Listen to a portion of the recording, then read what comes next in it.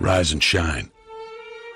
6 a.m. and your hand can't make it to the alarm clock before the voices in your head start telling you that it's too early, too dark, and too cold to get out of bed.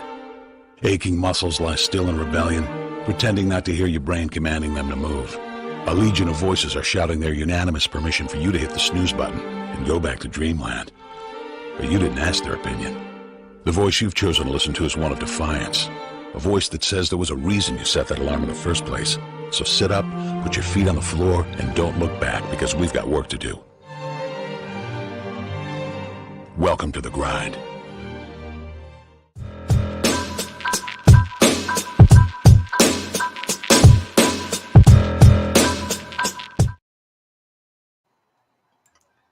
Welcome to night 2 of the NFL Draft here with Team NBS. I am Jeff Barnes, of course. There is Bill Carroll, and we are ready for more draft. Bill, we were up late last night. We hung out to the end. We're back for more. We're gluttons for punishment. Yeah, an idiot that I am, I hopped on some Twitter Spaces afterwards. Shout out to my friends out there, both the Matt and Miss Gina and that bunch, a part of Ravens Flock. Shout out to the 54th, which is a Commanders Twitter space that I've spent some time with, and just talked to some of my friends involved in the game of football and got their impressions. So it was a long night, and this will be an even longer one. Can't wait. In the words of Bart Scott. You said it. It's going to be a great night. 2 rounds tonight, rounds 2 and 3. We ended off last night with Kansas City taking a pass rusher. So we're ready now for 2 more rounds. This time we're going to get 32 picks in the second round. We only got 31 because, of course, Miami had to forfeit one because of the being a bad boy with the tampering. Yes. So we're going to get full 32 for the second round, and then we're going to get a nice long third round to end the night because we have compensatory picks. Yes. Yeah, so a lot going on. Glad everybody that stuck with us last night. We're hoping you stick around again tonight. It's going to be a great night. We got a lot going on, people coming through.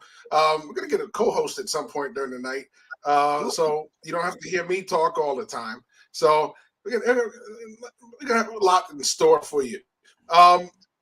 Kind of recap, of course, Will Levis fell out of round 1, but let's talk about the guys that did go in round 1. Let's start at the top. So we know who went number 1. Of course, it was Bryce Young. Yep. So Young goes number 1 to Carolina. That was the rumor going around the last few weeks, and it was proven true. So once again, the recent rumor mill has been correct. I'm sorry.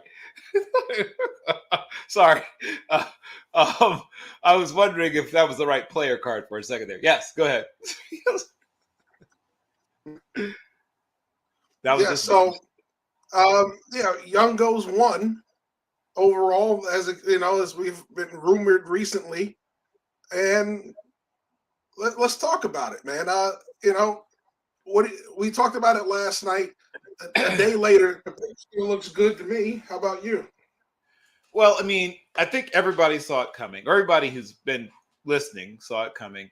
They fell in love with his leadership, his playmaking ability, his ability to create outside the pocket, but also, like many shorter quarterbacks, he's very good at working inside the pocket, particularly because he's so short. He knows how to find the passing lanes. He knows how to step up. He has to know how to step up in the pocket. He didn't go magically from being 6'1", we saw there before, to 5'10" and 1/8, where he measured at the combine. He's always, not always, but since he's been about 17 or so, he's been about the same height. He's not one of those guys that had a late growth spurt. He sort of got to this height while he was in high school and stayed there, basically, which happens to some of us. Not everybody gets one of those late growth spurts, darn it. But everything you like about him, that point guard mentality, right? He sees the whole field despite his height. He sees the field extremely well. There are certain players, and of course, I'm not saying height is irrelevant. I'm not saying height doesn't matter. But there are players who've clearly adapted. They've built up things about how they play that allow height to be less of an encumbrance than it might for another player. And the last thing I'll say about him, he showed this particular year more toughness.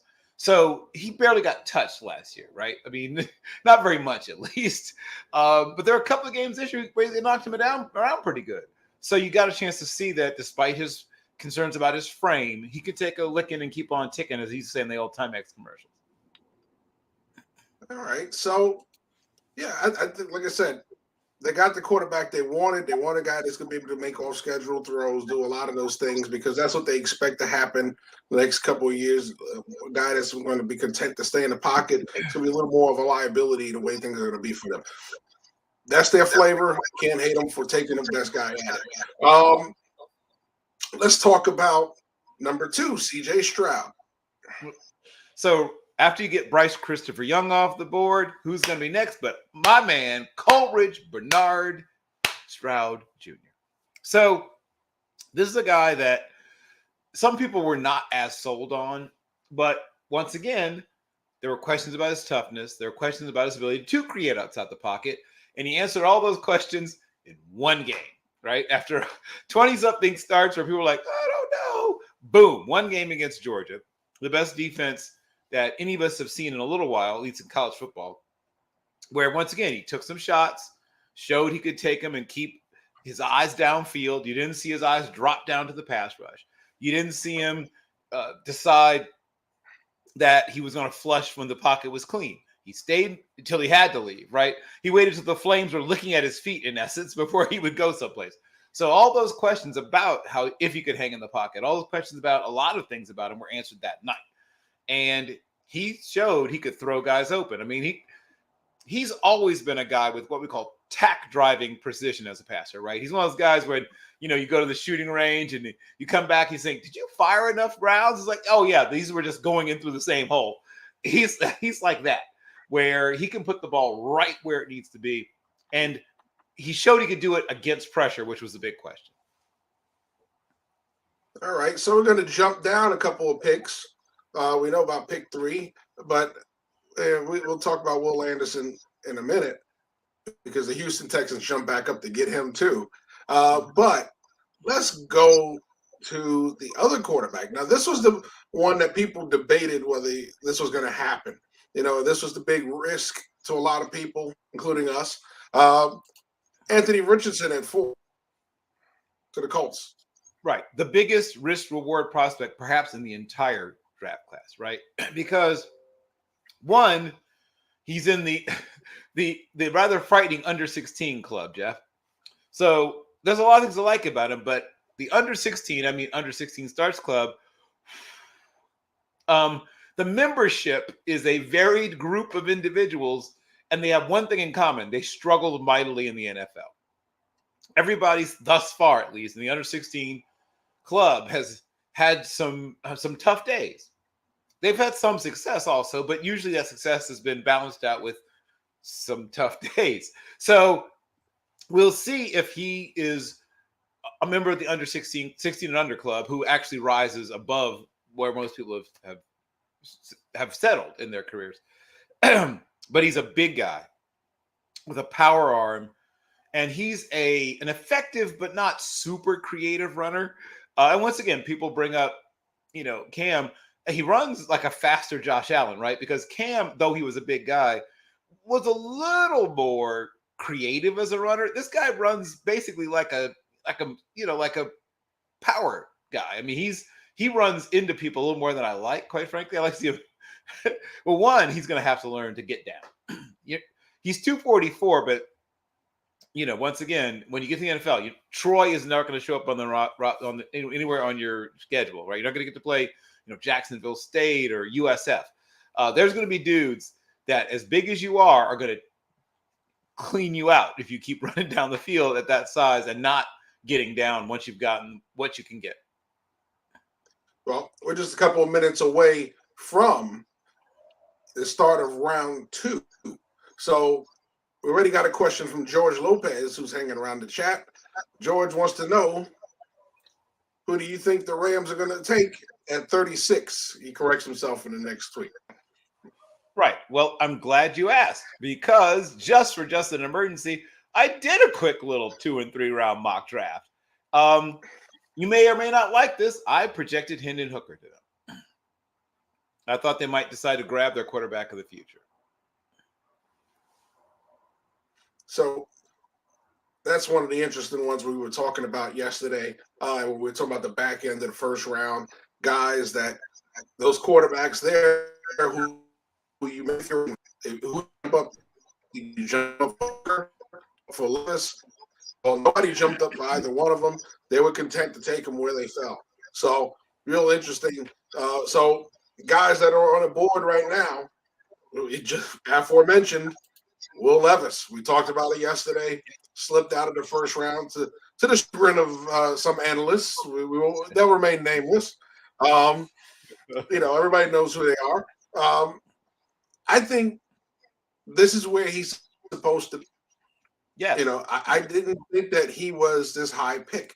I've said it all along. If you've watched it when we did the quarterbacks on the draft show on Draft Central, we talked about this. I did not believe he was that guy, and he hasn't shown it.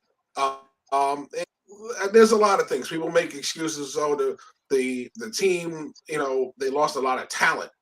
When you're watching the film, it's there. When you watch the pro day and the combine workout, it's there. The same things that are on the film are there, and that's a red flag for a scout. When you see the same negatives in both situations, you don't ignore them.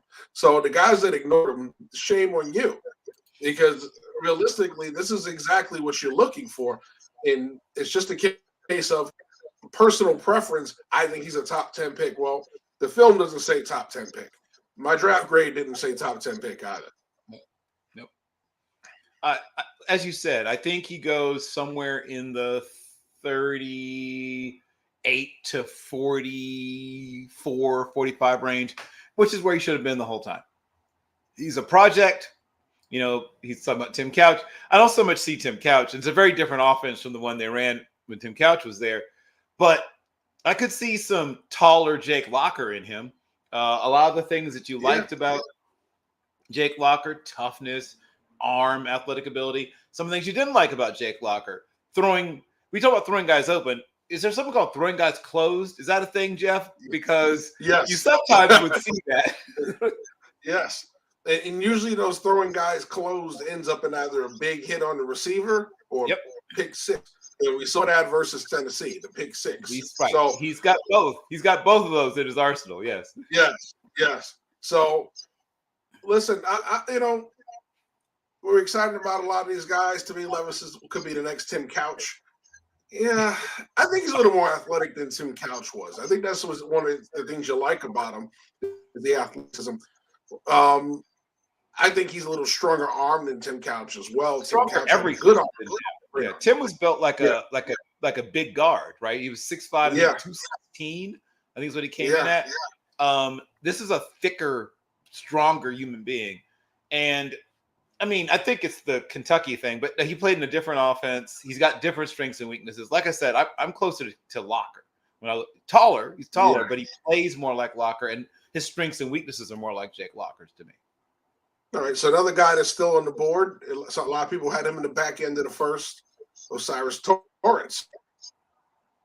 I think he might be the first player. I think he's going to be the first couple of players, but maybe even the first player off the board in round 2. I don't think you have long to wait. Yeah, I think one of the reasons is if they like the Viera more because of the athleticism, they wait till the second round because that's where Viera was really supposed to go. If like Torrance, did you really feel you needed to chase him in the first round? Because one of the things about Torrance is he's big, he's strong, he does a lot of good things, but he has average foot speed. So there's a lot of things he struggles with. Sometimes it's just simple cutoffs on the zone. He doesn't get out of his stance fast enough for those quicker D tackles. Second level blocks. I think he's great better. Angles. I know everyone loves zone scheme, but not everyone needs to be in zone scheme. I mean, that's the one thing I would say. Sometimes you just need to be a slobber knocker and line up, fire off, and knock the slobber out of the guy directly in front of you. That's where he excels. Well, they're about to kick off round 2, is what we see in the coverage now. People on the stage. Commissioner's about to come out and say hello to everybody. We're going to start this off with, of course, the aforementioned. I believe it's the Rams, right? No, it's Arizona. Sorry, right, Arizona, Detroit, Indianapolis, and then the Rams. Okay, all right. So yeah, so the Cards will be on the clock first here in this round, much to the delight of Cardinals fans all over the country, because they had a pretty decent day yesterday. They got to tackle and protect their quarterback. Let's see what they can add next. We know there was word that DeAndre Hopkins will get traded today. I haven't heard anything about a trade. So what happens today, if he gets moved or not, that was one of the things rumored to happen with him. I know that the salary is an issue. He's an aging receiver. The availability has been an issue recently. So there have been a lot of things leading to his exit out of Houston. Does it happen today? We'll find out. Right. Going back to the board, also, so we know Brzee got taken yesterday. Canty got taken yesterday. Yep. Murphy did go late yesterday. We saw the fall of Gonzalez, which was shocking. An early go for the running backs was something big. But the tight ends, only one went yesterday. So Michael Mayer surprised me. Yeah, that didn't surprise me. I was one of the people that said Michael Mayer. I'm not to go in the late part of it. Yeah, I was one of the people that felt strongly he was a second-round player, not a first-round player. I thought the only tight end that had a shot to go in the first was Dalton Kincaid, who's just a more dynamic player after the catch. Yeah, it depends on the flavor, right? So we're talking about flavor with the quarterback. It also depends on you got a guy who can not only catch the ball, but a guy that blocks better. We know that the better blocker of the two is Mayer. You know, right, he's the better blocker. The best blocker in the class is Washington, but he's not up there with these guys. So the best blocker in the class is actually not Washington, but no one talks about it's a kid named Lachlan Pitts from William and Mary, but nobody watches William and Mary. But the best one. Coach London would beg to differ. but the best one from a big school, yes, you're correct, is Washington. All right, so we're looking around. We're still seeing who's there. Give me the rest of your best availables. I will give you the rest of my best availables. You had only but to ask. Let's see, where had I made it to? Where had I made it to? What I've done Schmitz, and your favorite player, I went through him, Josh Downs. So I'm projecting him to the Packers. I think that he could go down as one of the better value picks. Then Joey Porter Jr. should go right around that same range. In the, I would say, 34 to 44 range, we're going to see Joey Porter off the board. Matthew Bergeron is a guy that's going to go in the first, I'd say, 10 to 12 picks of the second round. I thought at one point he might be one of those, because of the run we just saw in tackles, that somebody might even trade back up into the very last part of the first round with somebody like, say, the Chiefs or the Bengals or somebody to try to make sure they secured Bergeron, because I think the run on tackles may well continue, or offensive linemen, but especially tackles may continue. DeJuan Jones is going to go somewhere in that first, I would say, 12 to 14 picks of the second round.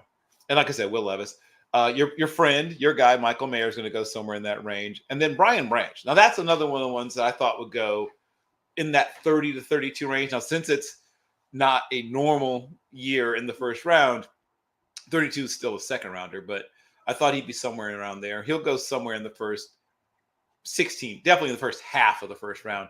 And the last player I think I would definitely say goes in the first half of the first round is B.J. Ojulari, Azeez Ojulari's younger brother, and probably even more athletic, or more, let me rephrase that.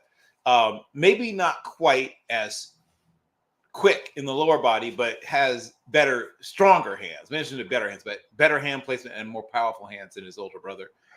And a player I think that will go probably right around number 50, maybe, or just after, is Luke Musgrave, the next tight end off the board after Mayer. Then we go to Trenton Simpson. Other players I think go right around 50 or just after include two corners, Julius Brents and DJ Turner. We talked about Steve Avila. I think he's somewhere in that area.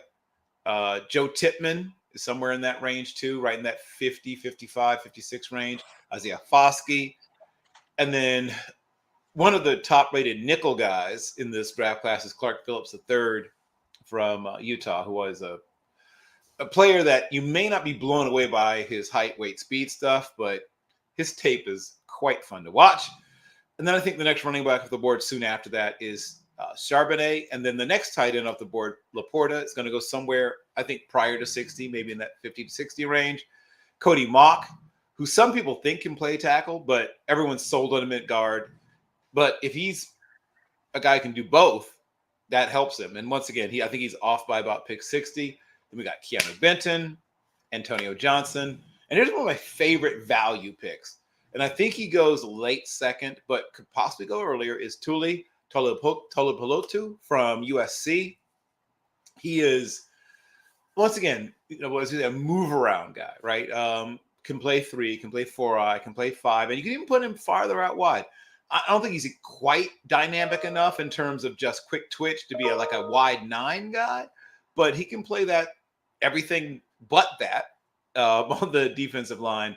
And then last but not least, a player that I feel confident will go in the second round, in the second half of the second, if not earlier, is Cedric Tillman, who I frankly have a higher film grade on than Jalen Hyatt, though Hyatt's going to go earlier just because of time, speed, and not having been injured during this past season, which unfortunately Tillman missed 6 games.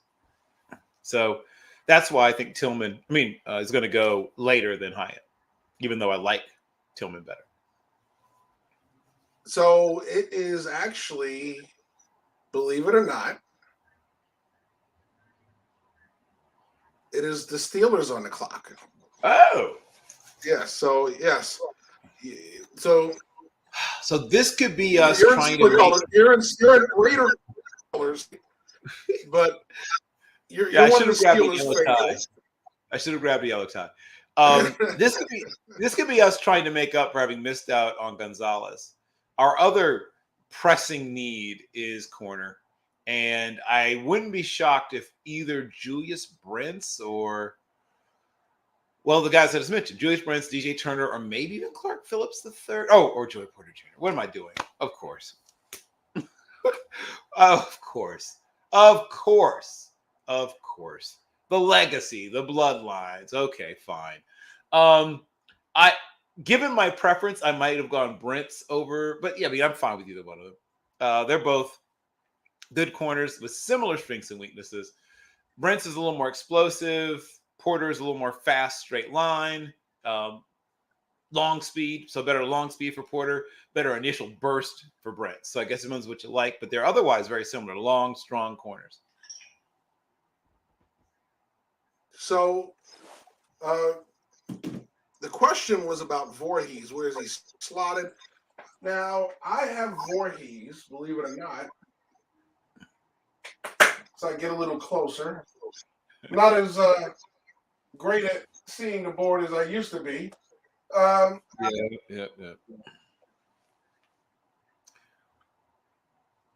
Okay, so you know what? I'm going to slide back over here. So I'll tell you where I have him going, and then you can maybe work on that. I think he does go, but not in the second. I think he has a chance to go in the third. The injury, obviously pushed him way, way, way down. So if he goes, and I think he will go, I think he has a chance to go, say, pick 99-ish. He could go a little earlier, but not much earlier. Once again, the position itself, puts him a little later just because people don't value guards quite as much as they value tackles, and you toss the injury on top of it. I think he and Chandra Zavala are fighting it out somewhere in that bottom part of the third, if that helps. Yeah, I have. Yes, I have them above Zavala, and they're low twos on my board. So, Oh, um, oh wow. yeah, well, I got a mid two on Torrance and Avila. You know, Okay. I know you say Avila. I'm used to saying Avila when I see that last name. So, uh, That's fine. It works either way. yeah, yeah, well, that's the whole point. So, yeah, Voorhees when it was my third ranked guard, then it was Zavala, then it was Monk. So those guys are going to be in range. You got to wait for the couple of guys to go off the board. Um, Right. Once Torrance goes, once Avila goes, then you start looking at Voorhees and Zavala. Um, where those guys go is going to be the key. We said yesterday, oh, well, we had the earliest running back going elite first. Well, first one goes top 10, so the second one goes in the early teens. So how teams have them slotted is a little different, depends on who it is and the value they place on it. If they don't believe that player will be around later, or if they don't believe they can move back and get him, then they're going to take him higher than he may have been slotted. So the draft is a very fluid thing once it starts. So By its very nature. it appears the Steelers pick is in, so we're waiting for that announcement to finally have the first pick of the day. We're going to have a lot of people coming through, a couple of guests coming through, starting around 8 o'clock. We'll start to get those guys coming in the room. Got a special guest host coming in. It's going to hang around for a while. Tomorrow, we're also going to be loaded with guests, so make sure you tune in, one of whom, once again, former NFL cornerback, former first-round pick, now coach of the Orlando Guardians, Terrell Buckley is going to join us for a little while tomorrow. So we'll talk to coach. So, yeah, I got a chance to work with him this year. It's the first time I actually met him face to face. So it was great talking to him, dealing with him all season. You know, he got tired of me throwing the fastballs at him when it came to questions. So, all right. So you're going to start to see the special announcements for the picks now. Everybody's going to bring out somebody. Alan Faneca, so it's totally different from when he played.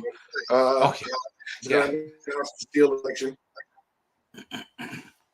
Yeah. He, Matt Burke, Joe Thomas, all those guys lose 50, 60, 70 pounds. And there it is. Joey Porter is the pick. So yeah, it hit me. I was going through corners and hit me. Oh, I know which corner it is. I should have just gone to that one first. We've broken him down before. We've discussed him before. Yeah, so yeah. Oh, they cheated him a little on the height and the weight. Everybody says more. Interesting. What's that? I say he cheated him on both height and weight. He's 6'2.5" and he's 193.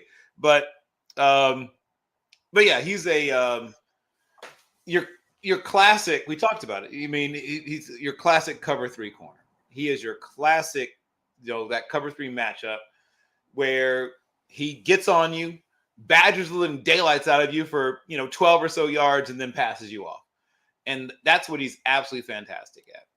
And he's used to being able to see the quarterback and the receiver. And once again, I was more safety, you were more corner. So you understand that's a different skill set than being a guy who's used to just having to turn and burn and then reading the receiver to find out where the ball is. So it'll be interesting to see what they do. As lately, Pittsburgh has played more and more man. Now, maybe that means that they're transitioning away from that. I mean, I don't know. I guess we'll all see.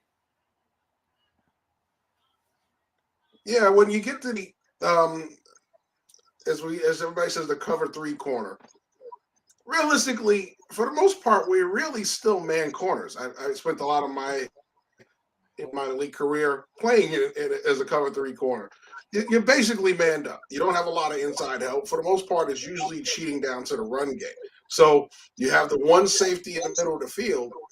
For the most part, you can cheat a little. To take it away there. If you're off, you try to take it away with how you're staggered inside. So you go 1 to 2 yards in the receiver if you're playing off. If you're pressing, on the other hand, you're definitely inside eye. You don't want to give them that clean release inside. You want them to get across your face. And then you want to make sure that you can stay in phase and run with them and be physical. So you still get to be physical. You still get to play the kind of way, but you also got to understand you're playing to the 80 and not the 20. When you got to cover 2 corners, they're not the fastest corners. They're more physical, they're more in your face, and they're always playing in trail because they have 2 guys over the top. So their job is to play the first 18 yards of the line of scrimmage. If nothing's there, undercut the deep route. So not as much the speed guy as we see in a lot of schemes where they take a lot of chances. Then you're going to see the more speedy man, physical corners who have to carry guys all over the field. If he's going to be in those 3 zones, he's going to tend to pass guys off. He's not going to be chasing the guy across the field. He's not going to need that elite speed. He just has to have good quality speed to run vertical because you have the third.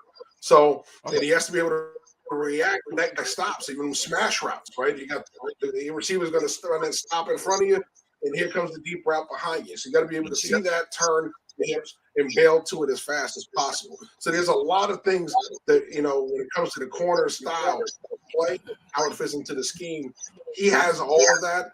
The one thing that you want from him is to be able to turn faster. I think one of the things with him is he gets a little tight in his turns. And I think because he's a tall guy, so he doesn't play with a lot of bend. I was a guy that bent a lot. I'm shorter. I'm 5'10". So so he's the kind of guy that plays a little more upright in his stance. He looks a little more upright in the hips. So when he opens those hips, it's a whole body turn. It's not so much the hips turn and the shoulders stay square. So he's one of those guys they're going to have to refine a little bit of that technique for him. But overall, very good pick to start day 2. So the Titans were on the clock. Their pick is in. These picks are going to come way faster than round 1. Although round 1 was a lightning round last night. Only a handful of teams got down under a minute. Yeah, I won't be shocked if it's Jalen Hyatt. He's someone I think they'll be considering. They might also look corner. Both Cam Smith and Keely Ringo are still available. If they decide to go tight end, especially since they like to run the ball, they might consider Darnell Washington. And last but not least, I'll mention 2 more players. If they decide to go pass rusher, both Keon White and Drew Saunders are players I think have a good chance to go as well. And that was the interesting one to me, was Drew Saunders falling out of round 1. I knew a lot of teams liked him that were at the back end of it, but I never saw him as a round 1 type guy. I thought he was going to go somewhere between 35 and 50 all along. Yeah, there was only 2 linebackers I thought had a chance of going. One did go, and he was the second. So now whether you consider Nolan Smith a linebacker is a whole other story. Sort of, kind of. Yeah. I mean, is Hassan Reddick a linebacker? I mean, I guess that's kind of who he is. This is a pick via trade. This was supposed to be Arizona. Tennessee traded up. Yep. So once again, the movement starts already. Second pick in. Arizona has been bailing and accruing picks quite frequently today. Why? So they go from 33 to 41. Okay. They are in essentially a full-on rebuild. I fully approve of that. When you're in that situation, you want as many swings of the bat as you can get. All right, so the commissioner is at the podium. Not a grand podium this year. Very small, very lean. We usually have the nice, big, thick podium with the logo on it. Yeah. Sometimes it's more about how you use the podium as opposed to just its size. And there you go. Will Levis finally gives his name called. I figured he'd get called. Tennessee Titans jump up and take Will Levis. Yep. So now he gets to be thrown into a full-on competition. I think they have Dobbs and Willis on the roster at the moment, so it'll be interesting to see how that all shakes out. But I have been critical of Levis, but if there's a place where he could go and develop and basically be a starter, they're a run-heavy team. They are I'll sort of semi-quote Ken Whisenhunt, right? Exotic smash mouth from his days there as a OC. They he fits some of the things they'll like to do, and he does have that power arm, so you can throw those deep shots off play action. Yeah, we've talked about it. Listen, yeah, I mean, I'm not a huge fan. Obviously, I don't compare you to Jake Locker, who also was drafted by the same team. But if I love you, I wouldn't have brought up Jake Locker as a comparison. You know, he does have the arm strength. There's no denying it. The things that we see negatively are the things that you saw at the combine, the things that you saw at the pro day. Those are things that they're going to hurt you at the next level, just like they hurt him in college. Yep. The fact that he threw 10 touchdowns and 7 interceptions versus SEC opponents, FBS opponents, is not a good thing. No. So the fact that all his 300+ yard games came against non-FBS opponents is not a good thing. Okay, so these were things that when you looked at it, you said this is not what you would expect out of a first-round talent. My grade on him was nowhere near first round. I had a third-round grade on him. So,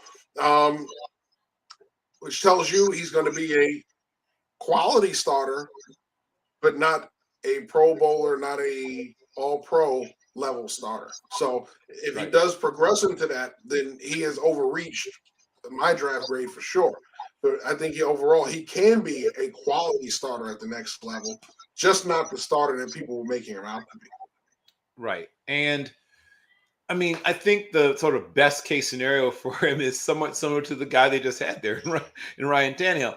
Now he'll be cheaper. I mean, I guess you've got that going for him, but I don't think he's going to end up having a dramatically better and higher quality career than Tannehill. The Lions pick is in, so and actually the commissioner's already walking out. This is what we love about day 2. This stuff just fast and furious right away. And wait till tomorrow. We're not going to be talking about 90% of the picks as they happen. Yep. And once again, Cam Smith, Keely Ringo, Jalen Hyatt, Darnell Washington are all players. I think they're in play here for them, as well as Keon White and the aformentioned Drew Saunders. So the Iowa tight end comes off the board next. There we go. All right. So Sam Laporta is interesting because everybody likes to make especially because he's an Iowa tight end, they like to make the George Kittle comparison. But when you look at him, is he really that kind of? He's a little bit smaller than Kittle. No. Well, he's taller, but yeah, not as thick in the lower body, right? Yeah. Overall, he can block. There's no doubt about it. I think he's going to struggle a little blocking, much like Fant did when he got to the next level versus the guys he's going to see. But definitely, it's one of those things you look at him, you go, I like what I see pass catching wise, but it's the other part of it is Iowa tight ends. Everybody goes, those guys can block. He's a solid blocker. He's more of a move tight end at the next level than he is a pass catcher. Match him up. If they still had Hawkinson, it would be a great matching up of the 2 Iowa tight ends. They don't have Hawkinson anymore. So it's real interesting to see if he's going to be playing inline Y, which I don't think he's going to be. Who's going to be more their inline Y? Well, I think he can be an inline Y. I think if you're expecting, devastating blocking, you'll be disappointed. But I think teams are less concerned, as I said before. I think the bar has lowered. Orson Mobley's not walking through that door right now. I mean, Eric Green is not walking through that door. The flex tackle, those guys are less. And once again, why Darnell Washington is going to stay on the board for probably another, maybe 15, 20 picks, is because teams are a little less interested in the flex tackle now. They want basically a guy who blocks enough, but is a dangerous receiver. Phil Daniels is not a fan of that pick, by the way. If in case you missed it last night, Phil Daniels is co-host with me on The Perspective. Came on. He was supposed to be here with us tonight, but unfortunately he's having a family emergency. So our prayers are with him and his family at this time. He's peeking in. He came on because he predicted Carter falling to the Eagles, and that's exactly what happened. So we did bring him on for a while so he could talk about that. Yeah. But the Vegas Raiders have traded up to 35. Their pick is in, so I guess when they come back from the commercial, they will tell us who that pick is.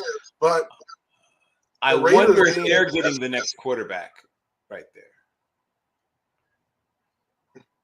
I wonder. Yeah, it's interesting. I'm seeing,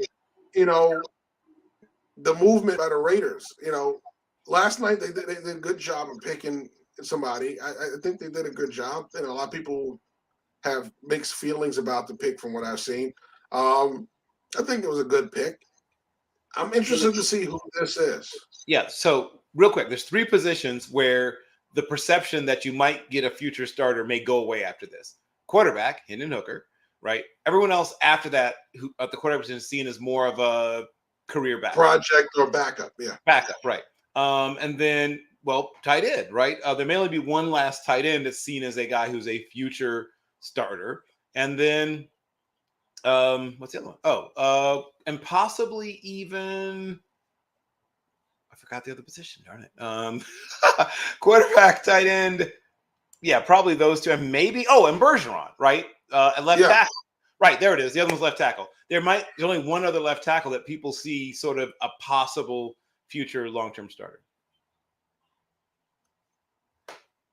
Okay, so they're back. We're just waiting to hear who their pick is. But yeah, well, it's definitely not, going to be receiver, right? Because most of these receivers now are role players.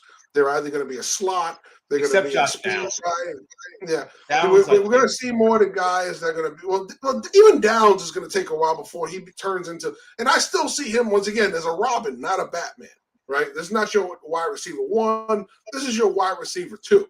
So it's great to bring him in as a 3 or 4 in the beginning till he learns how to function as a 2. But and the Raiders pick is happening as we speak. So yeah, I think overall Downs, I think he's a guy who can start for you. I don't think you bring him in right away to do it though. I think Downs is a 1B, right? What Robert Woods was when he was, paired up with Kupp, or what Devontae Smith is paired up with Brown, where if the other guy goes down, you don't see a huge drop off. Okay, so the Raiders pick is in. And it is fight in, march down the field. Yes. Michael Mayer from Notre Dame. Right. So that's the last tight end that was seen as, like I said, a guy who could become a long-term starter at the position. Yep. Well, you still have Musgrave out there. Yeah, I'm not quite as high on Musgrave as some other people are. Here's what I like about him. He, once again, very dynamic after the catch. Blocks enough, high football IQ, but just not physically imposing. He's decent sized, but he's not a guy that's going to mash people. Obviously, as a blocker, as we talked about, there's only one or two. There's 2 of those guys really left. They're going to mash people as a blocker. But he's a crafty route runner. He really understands coverage and things like that. I think he's going to end up being. You called Laporta more of a move tight end. I think that's more true in my mind of Musgrave than it is Laporta. Well, Musgrave I compare more to Waller, because he's got that frame where he's more the pass catcher that you're going to move around the formation, flex him out a lot more, do a lot more of that stuff with, Then you bring your blocker into play in line, so you can use him as a matchup piece. That's where I see more of the Musgrave matchup as far as comparison. I think overall we know he was more of a wide receiver tight end at Georgia Tech, who had to more become a true NFL tight end in all his stops before and suspensions, but he finally caught on with the Raiders. So I see more of that without the suspensions and all that stuff. I could see Musgrave becoming that.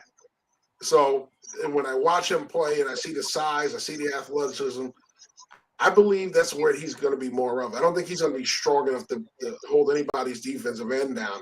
You darn sure don't want him staying in and pass protected, but he's a guy that you want to take advantage of with matchups. So I think that's where he's going to be the guy that comes into play with that. But I see how that pick right there. That was one of the things I thought of with the Raiders. Said it'd be nice. I could see them taking Michael Mayer, and I think part of the problem with Michael Mayer is a lot of people evaluate him. They said, "Oh, the production fell off. He doesn't separate as well." Well, consider who he had throwing the football last year. Okay, Notre Dame struggled to throw the football, so he didn't have great quarterback play. He had a lot of contested catches. There was a lot of times he couldn't even get targeted because, plain and simple, he was the matchup that people were afraid of. They made sure they branded him. They did a lot of things, and those quarterbacks were not exactly great at one, throwing the football accurately. Number two, reading the coverage accurately to stick on them and know when to throw the football to them. So I think overall what you're seeing is that's going to be the big thing right there with him is he's going to get a better quarterback now. He's going to get a better system offensively where he can succeed. And I think overall he'll once again get back to producing again. I think that's one of the struggles he had was because as a tight end, you need good quarterback play. As a receiver, you need good quarterback play. So your numbers are going to fall off if the quarterback play falls off. He had better numbers when he had Jack Cohn, which wasn't saying a lot. So I was going to say, likes. Yeah. There you go. Well, think about that. Notre Dame's quarterback play fell off so bad that Jack Cohn looked great. And I've covered him this year in the XFL, and he played pretty well. But that last year at Notre Dame, he was up and down until late in the year. So, it's definitely one of the things when you look at it, quarterback play matters, just like offensive line play matters. Yes, so it matters a lot. George Lopez is probably sitting on the edge of his seat because the Rams pick is in. And whose lovely house are they showing us? Oh, this is the Rams draft house. They have a draft house, folks. They don't do it at the facility. No. They have a draft house. Wow. Okay. Oh, so once again, players, it's good to be the king. So once again, players like Osiris Torrance. I did mention Hooker, Cam Smith, Keely Ringo, Jalen Hyatt, Darnell Washington, Keon White, and Drew Sanders all once again will be in play. All right. So the Rams selection is in. Is that Torrey Holt I'm seeing? It looks like Torrey Holt. It must be Torrey Holt. It is Torrey Holt with the messed up injury. Keep Zach Charbonnet in town, but they probably won't take a running back yet. This is Steve Avila. Okay, so the first guard off the board is not Torrey. That makes good sense too. Absolutely. Listen, well, they need to rebuild the offensive line. We know they had struggles last year. They got older. You had to, do something about that. You have to still have to address the tackle situation. He said his 14-year-old son called the pick. We have to start including tell George to put him on the show. Yeah, if he's that good, we're gonna start bringing him on the show. So so Avila, let's talk about Avila.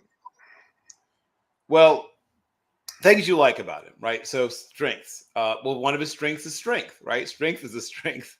He makes people feel him, right? He makes people feel him when he plays. He can, rock people back with his hands.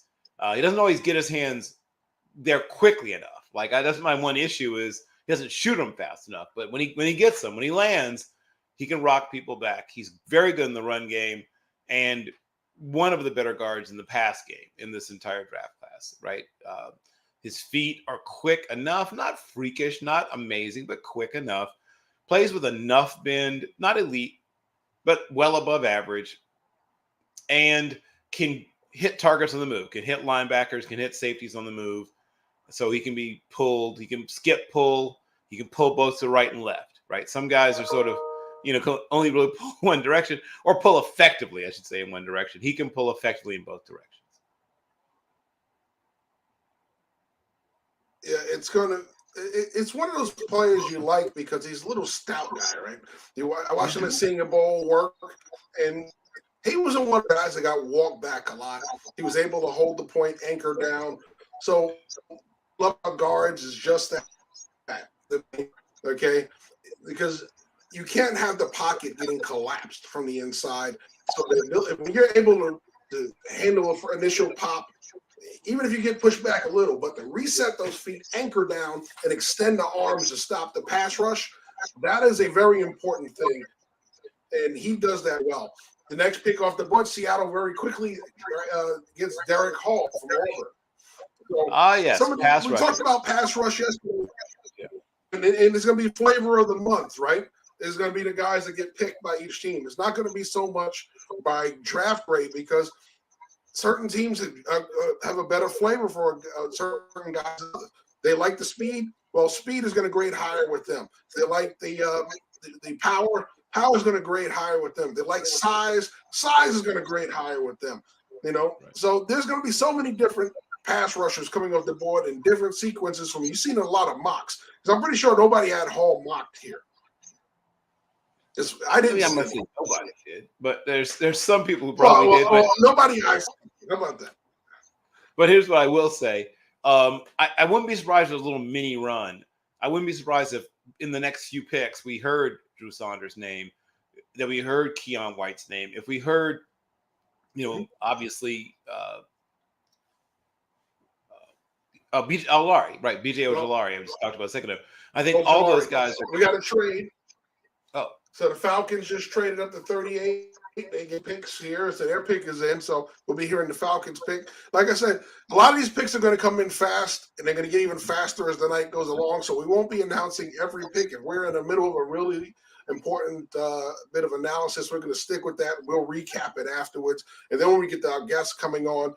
In about 20 minutes, we're going to start to get our first guest on. So we're going to come back and we'll recap some of the picks that have happened. So big night, once again, 2 rounds tonight. So make sure you got your coffee, you got your chips, you got your soda, and hang with us tonight, folks, because we're going to be at it for a good while tonight. And then we're back tomorrow. Once again, tomorrow, the coverage kicks off at 11:45 Eastern. The draft start noon, round 4 through 7. We got 4 rounds tomorrow. So, we're waiting for the Falcons pick to come in. They haven't announced it yet, but the pick is in. Go back to what you were saying about pass rush.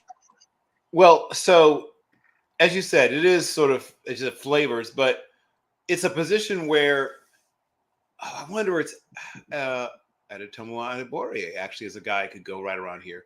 I wonder if somebody trades up for him. He's a player that was coming into the season seen as a day 3 player, partially because of the way he was used at Northwestern. He was asked to, spend a certain amount of time on the interior, so he wasn't always looked at as an exterior guy anyway, a true pass rusher. But he does give you some position versatility. He's incredibly powerful and incredibly athletic for a guy his size. So I won't be shocked. He doesn't have great length. Obviously, he's a sort of a Tamba Ali type in terms of body type, though more explosive, twitchier, as they like to say.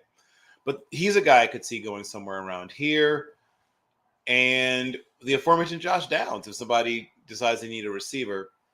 And like I said, the corners. The corners are still on the board. Cam Smith, Keely Ringo. They should hear their names called somewhere around here soon as well. All right, so the pick is in. Syracuse stand up.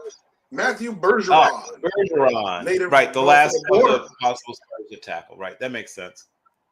Yep, he's the last of the guys. So Bergeron goes off the tackle. Yeah, he comes off the board to Atlanta. So he's an interesting prospect because if you watch him, especially if you watch him at Senior Bowl, they worked him at both guard and tackle. Teams wanted to see him work both. So the question is, what do the Falcons view him as? Because is he going to be a left tackle? Is he going to be a right tackle? He has experiences at both in Syracuse. Also, we've seen him work at guard. Is he going to be a guard? So that's the whole thing about it. Where's he going? I'm assuming they hope he's a tackle. The trade up tells me I think they hope he's a tackle. And then regarding whether he's left or right, obviously will come down to how he looks against what level of pass rusher once he gets into camp.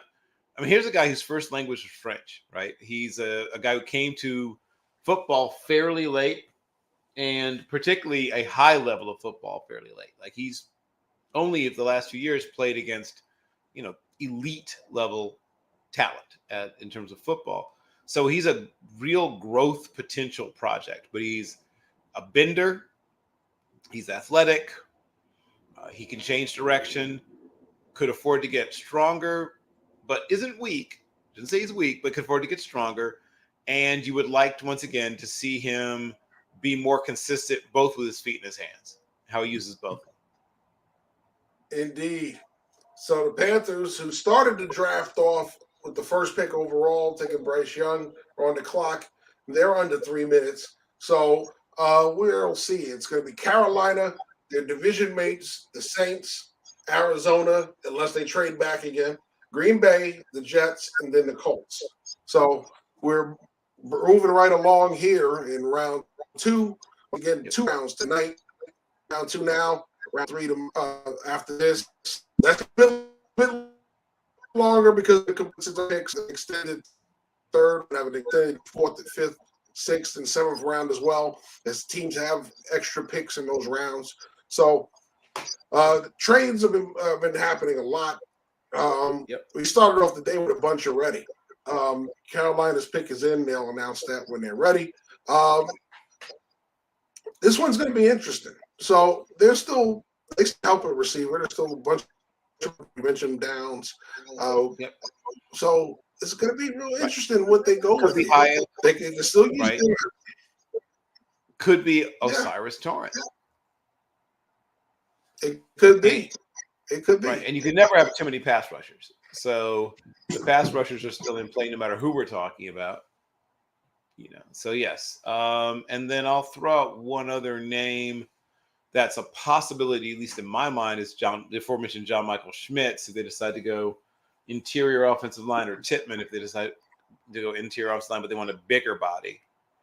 And I'll throw out one last name, Brian Branch, who is one of the real bargains at this point, still available to be drafted. So let's talk about Branch real quick, because I know we've talked about him on the show. We've talked about a lot. We haven't really had a chance to really, really dig into him here, because one of the things that makes him a bigger prospect for people is his ability to cover. Some people still had him on the board as a corner, believe it or not. Yeah, go figure. But nevertheless, he has the ability to cover. So you could use him in the slot. You could have him cover tight ends and receivers in the slot. You can have him cover backs when those elusive backs. You could have him doing all that stuff. But he's also willing to come down and make hits. He's also willing to play over the top and do that very well. He finds the football very well. Yep. What's most intriguing to you about Branch? Well, that he can do essentially 3 phases of things you may ask people to do. He's good in run support, as you said. He can cover slots. He can cover tight ends. He can cover running backs. And he does have the ability to come down and be effective in the box. And he can play deep half or deep middle. He's been extremely well coached. I mean, I have to mention the whole Saban and how many different coverages they run and how many things he has to be able to do, how much pattern matching their defensive backs are asked to do. So you're not getting someone who's going to struggle mightily, at least, with the mental side of the game. The only real knock on him is he's not an especially great athlete, and he's not particularly big. So he's a smaller bodied guy. He's not terribly athletic. But there's a lot to like about him despite that, because he can make up for some of those things with his anticipation, how quickly he sees things and how correct he is most of the time.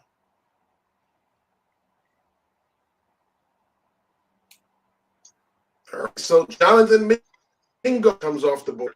Oh, okay. I thought he might be available a little bit later, but I like him. Jim Nagy.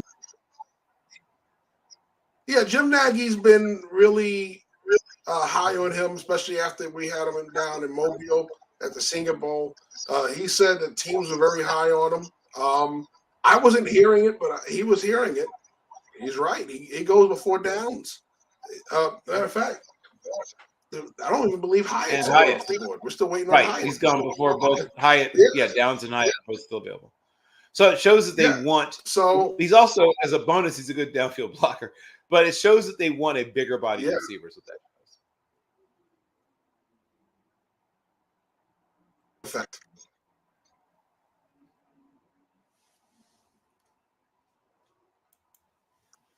You know, interesting enough. All right, so the Saints are on the clock.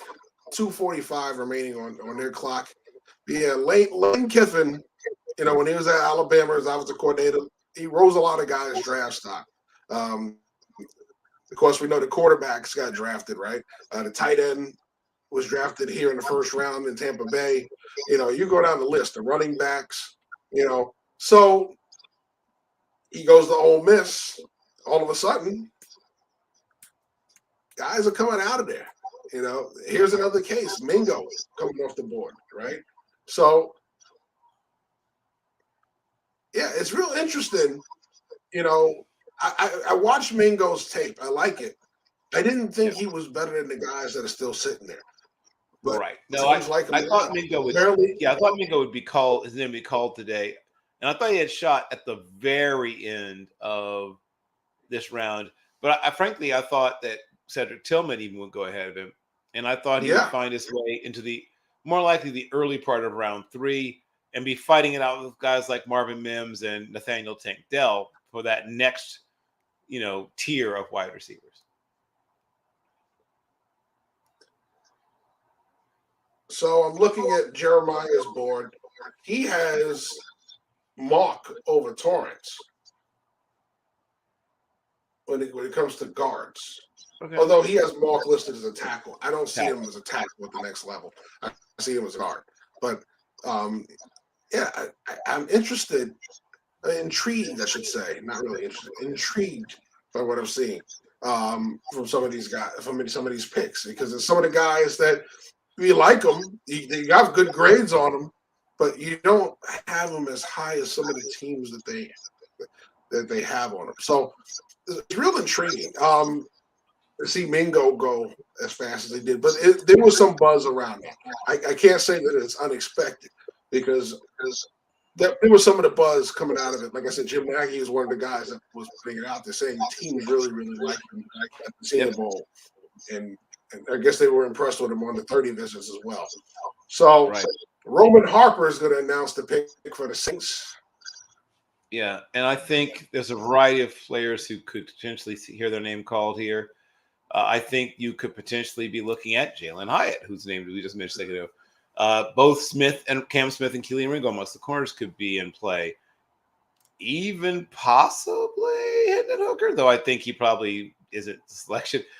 Darnell Washington, Keon White, Drew Sanders, also Adetomiwa Adeborie, Osiris Torrance, DeJuan Jones also could be in play, and Josh Downs are players I think could all be in play here. Here come the Irish. Isaiah Foskey comes off the board. Okay. Now, I watched Foskey grow at Notre Dame, so I've had a chance to see him for multiple years before we even came down to just scouting him. Listen, this is a quality player, very strong rusher, a lot stronger than people gave him credit for. I think he uses more strength and effort to get his sacks than he did his moves, but he did start to build a repertoire this year. One of the reasons why I like DeJuan Jones so much was because I saw their reps at the Senior Bowl, and what Jones did to him, I saw nobody do to Foskey in the 3 years I saw him at Notre Dame. And he straight dominated him to the point where he put him straight to the ground. Okay, usually that guy gets the pancake block, he's jumping on him. Jones never went down to the ground. He just used those long arms, stoned his rush, and forced him to the turf.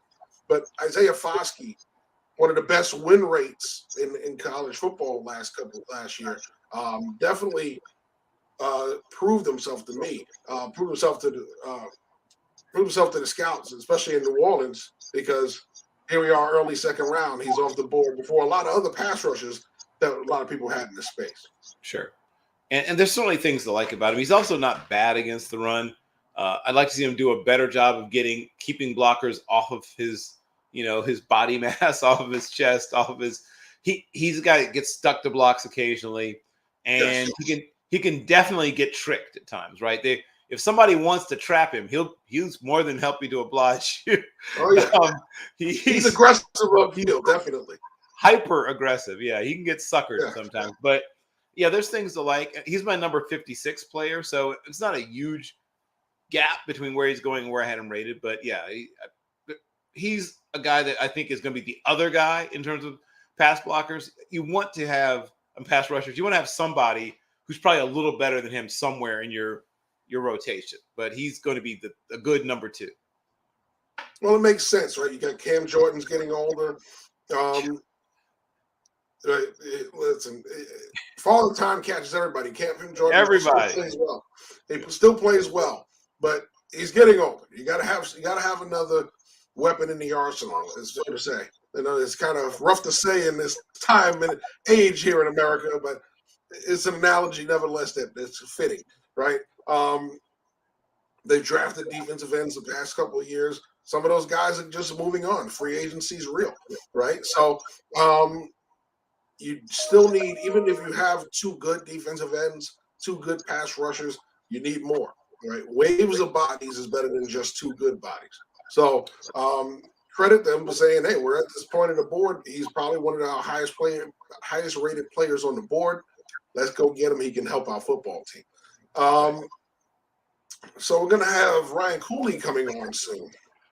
Talk some Commanders football. And I'm looking, and they'll be in range by the time he's on the show. So we'll get the chance to have the Commanders pick on with our Commanders analyst. Ryan Cooley does some work still with us here at Team NBS, but he's big with PFF. So great to have him back with us when he comes on. Yeah, so we're just waiting to hear what the Cardinals are selected at 41. As they were on the clock. Yeah. And once again, watch out for names like Julius Brents, Trenton Simpson, Musgrave, Ojolari, Branch. I'm available. Also Odatomwa Adeboriye, John Michael Schmitz, Drew Saunders, Keon White, Darnell Washington, Hendon Hooker, Jalen Hyatt, Keely Ringo, and Cam Smith. And of course, Osiris Torrance are all players that could possibly be there in play. All right. So Tom is asking, what do you guys think of Keon White, and where do you think he'll be selected? My guess, gun to my head. Well, not literally gun to my head, but I think anywhere from pick number 40. Let me see. I think anywhere from pick, say, number 48 to 60 is somewhere. He goes somewhere in that range. And, I think he's going to be a if not great, good player, right? I don't think he'll be a great player, but I think he'll be a good player. Well,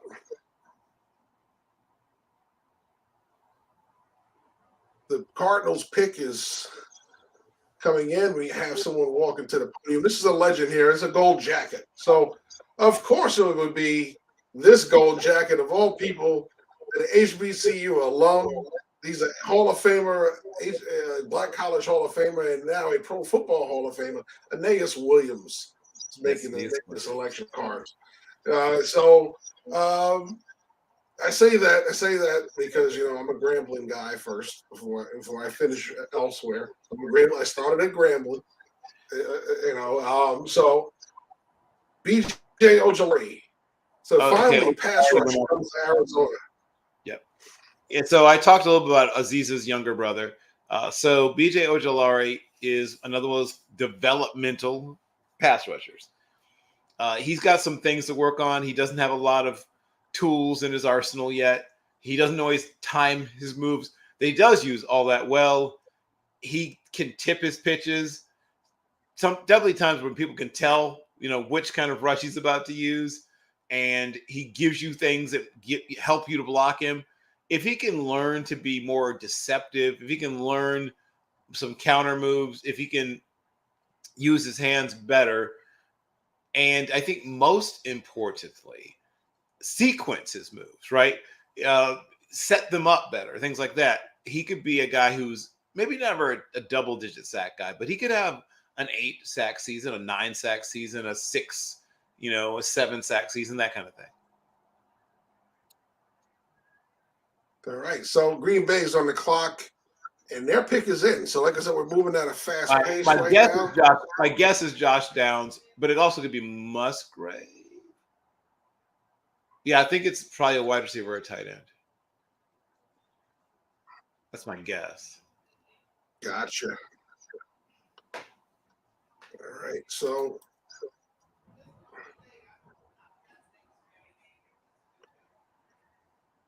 we're trying to see what the Packers are taking right now.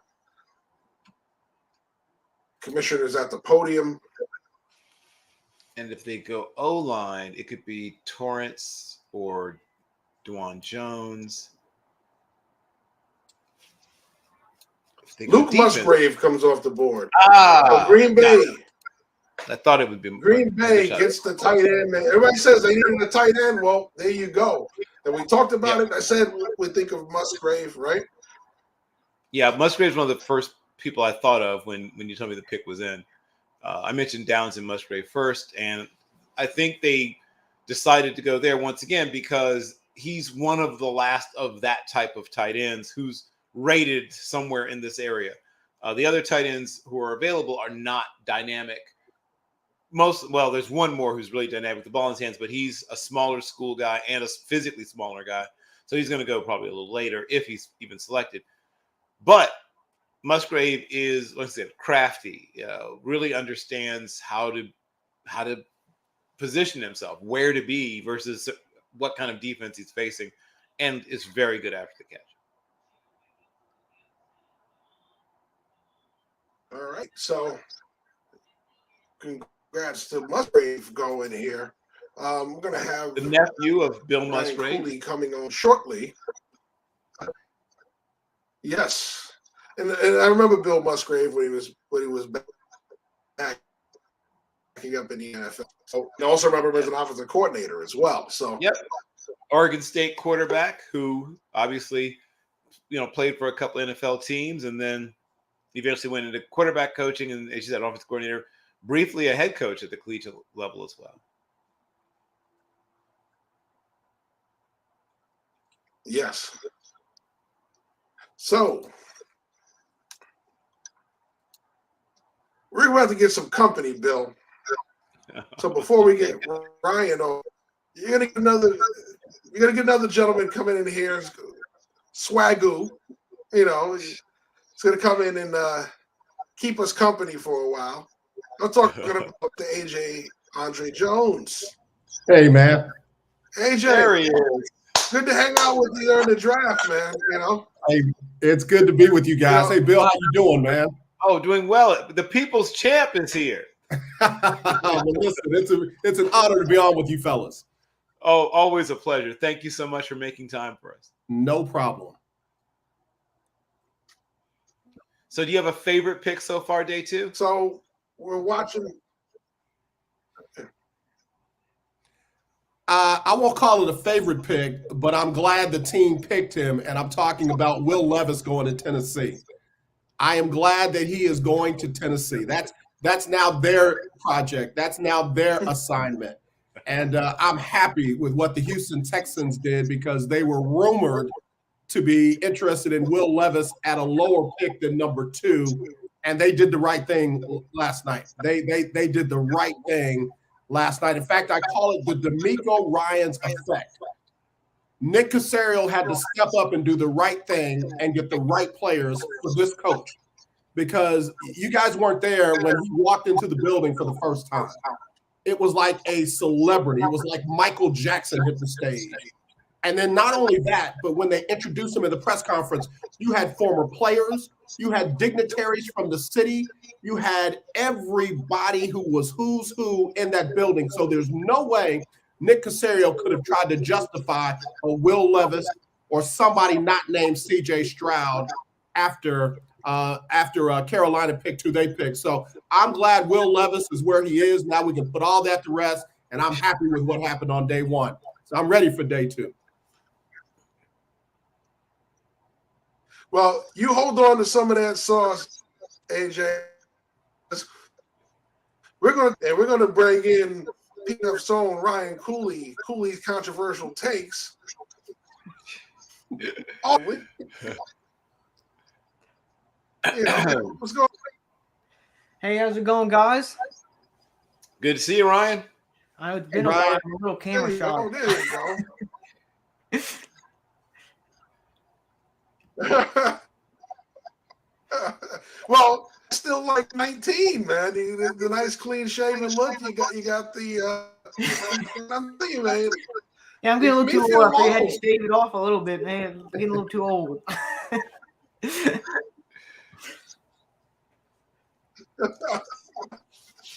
So, how's Commander Land feeling after night one? Iffy. It's not that I don't like Forbes or don't think he's going to be a good player. I think it was just more frustrating, like who was on the board at the time. You got Christian Gonzalez and Deontay Banks, and a lot of people I saw had them two ranked higher than Forbes. And it's kind of like the third year in a row now where it's like it feels like a reach in the first round. You look at 2021 Jamin Davis, last year Jahan Dotson, which obviously that worked out, but at the time a lot of people thought it was sort of a reach at 16 where they thought he'd maybe go in the 20s, maybe even fall into early round 2. And then this year, Forbes kind of in that same area where people thought he got taken a little earlier than where he should have been. Well, I'm in that community because I'm for QB, my CB5, and he went before CB3. Well, CB2 technically.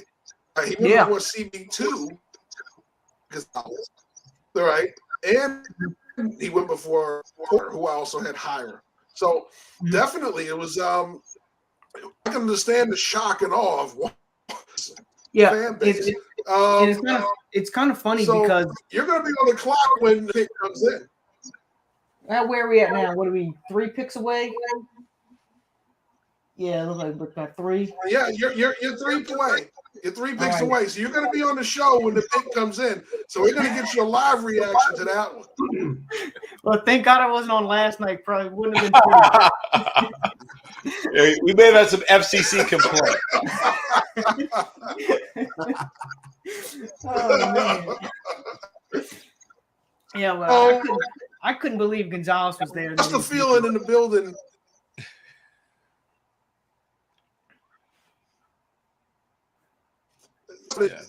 Basically, going in that inevitable ownership change. It hasn't officially been announced yet.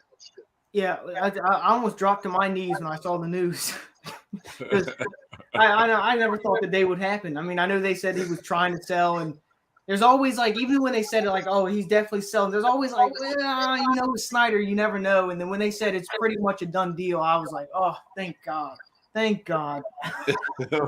I'm just praying it goes like smooth and nothing, any bumps or anything, because we don't need that.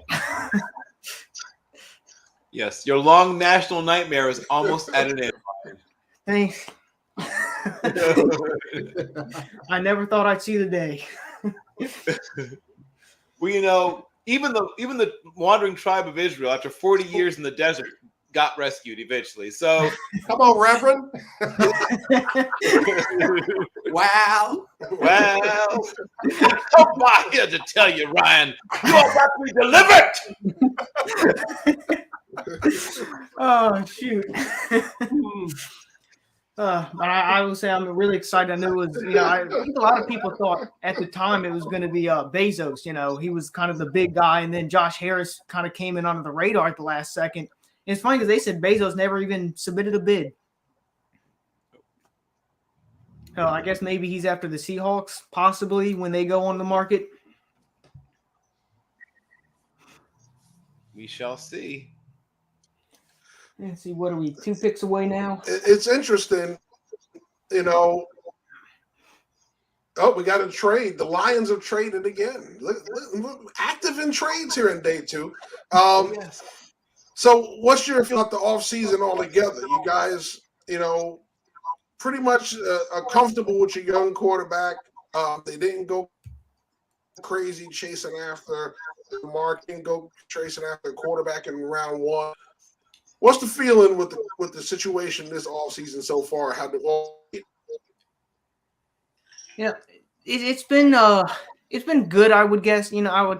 It's nothing exciting, nothing I would say. They haven't made like a move. I'm like, oh, they're contenders now or anything like that. But I didn't expect them to. Rivera's kind of taking this very slowly, very, very slowly, maybe a little too slowly for some people. But, I think quarterback was like the big question mark, what they were going to do there. And I know a lot of people are questioning like how and why are they so confident going with him? And I know they said there's going to be like a quarterback competition between him and Brissett, but unless Howell goes out there and really looks bad, it's Howell's job to lose. Right. A lot of the local reporters, who were on it last year, they said they were very high on Howell, and they had like a second or third round grade on him. But because they made that Carson Wentz trade, they didn't either feel, there's kind of politics in football. You make that trade and give up what they did for Carson Wentz, and then, you go round 2 and take Sam Howell. That's going to look not great. So luckily, he fell all the way to the 5th round, and by that time, you can, no one's really going to question that. So they took him, and they said the biggest thing for Howell was about like halfway through the season during practice, they started seeing things where he was correcting his own mistakes and, figuring things out mentally. That was like the big concern with Howell.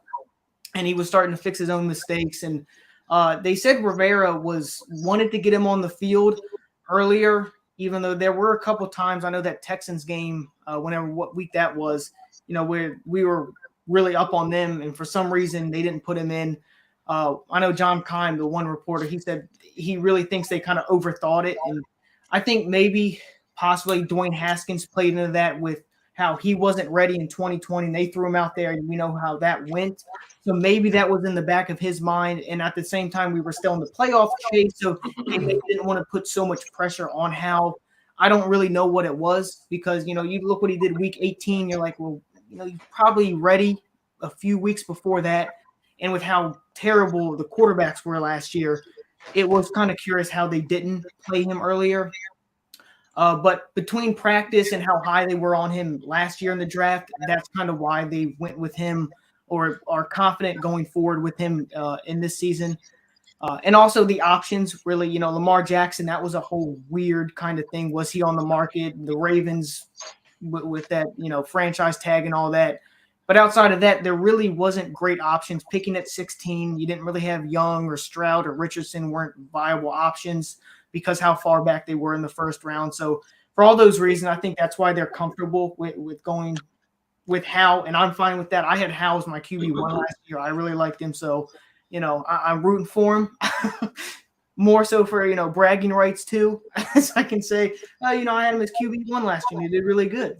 So, but overall, the offseason, I would say, went, kind of as expected. They signed some quality free agents on the offensive line with Andrew Wiley, who's going to be the right tackle. Nick Gates is probably going to be the center. They didn't go crazy, not big spenders, but overall, I would say solid.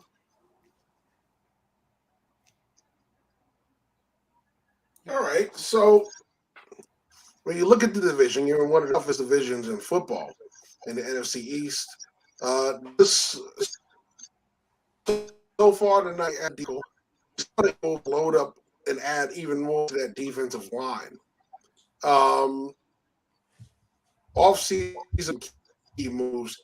The Giants and then bring in, not so young anymore, but a young man in Darren Watt, huge threat all over the football field. So with all the improvements in the 3 division rivals, you think you guys are still in that arms race?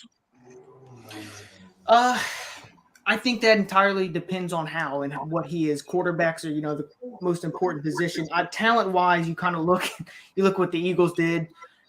It's tough to say. As a fan, you're always going to be a little bit biased and go, yeah, we're in the run. It's tough because if Howell goes out there and looks, just like a decent, I'm not going to go out there and say he's going to look, top 10 quarterback, MVP level. But if he's a decent quarterback, I think this is a team that can win double-digit wins, 10, 11 games. Because, I mean, you look at how bad our quarterback play was last year, and that was with a bad offensive line, and we still won 8 games. So while we may not have the talent like the Eagles, I do think if Sam Howell can just be a decent quarterback, that's going to put us in contention.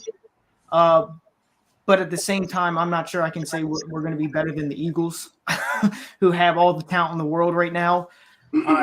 And we know what the Cowboys have done, and the Giants have made some good moves. So it's really anyone's guess. I think most people would probably have us finishing last in the division, which I get, but it is a really tough division. Anything can happen.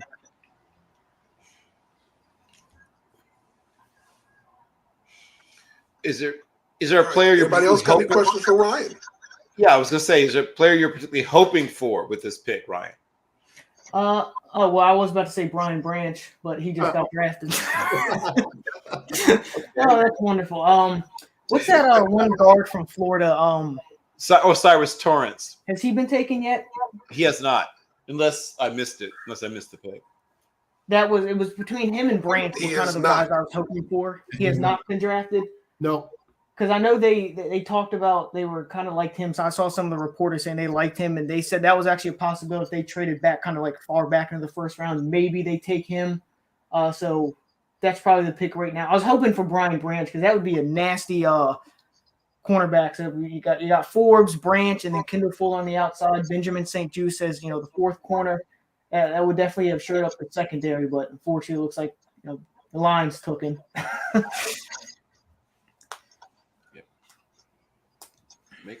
Makes a lot of sense for a lot of teams because we're 2 picks away from Washington. Yeah. Right. 2 picks away. Yep. Yeah, we're 2 picks from Washington. So we're going to get your instant analysis of the pick when it comes in. So,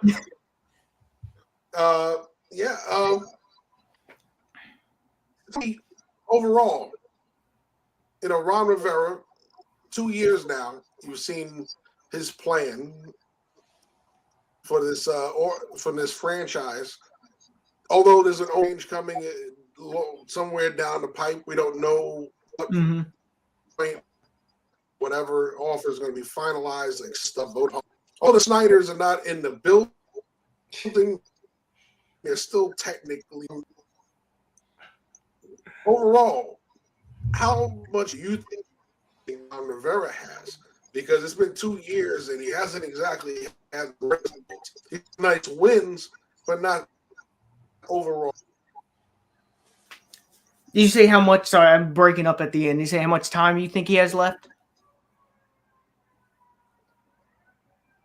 Yeah, how much rope do you think he has?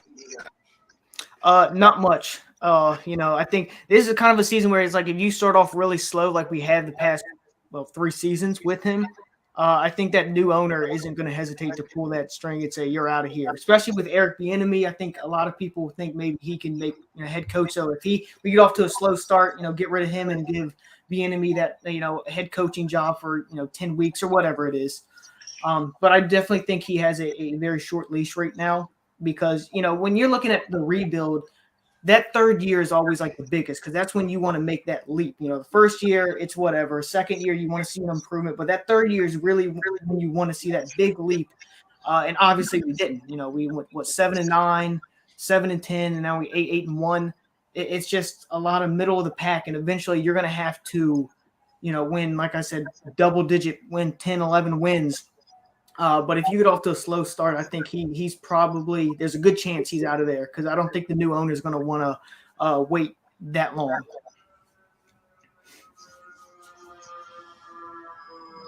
Okay, so we got good news.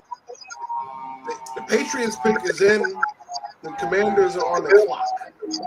So very soon they're going to announce the Patriots pick, and then eventually that's going to say – the Commanders pick is in, and we're going to finally get your analysis live on the air.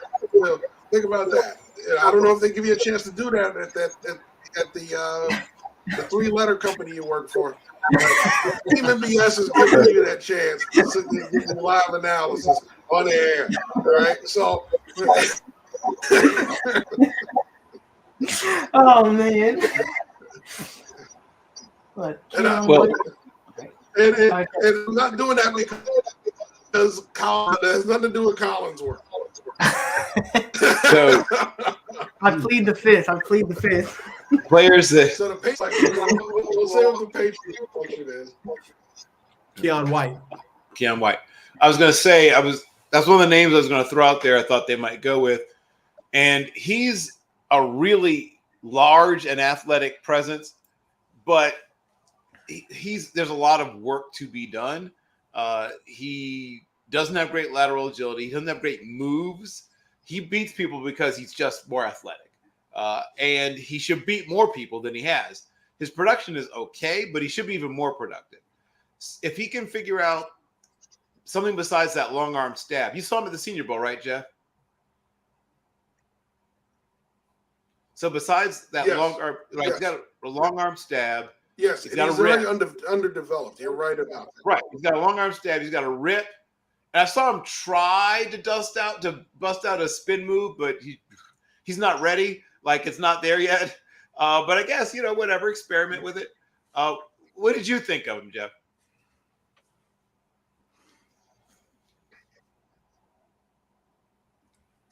I think he's raw and unpolished. I think once you look at one of those guys with the speed and length that uses that because that's his best attribute, he's gonna be coached up to learn how to do more than long arm. He's gonna learn to dip and rip. He's gonna learn to set up moves on the tackle, read kick steps. Something he didn't do. He didn't read a kick step. He just took off. Yep. Okay.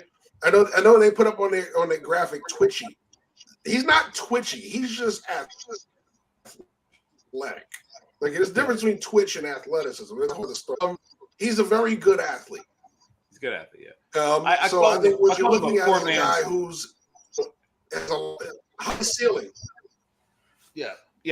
I called him a supersized, but even more raw Bud Dupree, right? He's got a lot of the same strengths and weaknesses Bud Dupree have, just in a bigger frame.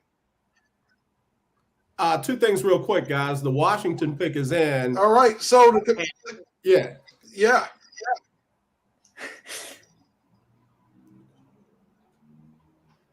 Yep. So did you announce it? It froze on my. No, I didn't announce it. I thought you guys saw Jatarvius Martin out of Illinois. The Quan. Yes. Yep. Y'all gonna need to help me with that one. I didn't see that one coming.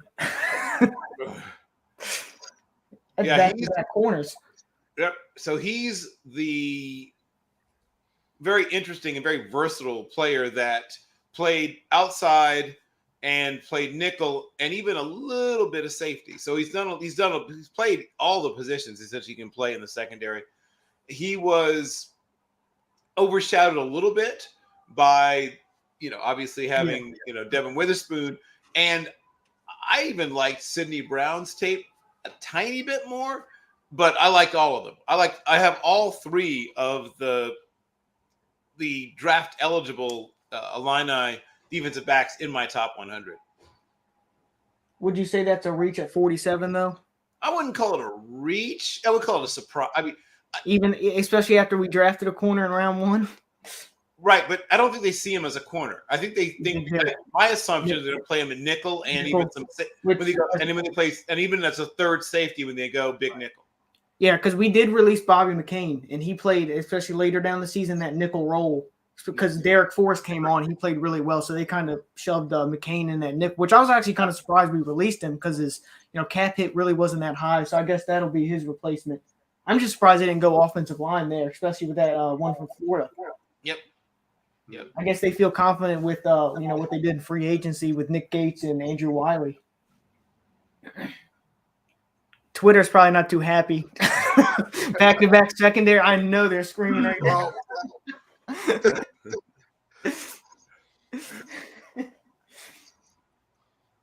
Well, Ryan, you're going to have to let us know.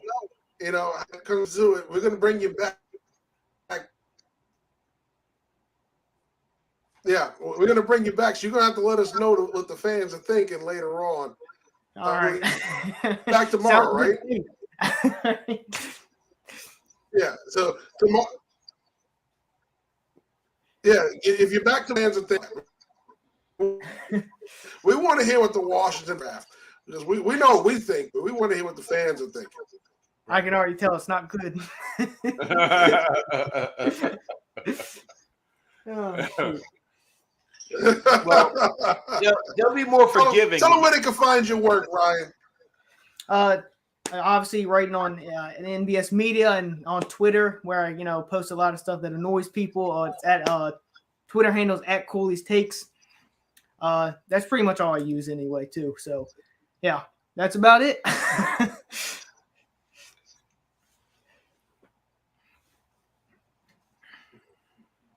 So, listen, I'm holding you to that. I want you back tomorrow. We want to hear from the Washington fans what they're thinking about their picks on day 2. And by the time we get to day 3, they should have some more picks going. Fair enough? All right. Sounds good to me. All right. See you guys. Take care, Ryan. Yep. All right. Ryan Cooley, everybody. Ryan Cooley. See you tomorrow. I'm holding you to that. We'll see you tomorrow, Ryan. Yep. All right. So we're overdue for a break. So we're going to come back more draft of the 2023 Team NBS draft reaction show. We've got reaction in there. We'll be back right on this.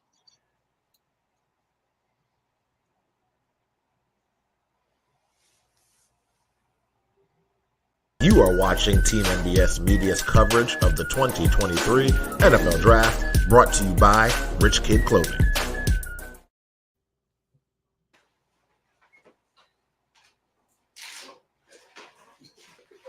What's good, my beautiful people? This is Mello Williams with Team NBS Media and your host of the press conference. Make sure you catch me each and every week with a new episode of the press conference. Each week, I sit down with different guests where we discuss sports, culture, and current events. Make sure you follow me on all social media @_Mello Williams to stay current with what I got going on with Team NBS Media. And make sure you follow Team NBS Media as well @Team NBS Media at all social media sites.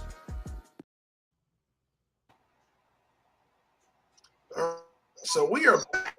I'm going to recap some of the picks that we had recently since we were talking. We talked about the Washington pick of Jartavius Martin. Julius Brents, cornerback from Kansas State, by Indianapolis. From Georgia Tech, finally going to the Patriots. Yep. Cody Mauch, taking Detroit, that was passed around a few times. The Steelers are on the clock now. The pick is in.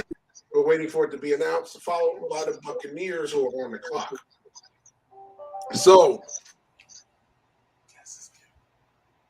my guess for this further down the Beltway. Yeah, so we're going to bring on Cam Bright. Cam was on last night talking Ravens football. He'll be back on in a minute. Just want to touch up on those last couple of picks that I mentioned, Bill. What do you think of those? Which one surprised you the most? None of them are particularly surprising. These are where these players roughly should go. And I was going to guess that maybe Cam Smith might be about to come off the board also. The Steelers had an opportunity when they traded up to 14 to get Gonzalez, decided not to do that, which I guess they were sort of spooked by the run on tackles. I guess I get it. Still a little bothered by it, but still, they have an opportunity to get a quality corner in Cam Smith from South Carolina. Keely Ringo is also there. I have Smith rated a little higher than Ringo, not a lot higher. And then I guess if they didn't go corner, but went pass rusher, 3-4 outside linebacker, Drew Saunders is made to order. Yes, sir. And if they went, traditional defensive line, you've got Adetomowa Adebawore is also available. And last but not least, if they decide to go wide receiver, both Hyatt and Downs are there.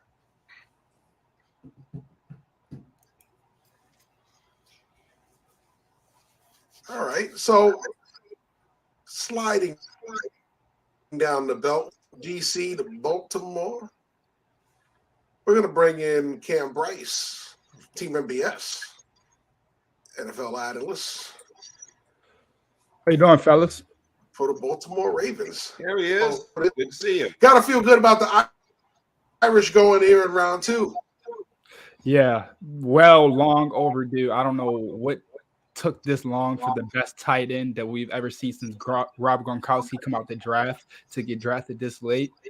That's a disappointment. I see a lot of Notre Dame fans on Twitter, social media, like shocked because the production that he showed in college with at a veteran, an average quarterback in Drew Pine and then Tyler Buckner, who just committed to Alabama yesterday. So it's like, why were teams not high on Michael Mayer? I'm not sure. I don't know if it's his film or whatever, but I believe he'll be a good impact. And I think the Detroit Lions made a big mistake because Michael Mayer, Jimmy Garoppolo is going to love Michael Mayer this year.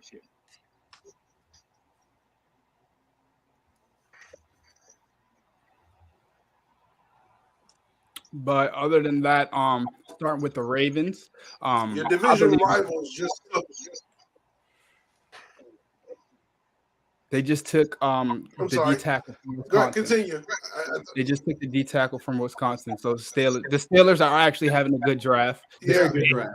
AFC North is going to be way better than I expected. I expected the Steelers to be at the bottom, but I expected Lincoln, Cam Sutton, Miles Jack, guys like that.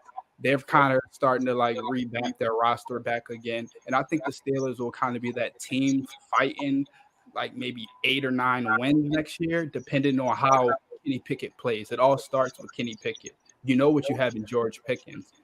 We hope we can see more production from Najee Harris. So they have a lot of talent on the offensive side of the ball. It's just, I think it's a question about the whole coaching is ahead. They still have Matt Canada, and I don't believe that he fits that offense in that franchise. So in order for the Steelers, I think the Steelers, this is a good pick. This is a good draft, but I feel like they're going to be on that rebuilding phase for the next 2 to 3 years. And I think the division is going to run through the Ravens and Bengals for a while.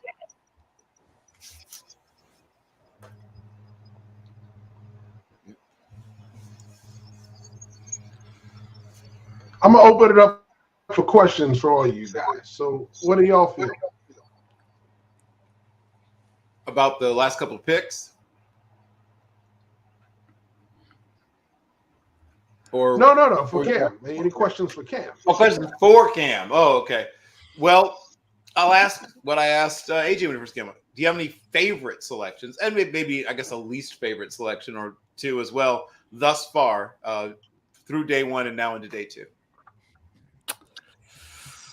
I don't really have a favorite selection, but actually I have a favorite selection. Christian Gonzalez to the Patriots. That was a huge move, and I believe like that's a game-changing player. I feel like he has the potential to be a generational talent. We've seen him at college. He was the best corner at college his whole career. He was one of the best. Like he does what he does on and off the field. So I believe that he fits that organization perfect and what they want to build in the defense. Let's not forget they still have some young studs like the Joneses out there in New England. So I think New England, they kind of shocked me because coming into this draft, I didn't expect it. I didn't expect if Bill Belichick was going to be handling the role of the draft or how the organization was going to go and who the picks were going to come in. But this year, instead of like the old Patriot way, taking the average player in the 3rd round and turning him into a future All-Pro or something, they took the best player available. And I think they're starting to learn we need to take the best player available and just go on and not think too far in the head. So Christian Gonzalez is my favorite pick. I got a question for you, Cam. For the Saints fans out there, what do you think they're getting in Isaiah Foskey? Oh, Isaiah Foskey projected. So coming into the Notre Dame season, Isaiah Foskey was projected a top 10 pick. He was projected to be a top 10 pick just by what he did on the field.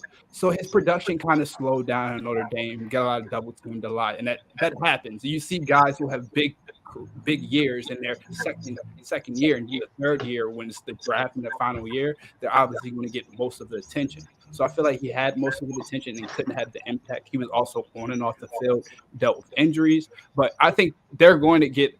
I hope. I'm not going to say he's going to be a future All-Pro or anything, but he's going to be a key valuable role player. Not a role player, but a key valuable player in that franchise. Saints fans should be happy. It's not a reach. It's a guy that should have been a first-round pick that you got now. So that's a good pick for the value. Gotcha.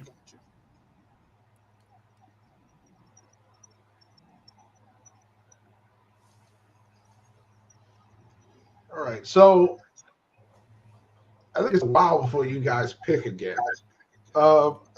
Players you hoping that'll be available next time will be on board. Well, the player that I was hoping that just would drop and would probably be impossible was Cam Smith. I had him actually as my second corner in the draft coming out of a couple of months last year when I did a scouting report. I believe that he just has the talent and he's versatile and he just has the ceiling. If he can be, I feel like he can transition into that Tariq Woolen role, like how Tariq Woolen was good in college, but nobody in the draft expected him to come out that. So I feel like he's going to be in a good position to be able to play the way he wants on the type of defense that allows him to play his natural position. So I believe that's a very good pick.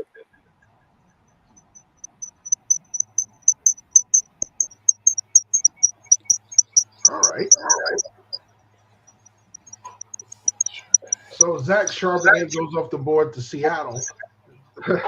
I think their backfield is almost as loaded as yours in Baltimore's is. So you guys kind of won draft weekend before you even started by not only getting Beckham, but you re-signed your quarterback to the big deal. Tell me about the Lamar deal. I think Lamar deal just lifted weights off of everyone's shoulders. And honestly, I feel like it's not even just Ravens fans. Like, as a fan, honestly, like, you want to see a guy who has put so much in the game, who's worked his tail off on and off the field. He's a great person in the community, and that's bigger than, honestly, football, or what he does. So I feel like he deserved what he got. It was a struggle. The NFL is a business. We know, like, Lamar and the Ravens always wanted to meet together and finish his career in Baltimore, but it's a business. He had to do what he wanted to do for himself.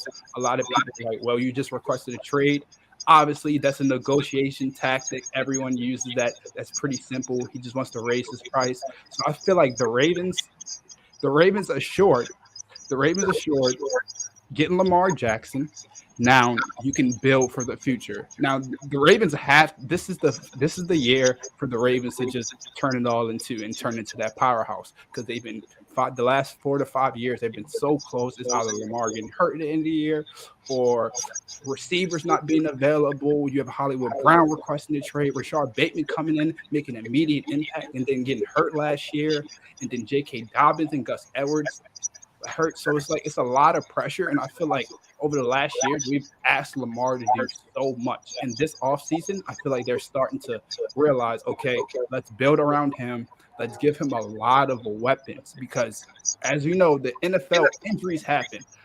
Do I expect Odell Beckham to play every single game in the NFL season? No, I don't expect Odell Beckham to play every single game, but I expect Zay Flowers to play every game. I expect Rashard Bateman to play every game. I expect Mark Andrews to play every game. So if these guys can at least stay healthy, I think the sky's the limit for the Ravens this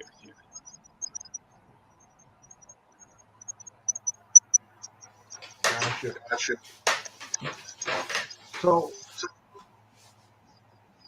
John Harbaugh has been your coach over a long decade. All right, so he's been winning, but you haven't been winning in the playoffs.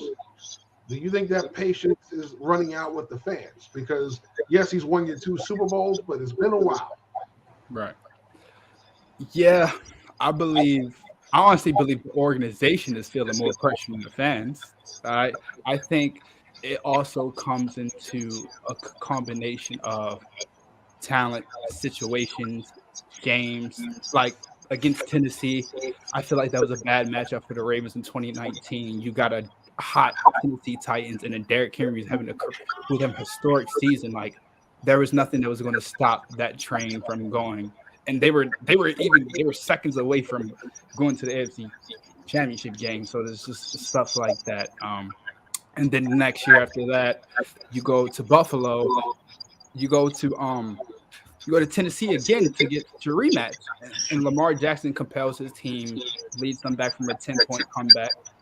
And then they go on to play Buffalo in divisional round. Lamar suffers a concussion, only scored 3 points in that game. And it's like, why does the Ravens turn into a different team in the playoffs? Why do they run from the identity of running the ball? Why do they force Lamar to be this 40, 60-yard passing guy that he's not is? That's not his type of game. He's efficient. He likes to move the chains. He didn't have the weapons. He didn't have Hollywood Brown this year. We had Demarcus Robinson, James Prochet. Like these are guys that you don't even see on a typical NFL roster. So I believe like it's just been a talent phase. I think John Harbaugh has never had the elite talent on offense to compel him in the playoffs. With Flacco and those guys, I think it was just a historic run that we caught. But in the recent years, I wouldn't put much pressure on John Harbaugh. I would put most pressure on Eric DeCosta for not getting the talent in order to reach the second ceiling.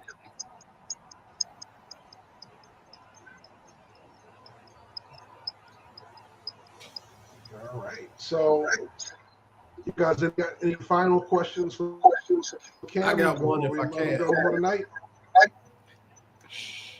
Cam, there's a rumor floating around that Antonio Brown says he's heading to Baltimore.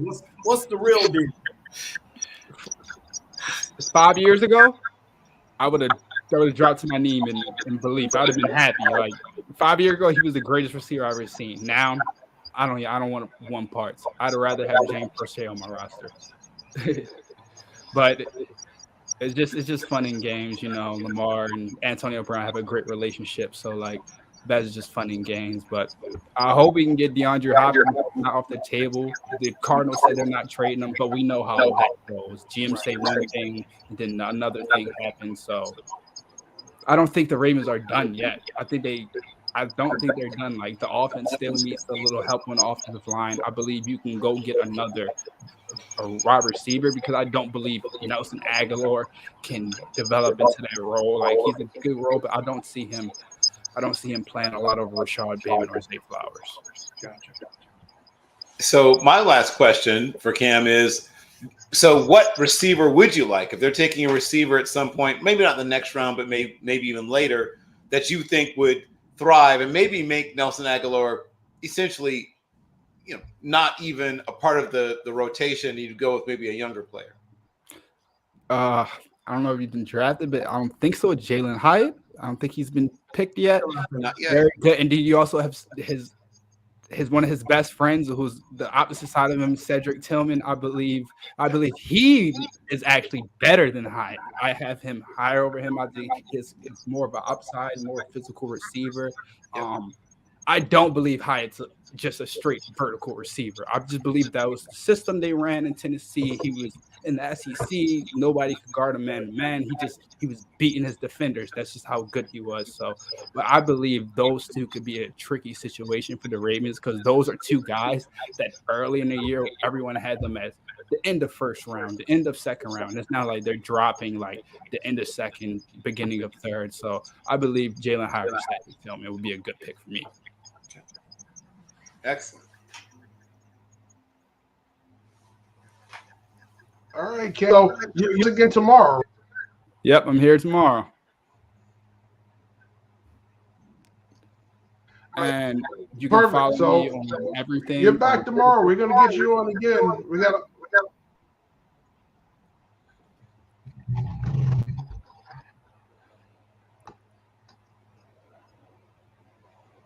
No, continue. No, he's going. Okay. All right. So we have a couple of picks to catch up on. Yep.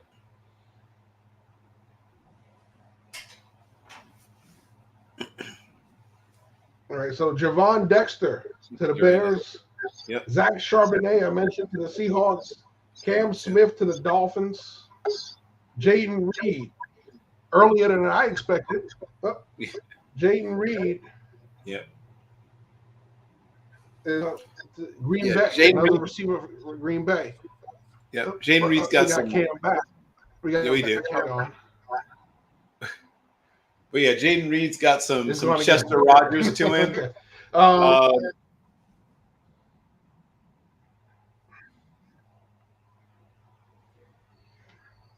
He's a guy who can play in the slot. Could probably Keanu also Benton play to the that. Steelers. Yeah. Tui Palutu to the Chargers. I think that's one I predicted in one of my mocks. So good to see that one. For me, it's good to see that one. Yeah, that's a good one. Stays close to home, and he's a beast, man. He's got a good motor. Yep, and he can play several places along the defensive line. Mm-hmm. If you guys don't mind, I want to go back to a pick that you all talked about earlier. We got Keon White.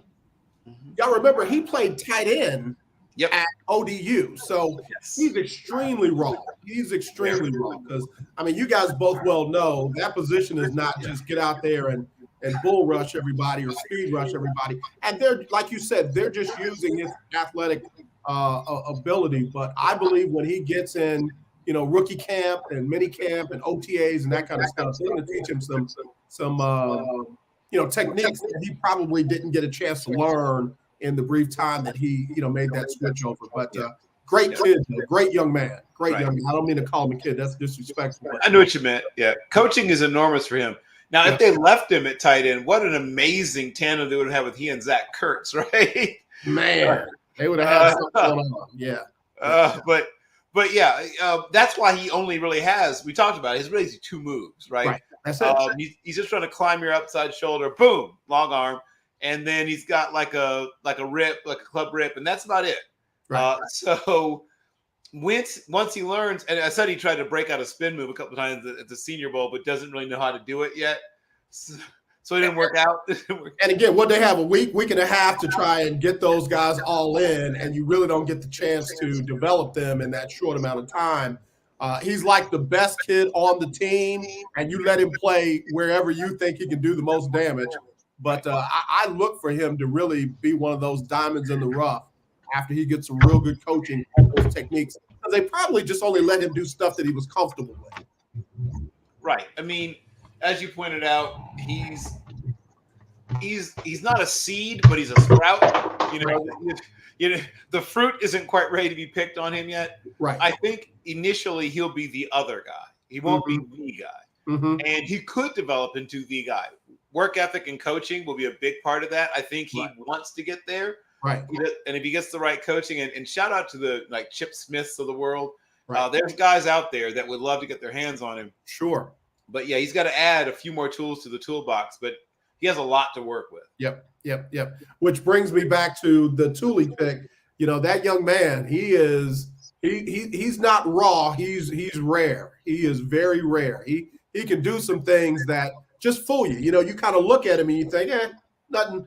And then the next thing you know, he's either knocked you over or gotten past you and put your quarterback in a bad situation. So that should be a good pick for the Chargers. Yeah, I called him Epinesa, but good, and not. But in that, a lot of the same things that people thought they saw in young Mr. Epinesa are really there in Thule. In that, one, he's able to win on the outside in a way we've still never seen Epinesa do.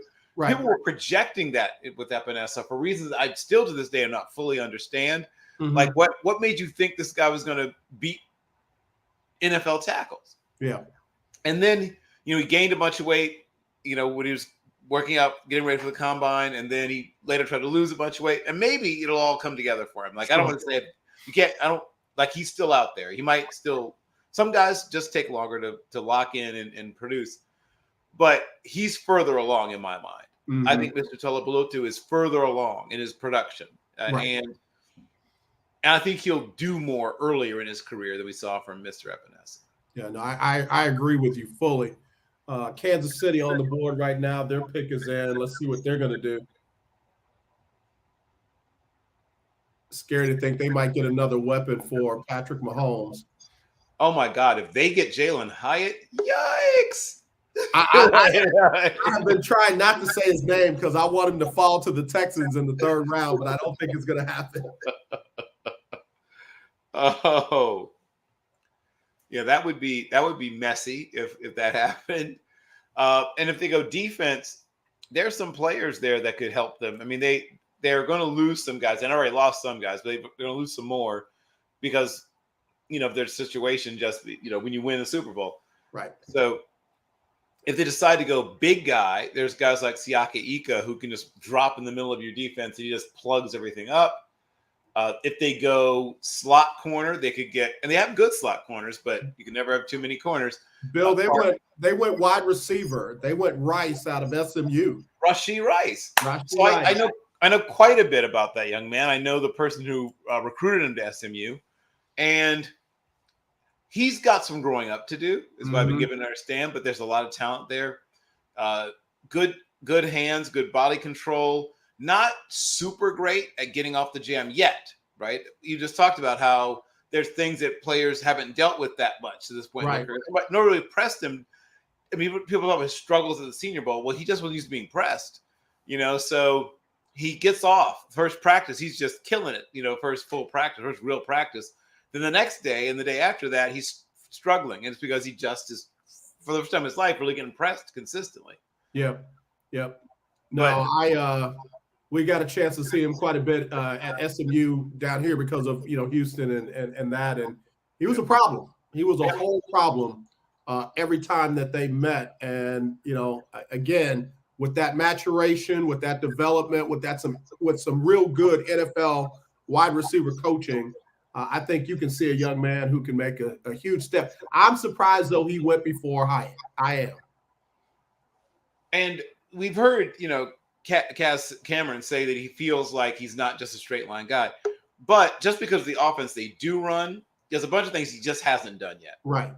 So if you want a guy who is going to hit the field sooner and do more things sooner, then I can see why you'd favor Rice. And Rice is a good athlete, not a freak, but a good athlete.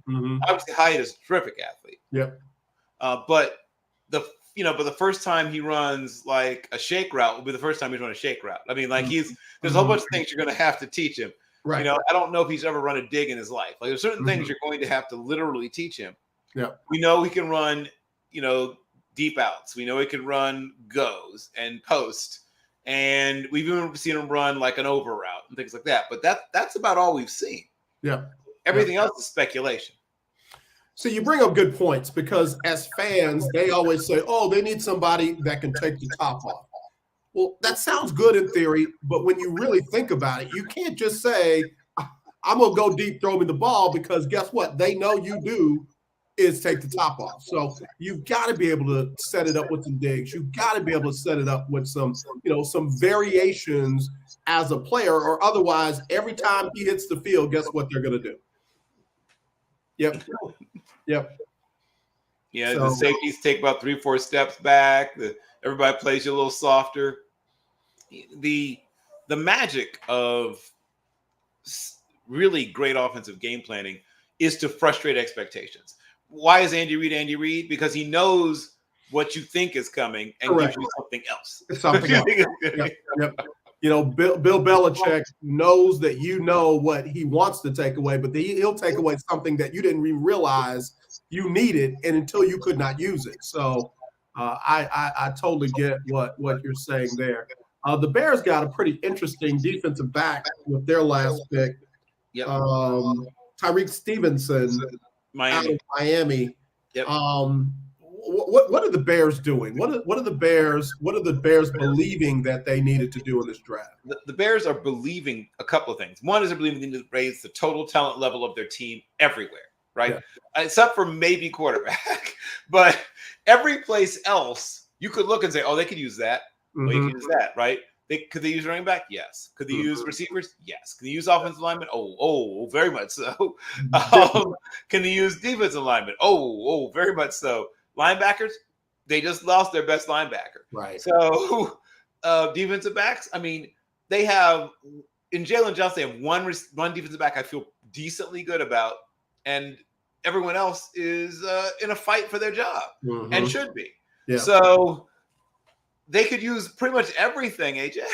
Yeah. I mean, of the 53 spots on the roster, about 3 guys are safe. Yeah. The other 50 are in for a battle. I hear you. A real good pick by the Giants with John Michael Smith. Yep, the best. I mean, literally, I'm not trying to be over dramatic when I say this. This young man could be a day one starter. Yep. He could be a day one starter. And when you've got that middle of your offensive line solidified, man, it just makes everything on the outside going easier. Yeah, he's the number 1 zone scheme center. And if you want to go gap power, then maybe Titman's your guy. But if you're trying to get out on the move, cut people off, that kind of stuff, John Michael Schmitz is your guy all day long. Well, I don't know how things are going to work out for Dalvin Cook, but if he stays, he's the right guy to get out in front of him and help do some things in front of a Dalvin Cook. Because if you can get Dalvin Cook untouched to that second level, he can take it from there. Right. Yeah, that's not what you want as a defense, because once he gets to the second level, he's not going to just stop. Right. So he's world famous for that's where his damage is done. He's made an entire living out of embarrassing will linebackers. Like that's his whole. He lives for that. He wakes up in the morning thinking, "What will linebacker am I going to put in a spin cycle? Put it on my highlight reel."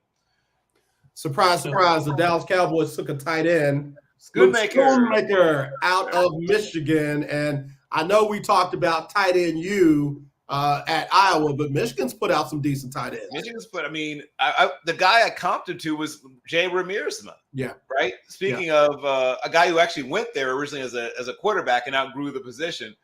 So Schoonmaker's strengths, his strengths. He's one of the physically stronger tight ends in a class where there's a lot of guys who aren't powerhouses. I mean, obviously Darnell Washington is an exception, but a lot of these guys are, essentially large wide receivers who block a little bit.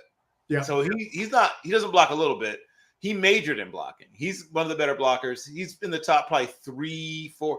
Lachlan Pitts, maybe the 3rd best pure blocker. And he and May are in a fight for like 3rd, 4th for the best pure blocker in the class. And he catches the ball better than you might expect. Sure. Yep. And Bill, again, I love your analysis because a lot of people don't realize that blocking helps with passing. The reason why, when you're used to that bang, you're not going to get easily knocked off your route. Right. And pass route running is about timing. And if you are where you're supposed to be as easily as possible, you give your quarterback a chance. You give the right look so you can set up your play, run, pass options. Again, when you got a tight end who can handle that contact and still be where he was supposed to be at that time, you got something that you can work with. Yeah, and he'll probably be your tight end 2 right out of the box, but he could eventually develop into the lead guy. Absolutely. He's got about a 50-50 chance, I think, of making that jump. Well, and the Cowboys had some holes to fill at tight end. So this was, a need-based relationship. They had a need. He had something to fulfill it with, and I think that's a good pick for them. Yeah, and he'll see the field. I mean, they like to go, there we go. But they like to go 2 tight ends a fair amount. Took a lunch break on us in the middle of the show.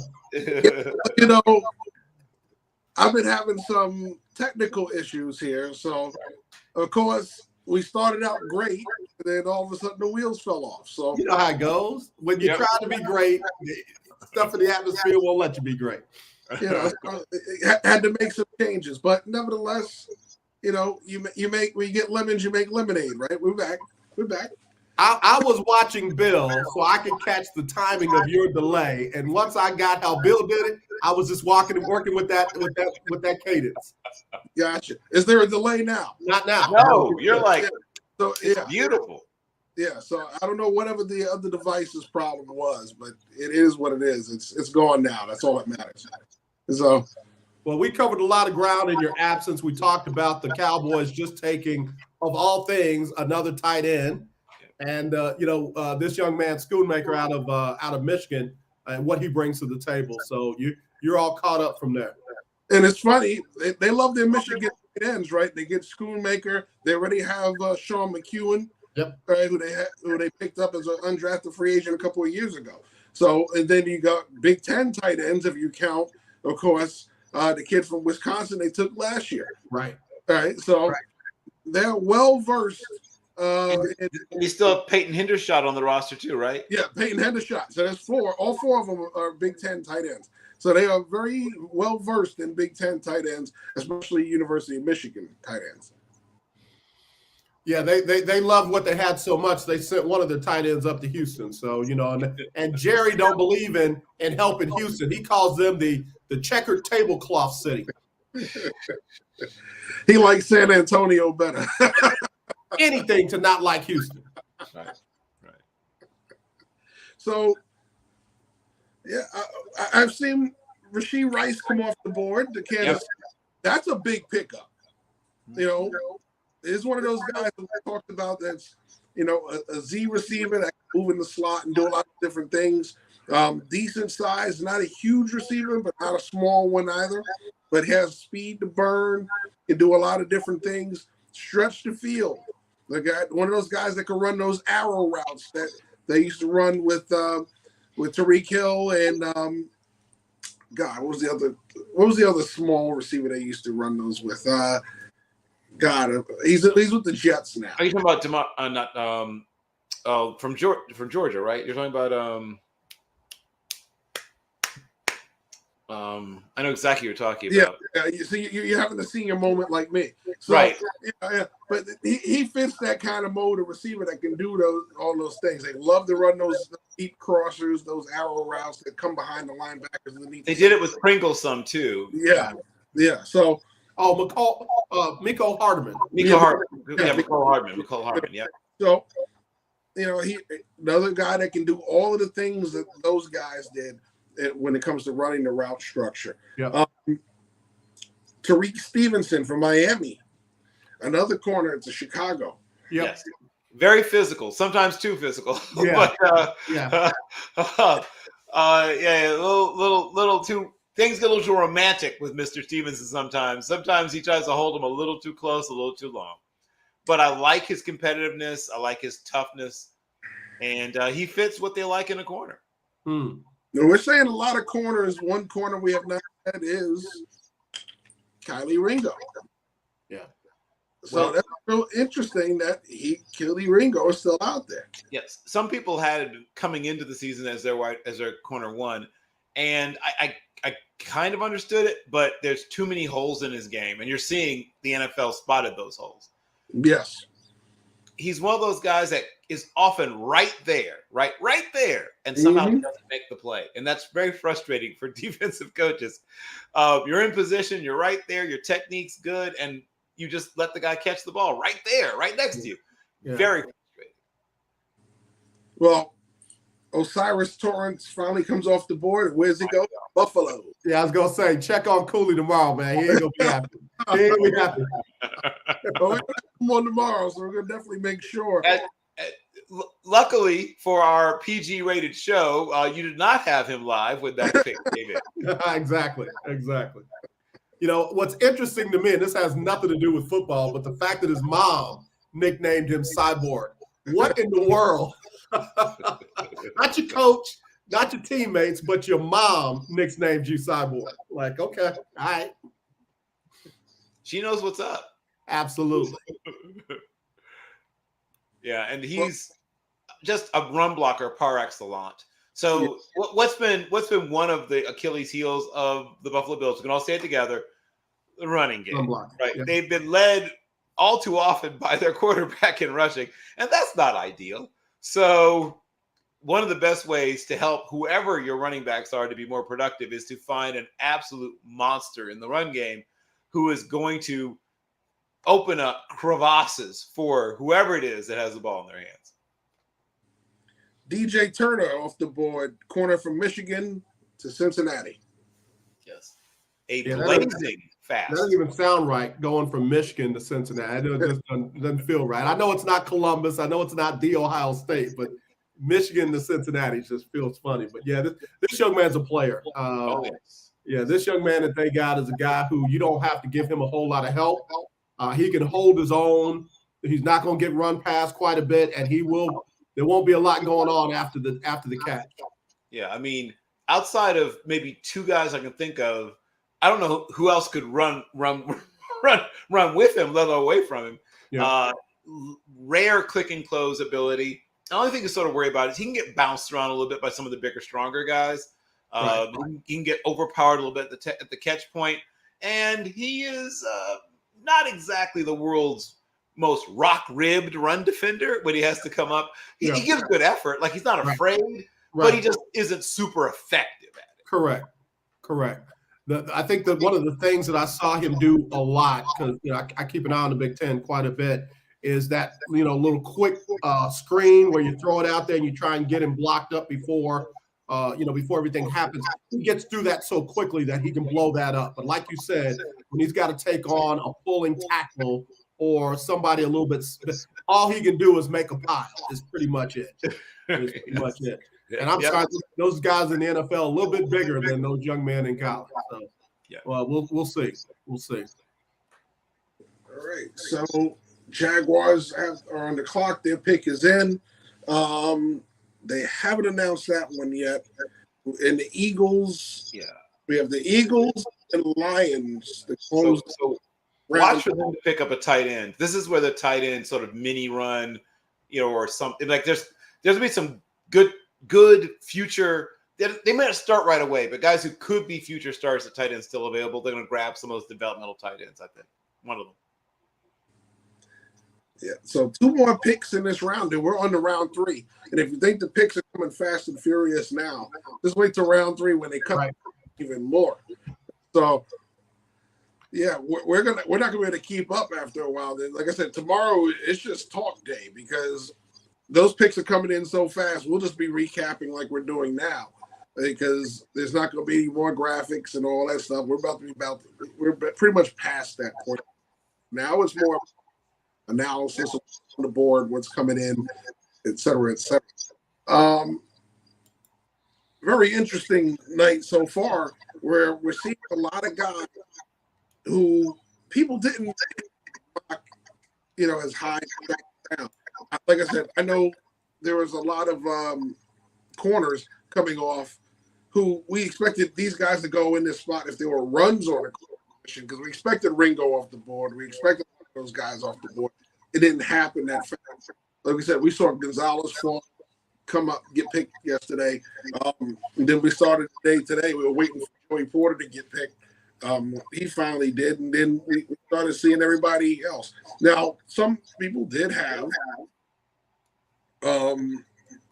Cam Smith in the spot, but I didn't see too many mocks that had Julius Brents going at 44. Yeah, so, I've seen a few that had him right at the end of the first and very early in the second. So some people, I think, maybe a little bit surprised that he lasted as long as he did. Yeah. Well, let me ask you guys, because, you guys have been there, Bill and Jeff.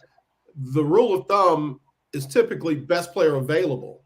But I'm seeing a lot of, war rooms going with their need at that position out of the best players available as opposed to, this guy is, we might have 3 people in his position, but he's the best player available. I'm seeing a lot of the war rooms going with the best player that they need available at those positions. Yeah. And I think what is the varying grading going on in different war rooms. Because certain teams may not have a guy where we think they're going to have him. Sometimes it's just us. Sometimes we value certain guys more than NFL teams do. Well, that happens a lot more often than people realize. But we try to match them as much as we can. It's kind of hard to do because NFL scouts are not really great at giving out information because they're not supposed to. Right. I got it. When they give us info, it's usually in confidence. We can't even say who gave it to us. We just say a scout. Some guys are really testing their luck if they say an AFC or NFC scout. Yeah, I hear you. When they say that stuff. Usually I just go, yeah, I spoke to a scout and he said blah, blah, blah. But, yeah, you try to get as much information, and sometimes I like to throw some bad ones out because they know other teams pay attention. Sure. So they'll throw some outlandish stuff out there at times. Yeah, we're looking at this guy because we think he's going to be great at this position, and you find out that I do that at all. So, yeah, you got to be, you try to do your best evaluation. You try to put your grade as accurately as you can get it. But like I said, sometimes they value some things. Like I said, some teams value speed over everything. Sure. Some value overall traits over everything. You could look at a guy and go, that's a traits pick. You don't look at his production. You don't look at, his tape and say it's a great player, but they like him a lot because they saw traits that they really, really liked in the player. So it's really one of those things you look at and go, okay. Right. And one last thing that fans often either don't think about or may not even be aware of is age. A lot of teams teams that are somewhat analytically driven care way more about age than some other teams do. Yeah. I feel like that comes into play with Hooker. I didn't expect him to go a lot sooner than where he might go, but I know that age is a big reason why he's as far down as he is. Big tight end out of Penn State just goes to Jacksonville. Strange. Yep. There we go. And in my ratings, in my tight end rankings, he's the one right after Shoemaker. So I feel very smart. Those guys went in order of my actual tight end rankings. The Texans are on the clock, and how they got where they are, we'll find out. But well, it's back-to-back Penn State picks. It's Juice Scruggs, the center. So Penn State goes back-to-back, near and dear to many friends and family members in my family. I have quite a few people that are alumni of State Penn, as I call it. But do you see my face? Do you see my face? That is not the wide receiver that they were supposed to be getting right there. That is not the wide receiver that they're supposed to be getting right. But, man, anything they can do on that offensive line to give a legit quarterback a chance to develop and mature and what have you, I can't be mad about the pick. I'm a little surprised just in that I have Tippmann ahead of him. I have Stromberg ahead of him. I have Weipler ahead of him. I have Oluwatimi ahead of him. I still like him, but I just feel like there were other centers that I was higher on. But of course, what I just said, not everybody values the same things. Well, Tippmann's off the board. He went to New York. That's right. Tippmann's off the board. Okay, so scratch that. So here's the thing for me. I know that the Texans want to be run first and then do, what they can do in the passing game from there. So I'm not really surprised. I just thought that they would get a weapon in a different position for their offense as opposed to, the offensive line. So we're waiting on the Broncos pick to end the second and get ready to start the third round. Last round of the night. Yep. We're halfway through the evening. We are. So the best available player on my board, let me see, is probably Drew Saunders. Let me double check. Yeah. So it's Saunders, Ringo, Hooker, then Darnell Washington, for me at least, best availables. And let's see, after that, Adetomiwa Adebawore is my next, and then Josh Downs is still on the board. Yeah, they went Mims, the wide receiver.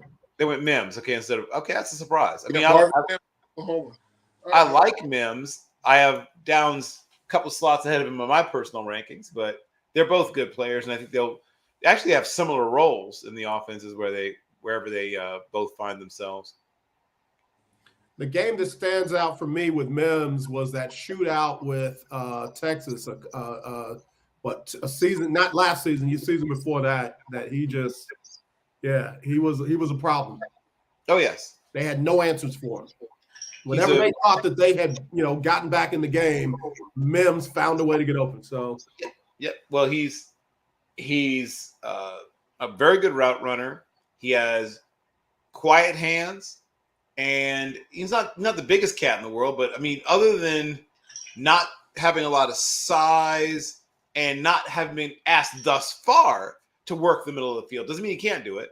But he hasn't been asked to do it thus far very much. So I'd like to see him do that more next. We'll get a chance to see him do it more now, I guess. But he's got a lot of other things that you like. Yeah, what's interesting to me, that stat that they just put up, and I want to know Tom's question as well, but 18 plus 40 receptions or more. Right. I mean, yep. Yeah. If he can do half that in the NFL, he's doing something. Yes, correct. And okay, things we talked about. Hyatt is seen as a limited player, not limited physically. He's physically quite dynamic, but in what he's done so far. And it's the thought process is you're going to have to teach him a lot. And people say, oh, once he gets pro coaching. And that's a great thing to say, but I don't think most people say that without having a full understanding of how little time coaches, especially nowadays, have hands-on with players. Right. And so much of that time is spent on things that are game plan specific. Yeah. Hey, they're going to do this. We need to do that. They're not saying, oh, I need you to change your stance. I mean, they may say, hey, work on that. Right. But there's so little time. Like they can't spend 25 minutes correcting this thing that you've been doing since you were 12. Right. They'll tell you, hey, work on that. We spotted this on tape. Fix it. Right? Or trying to beat the Patriots, whoever it is they're playing next week. We don't have time to tear down your technique and rebuild it. Yeah. You know, a lot of fans don't also understand that this is why coaches just pull whatever hair they have left out when a rookie holds out, because you're missing valuable reps and instruction and technique and you know, you haven't even gotten in the game plan yet. You're just trying to make sure, you know, you're on the left foot when you're supposed to be on the left foot and not the right foot and that kind of stuff. So, you know, again, I'm all about guys getting their money, but man, that's why coaches are as incensed as they are when that happens. Well, the one good thing that's come out of the rookie salary structure and slotting and everything is, I won't say you never see holdouts, but you very rarely see the money. Rarely, right. Your money is your money now. Yeah. You're going to get what you're going to get. Yeah. Well, speaking of money, we got to pay a bill. So we'll be right back. Hang tight, everybody. We'll be back with more the draft coverage here on Team NBS Media. You are watching Team NBS Media's coverage of the 2023 NFL Draft, brought to you by RichKid Clothing.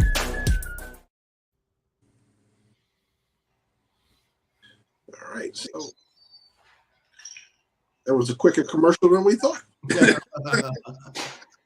All right, so the Bears pick is in to start round 3. So we're waiting to hear who that is. Jeff, before they come out of this commercial break, do you have any idea what the Texans gave up to get into that end of the second round? Because they did not have a pick in the second round. I know they had 2 in the third, and I'm wondering if they gave up one of those third round picks. Probably one of the third. So they definitely did. If it was by value, they had to give it up. Yeah. Because then anything after that is so low. Yeah. Each pick by round, basically the value gets cut in half. Yeah. So if you're giving up, if you're not going to give up that third, you got to give up multiple picks and future picks to make up the value. Yeah. So you pretty much got to give up your next pick. Yeah, again, there's a wave here that's saying that Nick Caserio is drafting for his job. So because there was a rumor earlier that after the draft he was going to be gone. So we'll see. We'll see if he's done enough. Yeah. So, and amongst the best available, once again, we still have Ringo on the board, Jalen Hyatt, which people just asked about, Hendon Hooker, Darnell Washington, Drew Saunders, Editomo Adeboroye, Josh Downs, DeJuan Jones. Let's see. All right.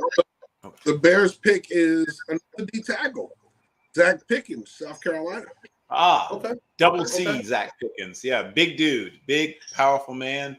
Can be moved around. Once again, a lot of these defensive players are guys that can play both inside and outside, and that is a thing that helps, right? Because you don't have to substitute as much. when a guy can do more than one thing. If you have a safety who can walk down and cover slots, that means if you get stuck, if somebody goes up tempo, you're not as likely to get exposed. If you have D tackles that can, move out a gap and rush the passer on third down, you aren't having to furiously try to get guys on and off, and sometimes it makes it harder for the offense because offense is always trying to, probing and attacking and probing. Having versatile players means that you don't have to call as many timeouts. Yeah, that's true. That's true, which are valuable. Absolutely. And, once again, at this point, he's going to be a role player. He's going to come in. He's going to, if he doesn't start, be part of a rotation. But I think overall, he's going to come in and start. They're looking to reload on both sides of the line. They went offense early. They've come back to defense. Last 2 picks have been D tackles. Defensive players able to move around the line of scrimmage. So I think overall they're doing a smart thing. Ryan Pohl's doing a great job of just saying loading up with talent. Let's get bodies that are talented players on the line of scrimmage to help get the team get better faster. Because yes, the Texans gave up the 65th pick to the Eagles, so the Eagles are about to go back-to-back at 65 and 66. Yeah, sorry. All my devices are being used. Yeah, no, I just got a text from a colleague and said, yeah, they gave up 65 to the Eagles. Got it. Who, by the way, is having a great draft. I didn't want to say that to Cooley while he was on, but it's like, bruh, I don't know if y'all got enough games to win 11 of them, but I mean, go ahead and do what you got to do because the Eagles are for real, man. They got a taste of that Super Bowl and they want to get back there badly. I'm pretty sure I heard you. Oh, hey, Cooley, how you doing, bro? You look good, man. I like the jacket, bro. I really do. Yeah, well, I mean, I've given Howie Roseman various bouquets of flowers at various times the past several weeks. I don't know if there's a more effectively aggressive GM in the entire NFL. And, I mean, obviously Brett Veach has been very good and picks his spots too, but he's not as generally aggressive as Howie Roseman, obviously, but he's very good. There's a couple of guys out there that I point to and say, okay, that's how you general manage a football team. And those two come to mind right away. Les Snead had his moment in the sun, but now they're having to completely reboot that franchise. Right. Yeah. Right. But Bill, would you say that it starts at the top with Philadelphia? Jeff Lurie gets it. I mean, he understands. And he's been one of those guys who has let his football people do the football work. Right. I mean, I'm reminded, it's sort of paraphrasing, Suge Knight. If you want to go to a franchise where you don't have the owner all up in your video, all up in your war room, all up in your press conference, come to Kansas City or come to where we just talked about Philadelphia, right? Because they bring in football people and say, go do the football things, and I'll show up when we win the Super Bowl and look excited. Yeah. Cowboy fans all over the world are hoping that happens in Dallas. Yeah, you have a better chance of finding the Yeti. And speaking of finding people, look who I found. Oh. Good evening, gentlemen. This college football forecast. That's absolutely. You gentlemen, the assassin himself.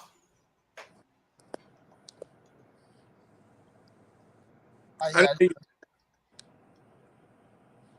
you hear me? Yes, we can hear you. So, what is your reaction to the draft so far, sir? There is a clear winner and a clear loser, and those winners are the teams that are competing for Super Bowls, and those losers are the teams that are just missing out on the playoffs. And those two teams are the Philadelphia Eagles and the Detroit Lions. And of course, we can go deeper into the draft of winners and losers and who got great situations. But at the end of the day, having great value for your picks is the name of the game. Eagles have done that time and time again.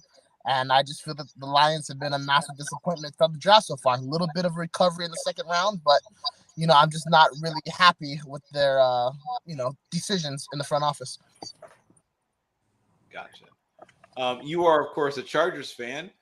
Give me your reaction so far to what the Chargers have done.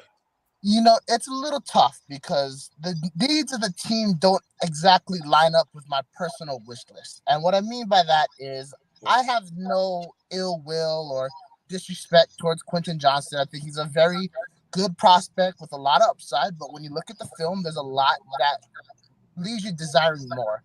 And I think from the Bolts' perspective, when you pair him up with two $20 million receivers like Mike Williams and Keenan Allen, you're expecting Quentin Johnston to have a favorable matchup on the field or to unlock certain things that he couldn't unlock being the wide receiver one at TC. Or, I don't know, something that I'm not really seeing at the moment. I was a personal Zay Flowers guy. Unless they're going to move Allen back into the slot and put Johnson outside, that could work. But if you're going to do that, the Biletnikoff Award winner, Jordan Addison, was right there on the board. I don't know how to feel about the pick right now, but confident isn't a word that really comes to my vocabulary at the moment. When it comes to that second round pick, I understand why you go with Tuli Lapotu. So I hope I said his name correctly. I'm a big Siaki Ika guy. He run a 3-4 defense. He's a guy that you can plug in the middle, allows Sebastian Joseph Day to even pick up more space. You had tremendous injuries on the defensive line last year, so it's not a position for which you can have a tremendous amount of confidence that they're going to be healthy 16 games throughout the year. And I felt that there is tremendous depth at the quote-unquote edge position in this draft, despite the guys that have already been taken. I felt they could have went in a different direction. However, the draft can also be made up if they select some great guys, heading forward. I just got on, so I don't know if the Chargers made the third round selection yet. But if they do, and he's still on the board, I am hoping they go with a wide receiver out of Houston named Nathaniel Tank Dell. I think he'll be the perfect complement to a burgeoning wide receiver room, so that I don't really see from Johnston at the moment. No concerns about the fact that Tank on the heaviest day of his life is about 167 pounds. All right. So we got 2 picks in. All right. We got Tyler Steen. Yep. Alabama taking 55 to the Eagles, followed by the Eagles going again and taking Sidney Brown. Talk about the rich. Yes. All right.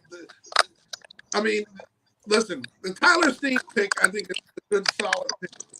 But the Sidney Brown pick, wow. This is one of my favorite safeties in this. Okay. What did I call him when we were on that call that time, Bill? I said this is Bob Sanders on steroids. Yes. Yeah. I mean, a little fire plug that can cover. Yep. Absolutely cover. He finds the football, he hits people, but most importantly, he may not be the biggest guy, but he's going to cover you. Your tight end's not going to create a lot of separation for this guy. If he's up there against some of your receivers, they're not going to burn him right away. He is absolutely one of the most underrated safeties, in my opinion, in this. So I know we've been talking about a lot of the other guys. It's funny. I think I haven't seen Skinner's name come off the board. So the fact that he went before Skinner, I believe. Yep. Yeah, the injury, clearly the injury just knocked him way down. Yeah. So that's a great. I saw that face. What was the face when I announced those 2 picks? What was the face? What were you doing? I said, what was the face? I announced those 2 picks. I said, what were you thinking? For me personally, I put a tremendous amount of value on Sidney Brown. For those who followed Bill's Knockapalooza draft, Sidney Brown was a safety that I took for the Raiders. I think every guy from the Illinois DB room is going to be fantastic. I thought a lot of those dudes were selected a lot higher than what they should have went because of the tremendous upside that they have, and I think where they are selected right now is where they should have been valued anyway coming into this draft process. I'm in love with Sidney Brown, and when you look at an Eagles team, you faced a lot of criticism for getting rid of a guy like C.J. Gardner-Johnson. This is a perfect plug-and-play guy for them. Their DB room is once again solid after being remotely shaky for 6 months, remotely shaky for like 3 months. And again, back to my point when I said when I first came on the show, there's a reason why the Eagles were in the Super Bowl this year, and they've been a perennial playoff team. They draft smart, they get great value, and I am in love with every pick they've made in this draft so far. Gotcha. So we're looking at the Chargers draft so far. Anything else you think they need besides what they've gotten so far? Yeah, probably a new general manager would probably be number one on the priority list. I mean, it's not that I dislike Tom Telesco. He's brought a tremendous amount of talent to the Chargers, but it's been the same old thing for the past decade with this guy. And you want him to have an explosive move, something that is going to really capture the attention, something that's going to take the Chargers up from being a contender to a team that's going to be feared in the AFC West, especially when you're going against the Super Bowl champion, Kansas City Chiefs, a team that you haven't been able to get over the hump with. From right now, from a drafting perspective, I think the needs need to be addressing the depth of that offensive line, because we saw last year a lot of dudes went down and the team really struggled because of it. Definitely want to get another interior defensive lineman, same thing for depth. And if they could add to that DB room, that would be fantastic. You know, they haven't re-signed Bryce Callahan yet. They do have two younger guys, Ja'Shawn Taylor and Dion Leonard. They were day 3 picks last year, but clearly in the playoffs, they showed that they weren't up to being, starter standard yet. And we don't really know the injury situation with J.C. Jackson. Asante Samuel Jr. is great. Vontae Davis is great. Who's going to be that nickel? I don't know. Who's going to be that extra safety? Is it going to be John Johnson III? Are you going to sign him? Are you going to stick with a Loki? What happens if one of those guys go down? So interior defensive line, offensive line for depth, and then the DB room are the 3 concerns that I hope the Chargers address. It's interesting because we just saw the Eagles pick back-to-back in this round. And I'm checking. Unless they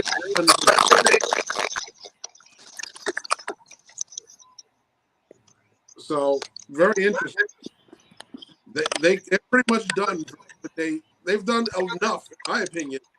I mean, but yeah, they're pretty much done.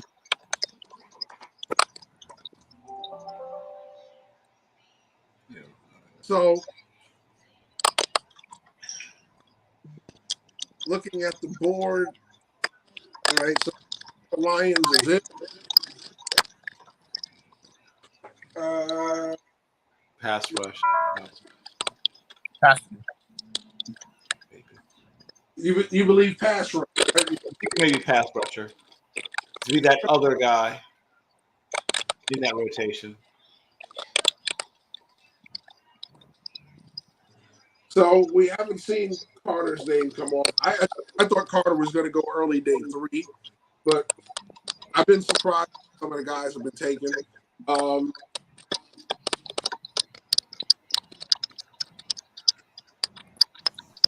I know Yaya Diaby's one of my favorite. I don't think I'm posting this range just yet. Yeah. Has Trenton Simpson come off the board yet? I don't believe so. I don't think so. Yeah, he's another one of my top available players. Dewan Jones is still on the board, right? Yes. Adetomiwa Adeborie is another name we should hear soon. Somebody might take Darnell Washington, though probably a little later in the round. Yeah, I think that would be the first time Twins will ever if the Cowboys round. Yeah. I don't see it happening. Clark Phillips III should probably hear his name called fairly soon. Has Cam Smith been drafted yet? Yes. Where did he go to? Cam Smith went last round, and he went to Cam Smith went to Miami. That's a nice addition to that DB room. Yep. Well, they need it. You figure Byron Jones gone, Xavier Howard, his injury battles. They were kind of really undermanned last year in the secondary with those two guys out. So they got to load. So it makes sense. Talking about teams having a really good draft, just Tampa Bay Buccaneers are having a very underrated draft right now. I love the selections you guys have picked up so far. Yeah, I'm shocked that they didn't go tackle early. They went D tackle. But Todd Bowles makes sense, right? He goes defensive player. But there's still plenty of tackles left over. Yep. So they need tackle help. I don't think they're going to press right tackle. I think they're going to take the guy that they believe makes sense to them that's on the board, move around. Although Jason White is the kind of guy that likes to bounce back and forth. So it's real interesting. Trying to see. I had, unless Cody Mark is going to be a tackle. So I thought he was more of a guard than tackle. I agree with that. I think he's more of a guard as well. Yeah. He's played both, and I think that's part of the attraction. So finally we get Hendon Hooker off the board, and that's an interesting spot, interesting selection. And even though he's an older player, he's going to take a little time to develop, simply because of the kind of offense he was in, that classic spread him and shred him, very similar to what they ran at places like Baylor. Josh Heupel is fruit of the, I guess, Mike Leach tree a little bit. He, was a quarterback there when Leach was offensive coordinator. I think Leach left, and then maybe Sumlin was there his last year, I think, as OC. Yeah. If memory serves it correctly. So I think he was recruited by Leach, and then had maybe a year under him, and then finished up under Sumlin. But they are the spreadiest of spreads. You can't get more spread in the way they spread you. And so he's used to a lot of wide open space when he's throwing the football. That will change a little bit in the NFL. But Hendon Hooker, of course, he goes by his middle name. His father, Alan Hooker, was a terrific quarterback. I had a chance to watch in person as he shredded my Norfolk State Spartans on a few occasions. But he has a lot of the same qualities his father had. Not quite as natural a runner as his father, but throws the ball extremely well, has enough size, natural leadership, ebullient personality. People love being around him. He's going to pick things up quickly. Even though he comes from a simplified offense, he understands offensive concepts and gets things quickly. Yeah, I mean, with Hendon Hooker, I think they make so much out of the age with him. It's a quarterback. Quarterbacks that play longer. They're not as easily affected by age, receivers, and other skill positions. So I don't knock it as hard with the quarterback. It's different. It's different like when we had Wanky, right? Chris Wanky was an old quarterback that came in. But he came in after playing baseball. So he spent time away from football. Here's a guy who's been playing football the whole time, changed programs, took advantage of the COVID year to get the extra year.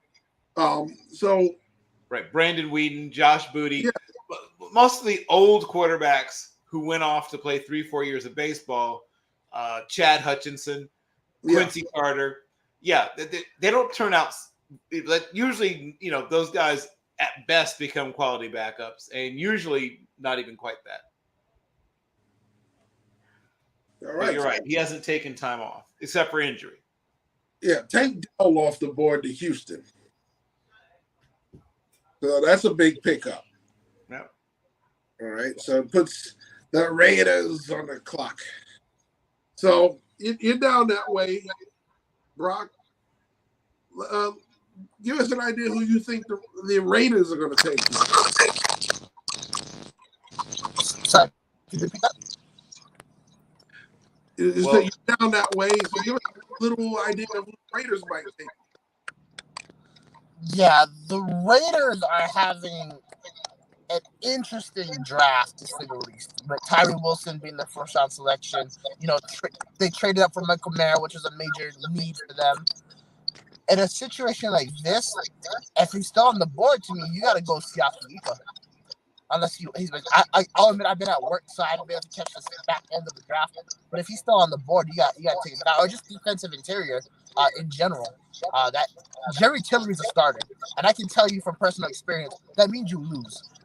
Between the last time the Chargers made the playoffs and the most recent time, there was one constant, and that was Jerry Tillery was in the starting lineup. You can run the ball on him very effectively. You don't even need to combo block him.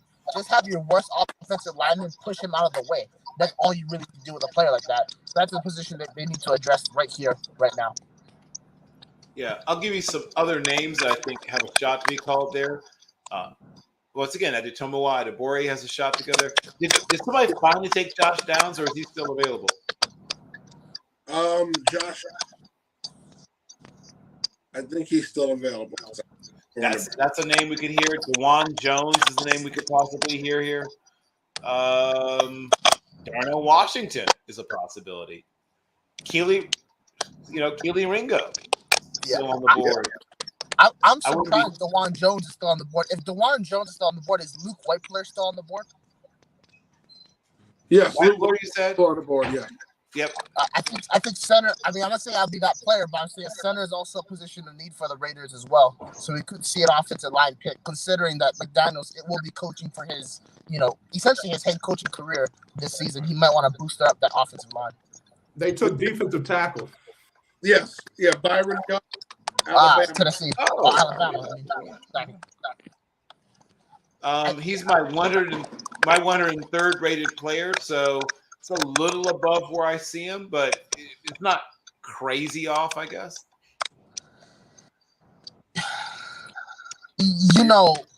This draft is just pointing out the fact that when the new administration took over for the Raiders, they really had no idea what they were doing. You select Tyree Wilson because you clearly out on Chandler Jones after giving him a big deal. You take Michael Mayer because you traded away Darren Waller because your head coach had a personal issue with him. And we all know that when a head coach has a personal issue with a good player and they get rid of that good player, the team will get rid of that head coach within the next 18 months. I think that's a trend we've seen across the NFL time and time again. And now you're selecting a defensive interior guy when 2 years ago you had a tremendous defensive line, especially on the interior part.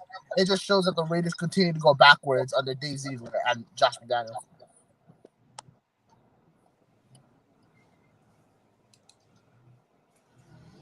I'm also surprised they haven't addressed the quarterback position yet, considering their starter is injury prone and their backup is Brian Hoyer. You look like you want to say something, AJ. Yeah, I agree with that. In fact, I'm still trying to figure out what happened with Stidham, because McDaniels absolutely loves Stidham, and now he's not even in the in the organization. So what are they doing quarterback wise in LA? I mean, in Vegas, when clearly Garoppolo has held some health issues. I think it was more about they felt they can get a better player for the money they would need in Jarrett Stidham. As much as he liked him, I think that was a GM saying we can do better than that. Got it. Kendre Miller off the board to the Saints. Really? Yep. Another one of those can do a little bit of everything running backs that is now all the rage.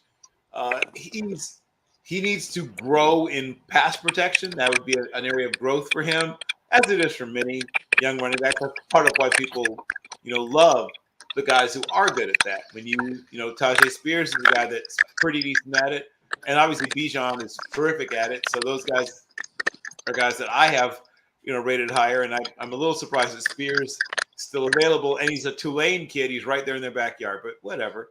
But I like Kendre Miller too. I just like Spears a little bit more.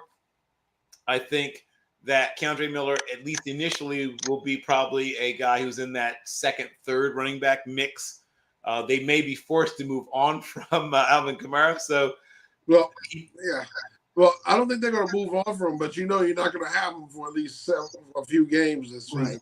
By the time adjudicated. So that's part of the plan. That's part of it, but also, I mean, they're having to shed some salaries soon, Jeff. I don't know if you looked at his contract recently. They got to get off some of these deals soon. Oh yeah, well, that's the magic word restructure comes into play. And Mickey Loomis is brilliant at that, if you will. So, well, actually, I'm going to shout out the brother.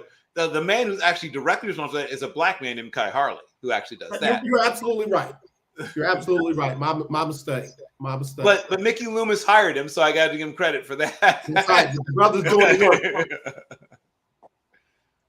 And I think Mickey Loomis is the third or fourth most tenured GM now in the NFL. Yeah. With the retirement of Kevin Colbert. Yeah. You know, he should lose that title very soon, if I'm being honest. You know, unfortunately, gentlemen, I gotta go sing. I head back to work. I will be on the show tomorrow, but I do want to parting words on the Saints. They, you know, we talk about them being really intelligent when it comes to the cap, but isn't Michael Thomas's cap hit like $60 million this year? The bill will always come, and I hate to be rude or offensive to Mrs. Benson and her organization, but your GM has clearly run out of his ability to have proper draft. And honestly, it's been going like that for the past 2 or 3 years. Especially, I mean, Peyton Turner in the first round was kind of red flag number 1 for me, but that's going back in the past. Your head coach is clearly out of his mind. Your offensive coordinator only had a job in this league because he was under Sean Payton, who basically took over majority of the play responsibilities while he was there. For the 16 years Pete Carmichael has been a member of that organization. The Saints are an absolute joke right now. They continue to make draft choices that don't really improve their team. You gave a big contract, but haven't addressed the that will allow Derek Carr to be successful. And this is a division that is very wide open. And you look at the Panthers, they're taking great strides to try and compete for a playoff spot. You look at the Bucks, they're taking great strides to try and compete for a playoff spot. You take a look at the Atlanta Falcons. Bijan was a very interesting pick, but with their offensive team, we can have 2,000-yard rushers with him and Tyler Algier. And then, obviously, as they develop their quarterbacks heading forward. Regardless, all those teams have tremendous strides to compete for the playoffs this year. They're a very weak division, and the Saints continue to suck. They suck in the post-Sean Payton era. They suck in the post-Jameis Winston era. And it's just so incredible to see a franchise of such great respect that we've had for them in the 21st century continue to plummet further and further down, going back to how they were before Archie Manning was a Saint. Long story short, the Saints have not drafted to win. They drafted to be around, and with the bill coming home for the cap space, it's time to blow it up, take this year, and really just like clean house, and hopefully make it second 2024. They're not a joke of a franchise right now. I feel like with this Miller pick and just the pick that they've had, I like Miller. I don't like him this high, but that's a personal thing. But just when you look at the way they built the roster, it's just not happening. But that's all I've got to say. Gentlemen, for having me on your show. Just want to say that you guys are dashing as always. Loved Bill's suit from yesterday, by the way, and I can't wait to talk to you guys tomorrow. You're with us all day tomorrow, right? Yes, sir. All right. Can't wait to get you back on. Oh, by the way, Greg has a message for you. You look at it. He says, "Get back to driving." You know. Well, tell Greg that his team should get back to selecting Michigan Wolverines, and hopefully they can. All right. Take care, guys.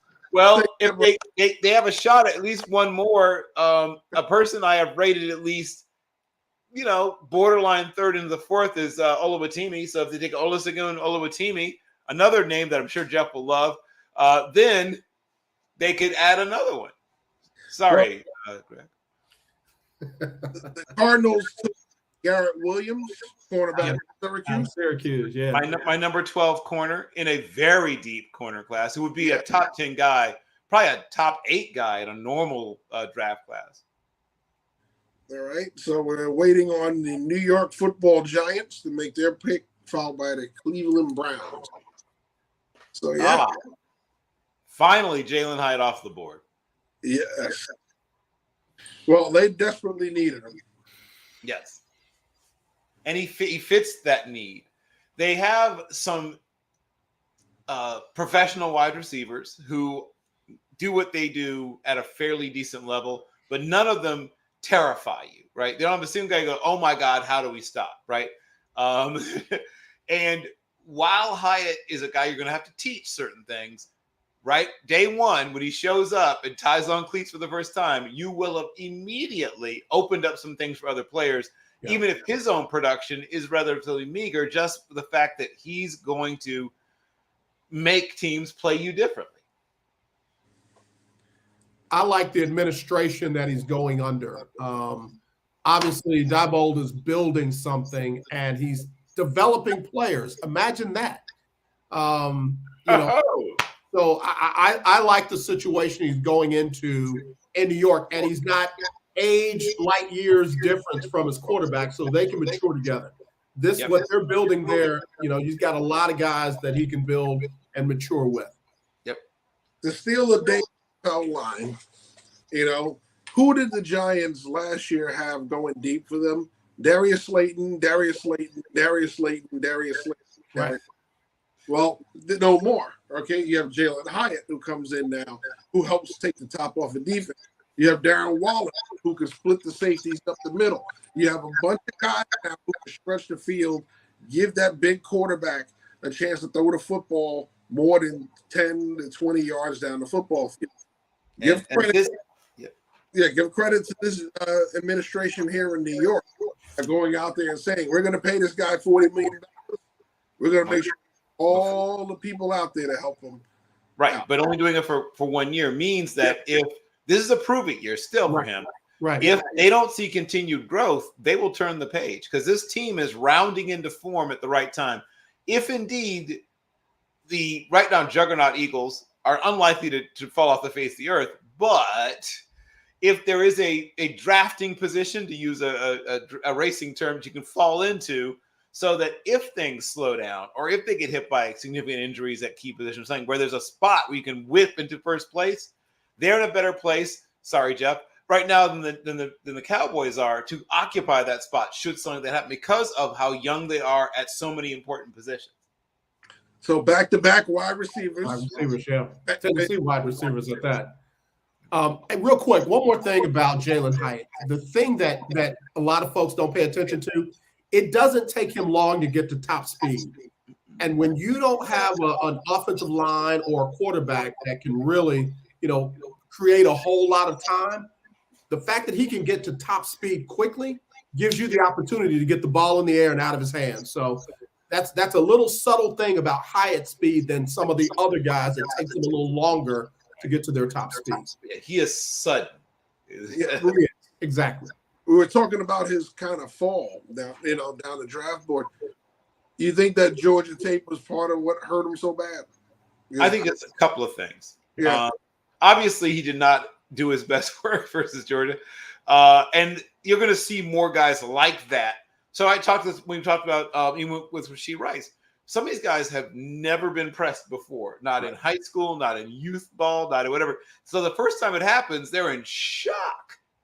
You're not afraid of me? You're going to stand right there 4.5 yards away and put your hands all over me?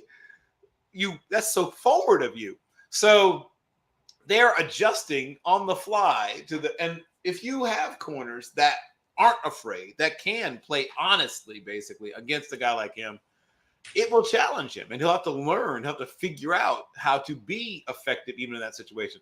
People have been comparing him to Will Fuller a lot, obviously. Hopefully he'll be able to remain healthy. He has a lot of the same strengths, a lot of the same weaknesses, which included weakness, right? And people don't think about strength a lot at the wide receiver position because you don't think of it as a strength position. But when somebody does jam you, or when you are going up at the catch point and someone says, I'm going to just muscle you out of here and I'm getting this football instead of you. I'm tearing this ball out of your hands because I'm looking at you. You have fish sticks for arms. And so he's going to want to get a little stronger, both at the catch point, but just all around. So he can't get knocked off his route so easily and things like that. Yep. Yeah, but again, I go back to the administration though. If anybody's going to get him ready to play, it'll be that team out there in New York. Correct. Well, excuse me, New Jersey. Yes, even more correct. Right. Well, Greg's not intimidated apparently. So, Greg, you missed on the draft coverage this year, man. We wish we could have had you back, but you got duties elsewhere. So right, but we are thinking about you, and yes, we do indeed miss you. And he brings up an interesting point. So when you do have those corners who are athletic enough and want the football enough, when these guys who are used to everyone playing off, everyone, right? From the time they strapped it on the first time at age 7, 8, 9, whatever, and the first time they threw a football to them in a game, people have been like, I'm not deep enough. Okay, let me back up a little bit more. When someone says I'm doing the exact opposite, I'm walking up on you, it changes your entire mindset as a receiver. Right. So yeah, I want to see how these speed guys adjust to it. So we still have, for the teams that are still looking wide receiver, we've seen Mims come off, we've seen Mingo come off, Bryce come off, Dell's gone, Till's gone down. So a lot of the guys that we thought we looked at round 2 are coming off round 3. So my best availables include. Wait, someone finally take subject, Tillman? Yes, he just went. Yeah, he went right okay. Higher. Good. I mean, he should be gone. This is where he should go, if not sooner.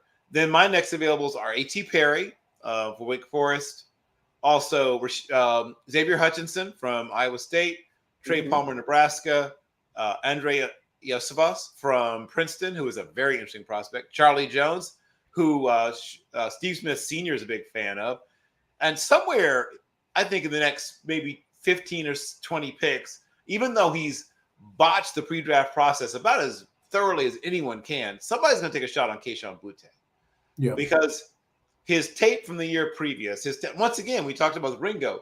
On many people's boards, he was the preseason number one at his position coming in.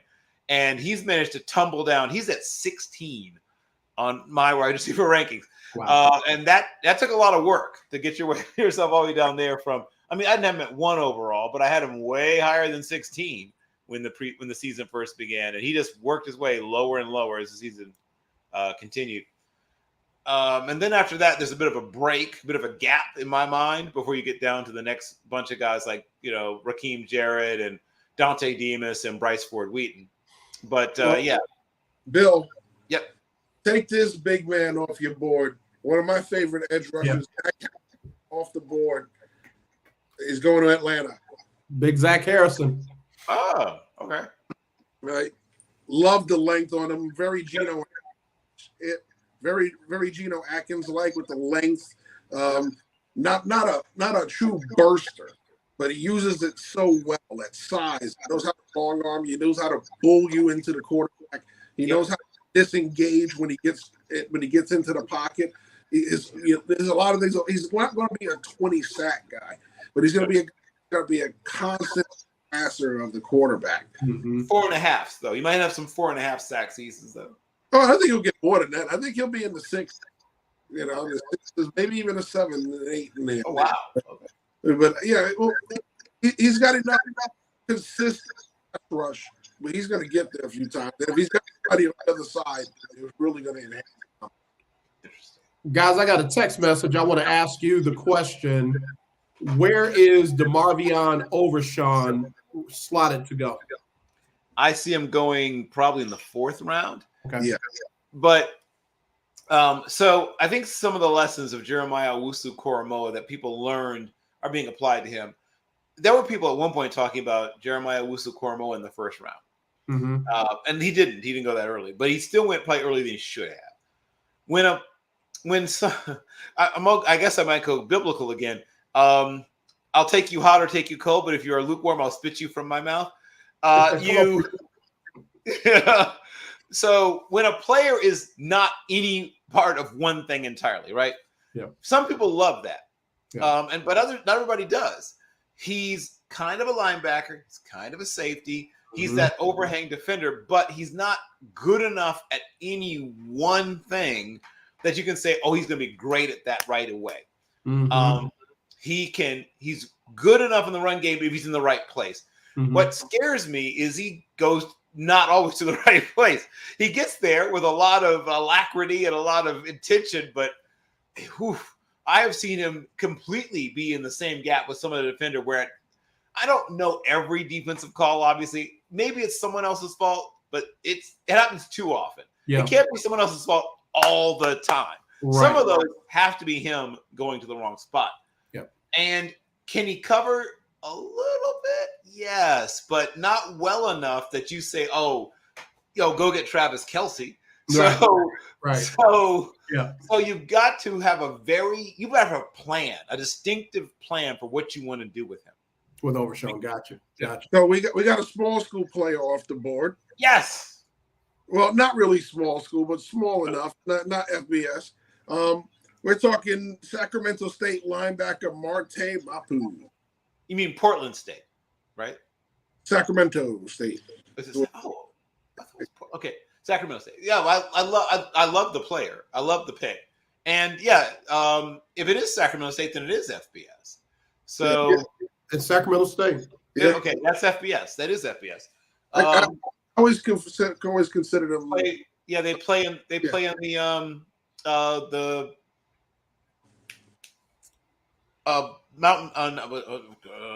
Big Sky. Play in the Big Sky conference. Yeah. Play with people like Eastern Washington, but he's another. So he's a better version of Demarion Overshown. They got him listed as safety linebacker. So right. You're right. Well, the difference is he goes to the right place. See, that's the thing. Like I've watched tape on both guys, and people very often have Overshown ranked higher. I guess it's because he's at a bigger school. Yeah. I don't care. Right. I want the guy who goes to the right place. I hear you. And so Overshown gets out of position a lot. Gets fooled a lot, goes the wrong way a lot. Not Marte Mapu. And Mapu also is better in coverage. He gets his hands on the balls in coverage. Let me not go so far. I very rarely see Overshown make plays on the ball. When he's in coverage, he's usually just kind of in coverage. Like I'm here, I'm close to the guy. He doesn't find the football. Mapu does. Yeah. You got another FCS, Tucker Kraft, South Dakota. Yes, State Tucker Kraft. Yes. So going to the Packers. Well, that's a perfect spot for him. The Packers have not had a playmaker at tight end since Jermichael Finley. You could say. Don't say the other name. Don't give him love on your show. Well, he just caught the ball a few years ago in 2016 in the playoffs. You're talking about Rodgers. Okay, yeah. No, not Rod, not Justin Rodgers. Okay. God, I can see him, but I'm drawing a blank on the name. He's bouncing around the league now, believe it or not. Yeah, well, I mean, they've had a rotating like carousel of tight ends recently. Yeah. You know, the tight end of the month club there in Green Bay. This guy has a chance to be the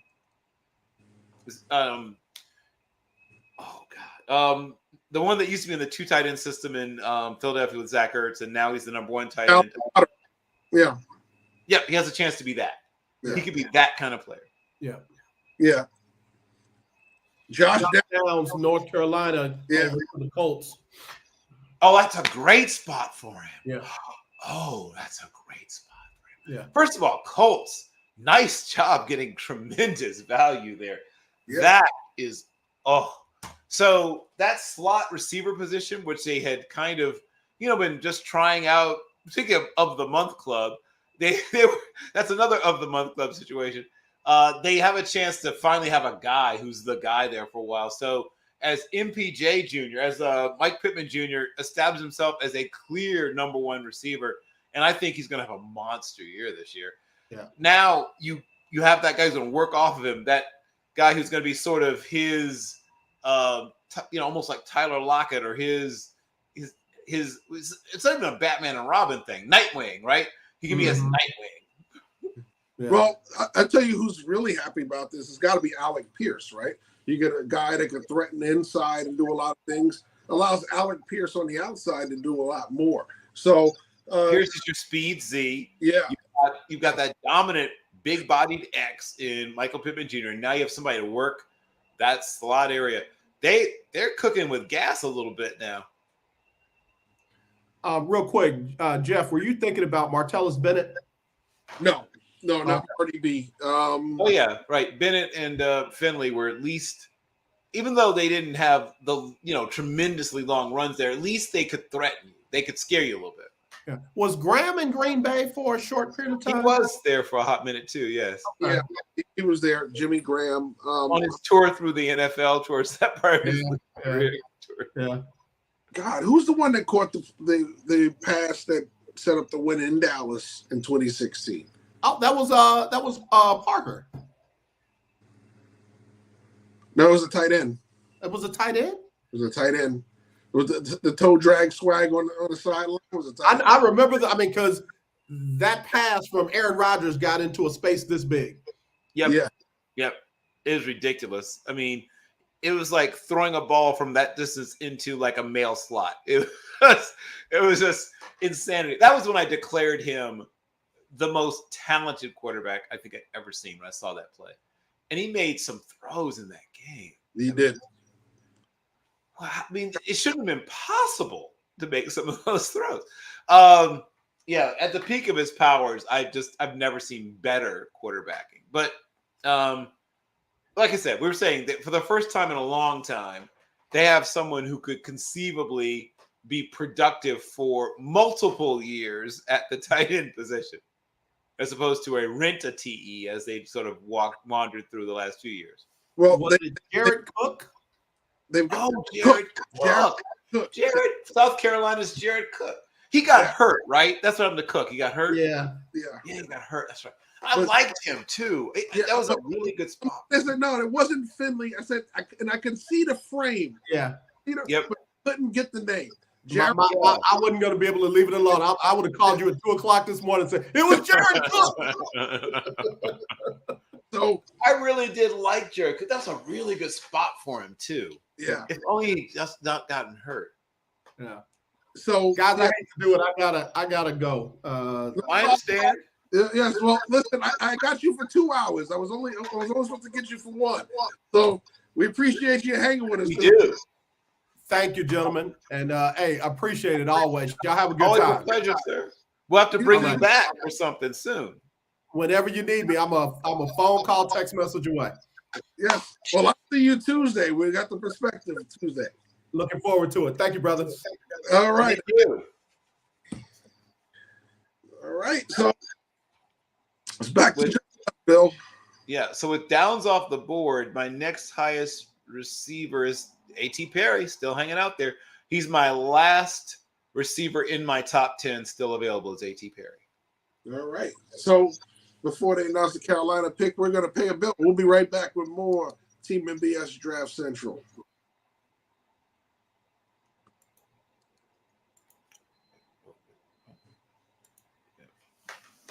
You are watching Team NBS Media's coverage of the 2023 NFL Draft, brought to you by RichKid Clothing. What's good, my beautiful people? This is Mello Williams with Team NBS Media and your host of the press conference. Make sure you catch me each and every week with a new episode of the press conference. Each week, I sit down with different guests where we discuss sports, culture, and current events. Make sure you follow me on all social media @_Mello Williams to stay current with what I got going on with Team NBS Media. And make sure you follow Team NBS Media as well @Team NBS Media at all social media sites.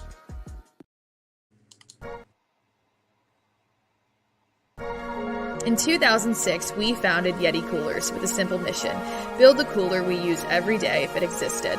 One that was built for the serious outdoor enthusiasts rather than for mass discount retailers. One that could take the abuse we knew we'd put it through, out in the field and on the water. One that simply wouldn't break.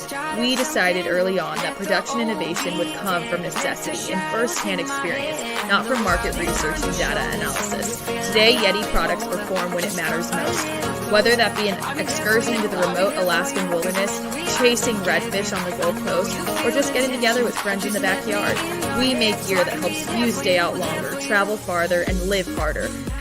#Built for the Wild.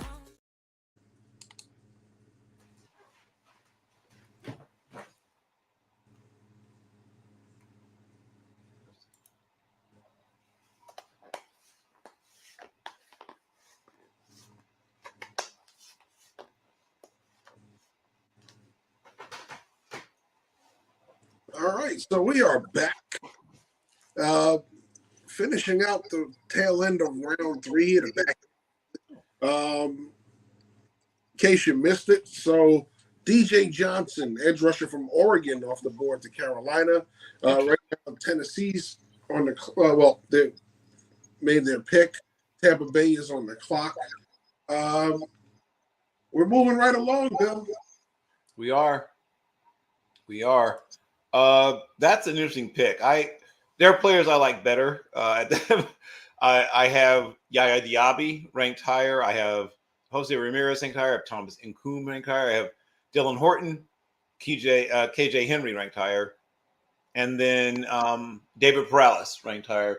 For me, DJ Johnson is sandwiched between Andre Carter, the second of Army, and Caleb Murphy of Ferris State.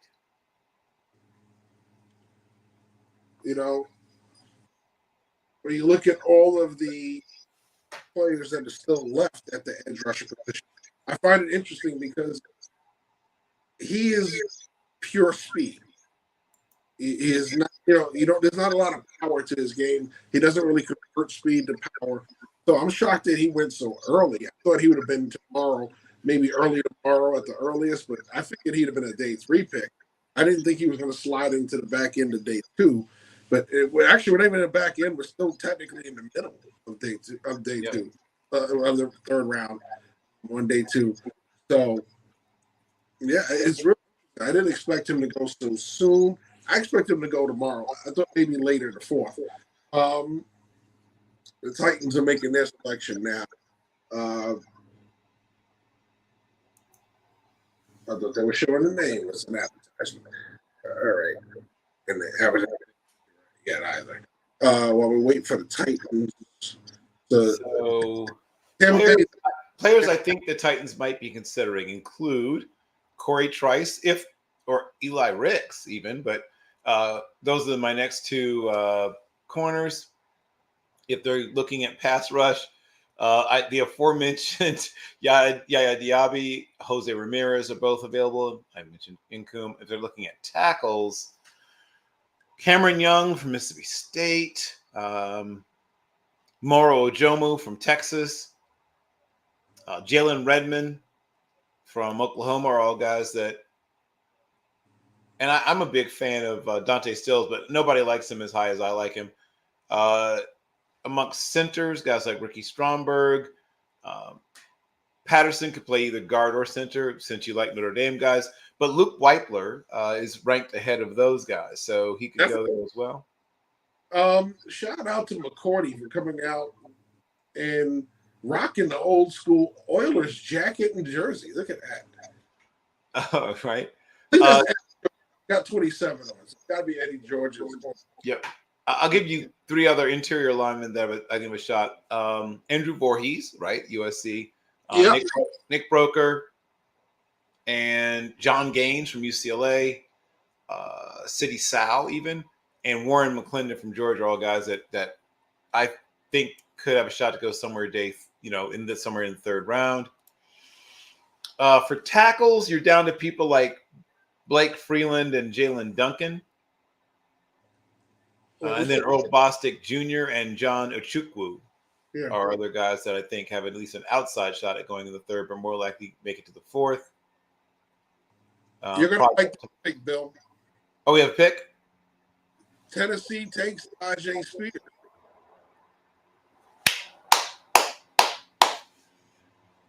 I like that pick a great deal. The home run hitter. And he can catch the ball better than people realize. Yes, he can. But the cherry on top is, while he's not perfect in pass protection, he's competitive, and he's going to keep getting better. I was impressed with not just the effort, but he's got some technique. He used more refinement and get a little more strength maybe, but not bad in terms of protecting the quarterback against blitzes and things like that. All right, so Dexter Jackson's going to announce the Bucks pick, which is Yaya Diaby. There you go. That's a good pickup. They need this.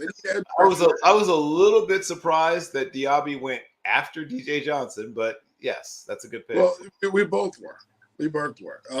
Seattle's on the clock now, followed by Miami, the Chargers, Baltimore, Minnesota, and Jacksonville. Names that I would be looking out for. Is Trenton Simpson still available? No, he's not. No, that's not. It's where is he? Is Simpson still on the board? I'll tell you right now. I keep thinking he isn't, but I don't remember hearing his name called.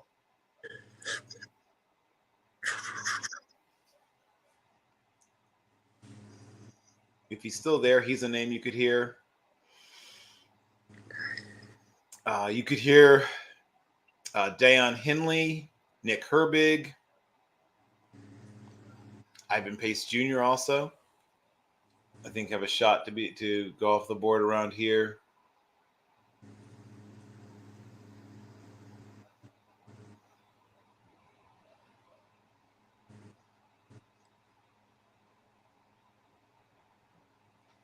We could even hear one more running back's name called at some point. But these guys are specialists at this point, most of them. But a specialist like, Devin Ashane could hear his name called. I won't be shocked if somebody takes a run at somebody like him just because of his explosiveness and speed.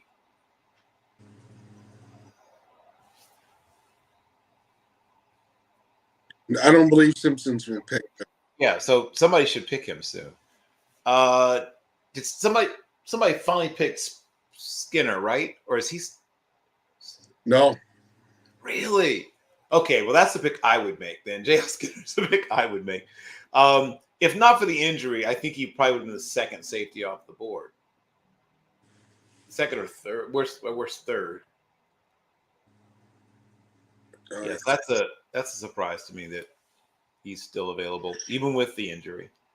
Seattle traded the pick to Denver. Denver's made their pick. They haven't announced it yet. Miami is on the clock now. Okay. The Chargers, Ravens, Vikings, Jags, Rams. So this is where Donald Washington starts to make sense to me. People were talking about it at one point at the very end of the first, which I thought was not very logical. But so for me, my highest rated player still available is probably DeJuan Jones. No. It's second highest is DeJuan Jones. The highest is actually Adetomiwa Adeborie.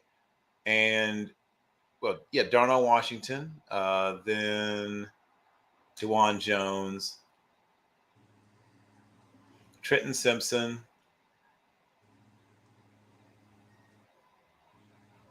Clark Phillips III, Antonio Johnson from Texas A&M. Is he still available? Yep. That he's the next after those guys. And then Devin Ashane, who I mentioned earlier, Deion Henley, Jordan Battle, Jalen Duncan, Darius Rush, Tyler Scott, Luke Weipler, Tank Bigsby, A.T. Perry, Blake Freeland, J.L. Skinner. So we had a bit of a gap, right? We saw running back go early, then Right. a big lull in between. Right. Because there's a perception that some of these guys are going to play snaps right away and can play snaps right away and can play a lot of them, right? Some of these guys are even seen as immediate starters. Then you have guys who are possible starters, and then you have guys who are seen as specialists. So once you got past Charbonnet, you probably were out of the last of the guys who at least were perceived as possible immediate starters. Everyone after that is seen as either part of a rotation or someone who's going to take a while to turn into a starter. So Iowa cornerback Riley Moss goes to Denver. Excellent pick. A wildly underrated player. Yeah. And I once again, I do want to guess at why it might be, but hopefully I'm wrong. Hopefully it's not just because of something so simple as a few, literally millimeters of epidermis. But I mean, there's so much to like about his game. He sees it fairly quickly. He's a terrific athlete. You know, maybe just short of elite, but definitely very, very good athlete. He can intercept the ball. He's good against the run. He's played in a lot of zone, but they jump into man at times. He looked good in man too. You know, so a lot to like. A lot. Yeah, to like. He's very tough when it comes to coverage. Yeah.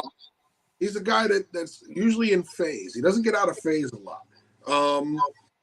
He's very heady when it comes to playing zone. You know, understands where he's supposed to be, understands the route structure.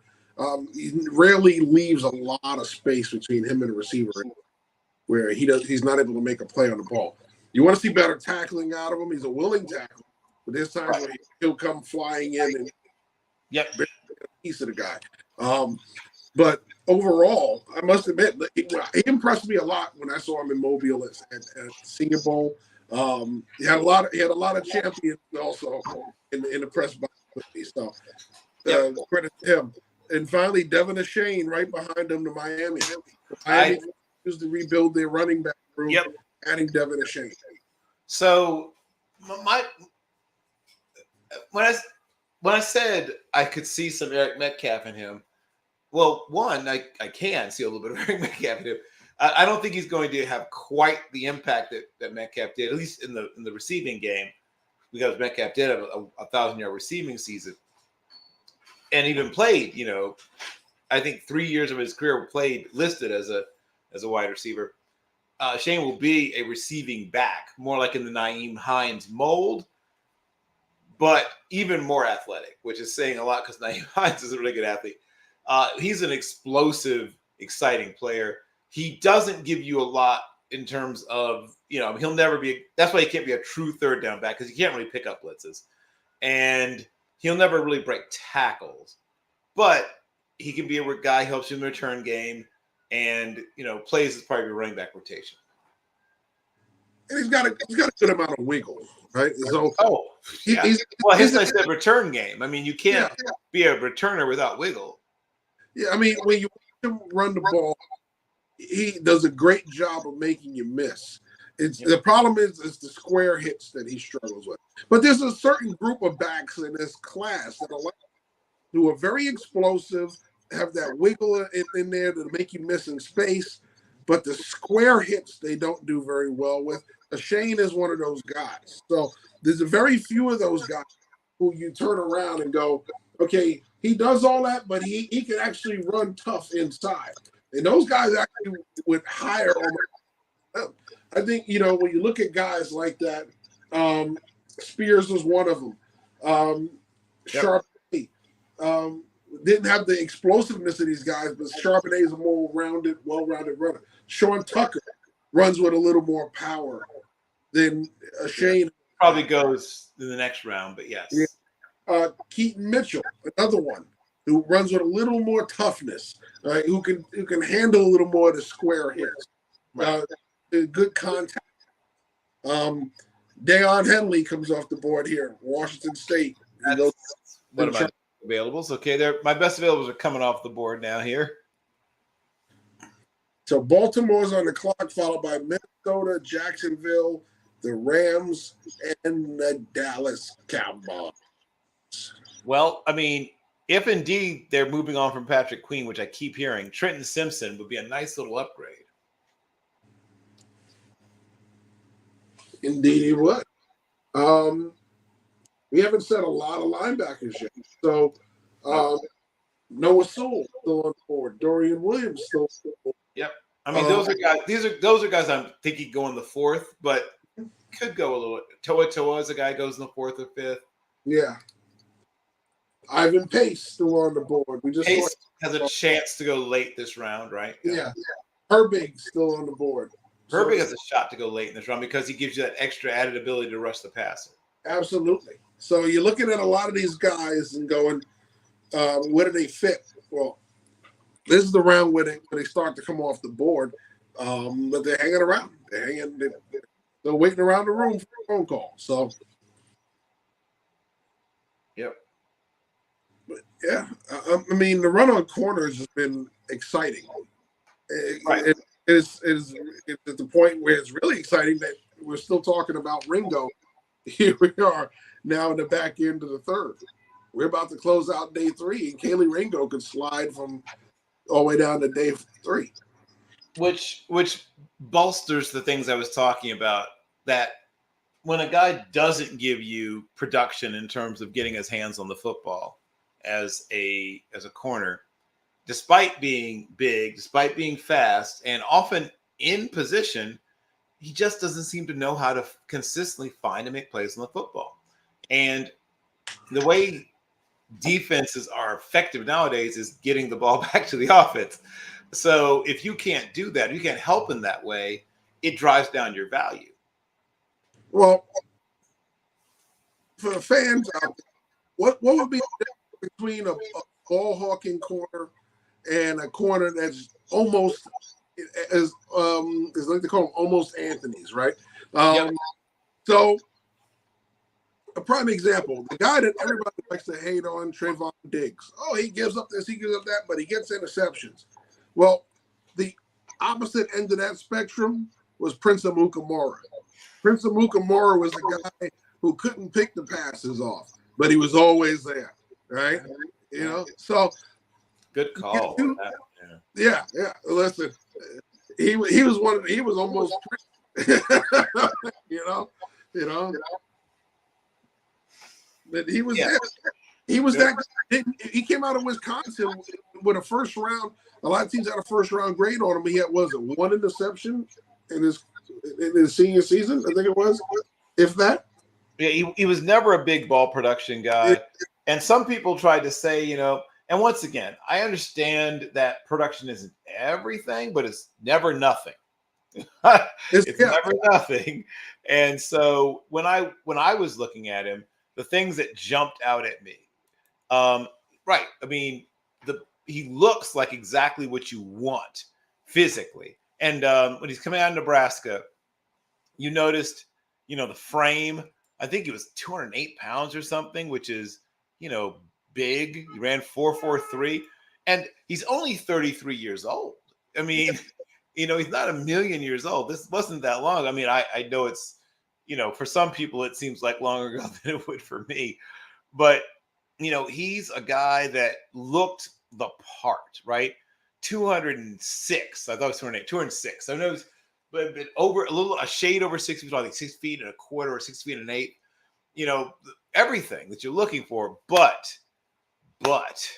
you just didn't see him ever really getting his hands on the ball. And some people tried to sort of wave away the fact that he didn't do it a lot. He got a couple of sacks.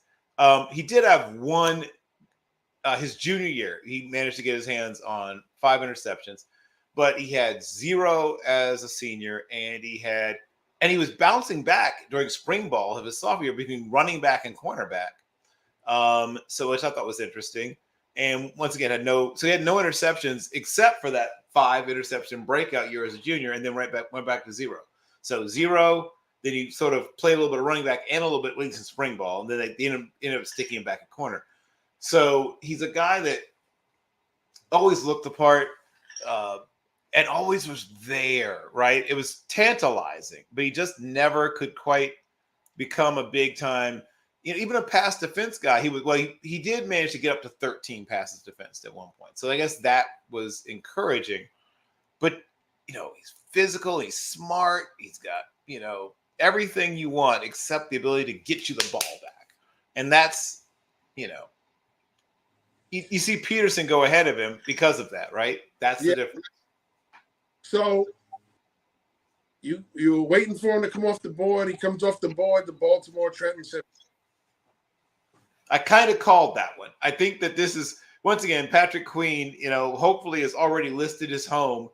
I've been hearing consistently the drum beats regarding Patrick Queen that he's going to be moved, you know, if not during the draft, and he may still be moved during the draft, then maybe directly after. So if they can't trade him for a draft pick, he might be traded for a player. But I keep hearing that Queen is not long for Baltimore, and this might be another sign of that. We have a safety, Jair Brown to the 40. Yep. And Jair Brown is my number. Where are you, Jair Brown? He is my number 6 safety. He's my number 6 safety. My next highest rated safety is Jamie Robinson from Florida State. He was my number 4 behind Battle. Yeah. Well, I have him ahead of Battle. So I have Robinson, then Battle, and then Jason Taylor the second. And with Antonio Johnson, I guess it depends on what you think he is. But yeah, he would be also right there. Oh, well, JL Skinner. Sorry, I take it back. JL Skinner's higher rated. So he's still available. So that's actually my highest rated remaining safety is actually JL Skinner. But because of the injury, people are shying away. Yeah, so both Brown safeties, Sidney Brown and Jair Brown, are the safeties taken. Out of the Big Ten, yes. If you want a Brown safety, go to the Big Ten. Now, you could also include Branch. I count him as a safety. They listed him as a corner on network. Well, I mean, he's not going to play outside corner except in very specialized situations, but he's going to play a lot of nickel. Yeah. All right, so Jacksonville's pick should be announced. The Chargers, the Rams ahead of Dallas with the Giants to get their pick. So it'll be, once the Jaguars have their pick, it'll be the Rams, Cowboys, Bills, Bengals, and Steelers. Right. So, Fred Taylor. I was just watching his son earlier this season running here in Orlando. Yes, right. Tank Bigsby, as a running back. Tank Bigsby off the board. So we talked about Bigsby during we did. We will we got to talk about it because we said one of the things that made turn off. So that's my number 11 running back. But my number 9 and 10 running back are still available, and my number 7 and my number 6 are also available. So we'll see if Deuce Vaughn, Sean Tucker, Keaton Mitchell, and Evan Hull get called. If not today, then tomorrow.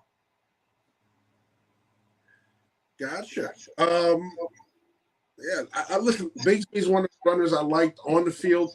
It gives you a lot of different things. We talked about tough runners. He's not afraid to stick his nose in there. Has that wiggle. My issue is he runs to darkness a little more than I like for a guy his size. Yeah. He may be really good for about 4 years with his running style because he has that crash dummy thing a little bit more than I like to see it. But yeah, he's very talented. Catches the ball a little better, I think, than people realize. He'll never be, young Marshall Faulk, but he can catch the ball a little better than people realize. And his frame belies his running style. I wish he were like an inch and a half taller and 20 pounds heavier. I'd feel a little bit better about his running style, but he's a undersized power runner. Yeah. Well, little big man, right? So, I think that's one of the things that makes him special because I don't think he's special if he just tries to be finesse. I think it's a little bit of edge is what creates some of the space for him to make moves because his moves are.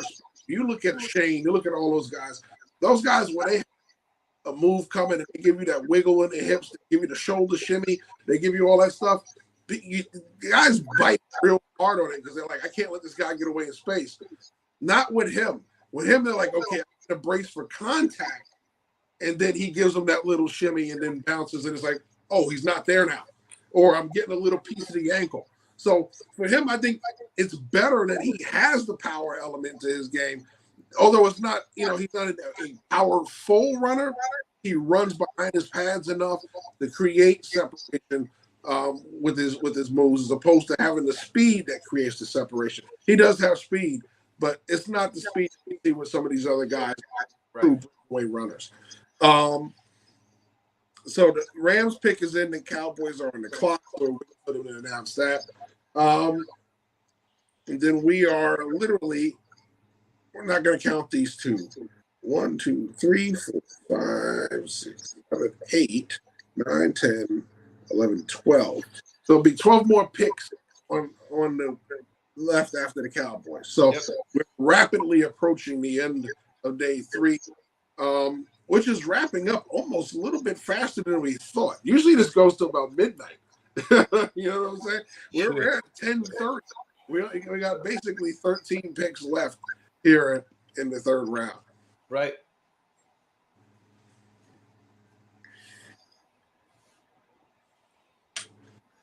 I wonder who will be the next quarterback taken, and probably not today. But I think there'll be another quarterback taken tomorrow. I think the first one taken tomorrow might just be Jake Haener, and I think not too far after him, maybe somebody like Dorian Thompson-Robinson gets his name called.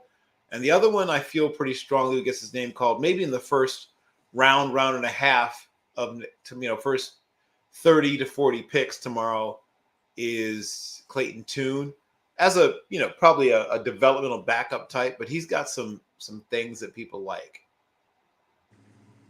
Well, those are. I think we agree on most of those names. I don't know if Thompson gets called earlier than later tomorrow. As far as in the fourth, I think he's going to go. I think fourth, early fifth. I think they're going to still be kind of spaced out. Right. I don't mean clumped together. I mean, one might go then 14, 15 picks later, another one, then another 15, 16 picks later, another one. Yeah, I mean,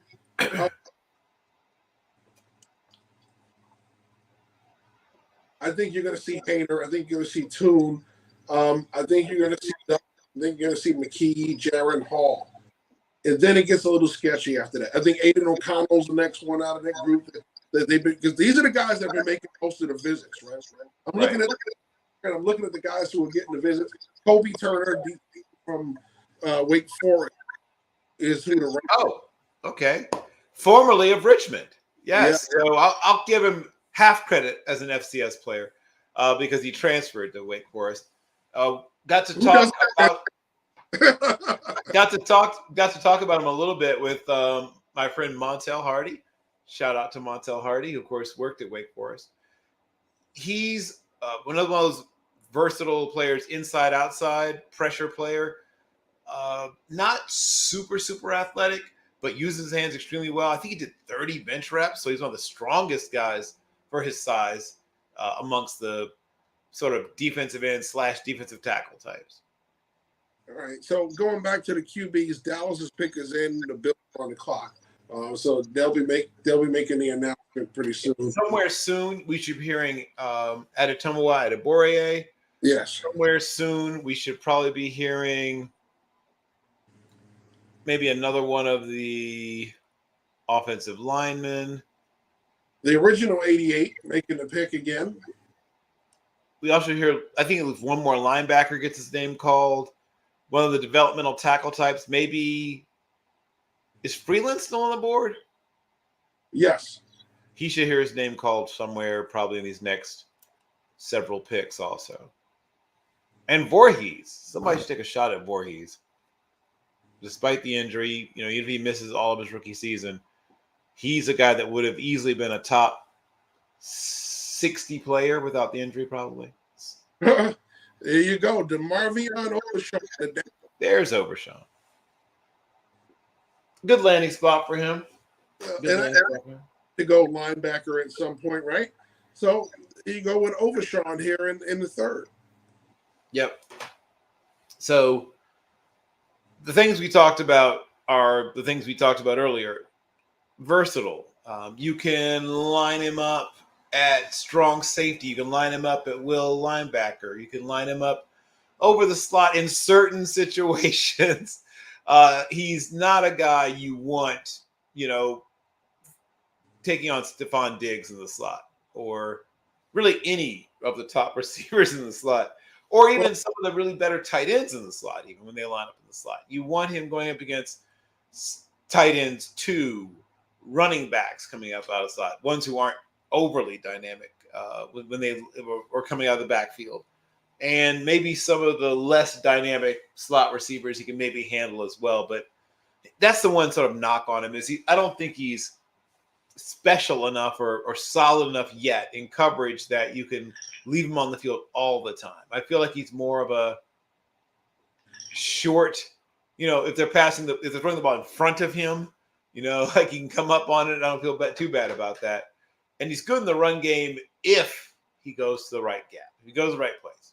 Yeah, well, I think what you're going to see from him, all right, he's a less impactful Micah Parsons, right? A lot of those things we said about Micah Parsons, a blitzer, a guy that can play going downhill.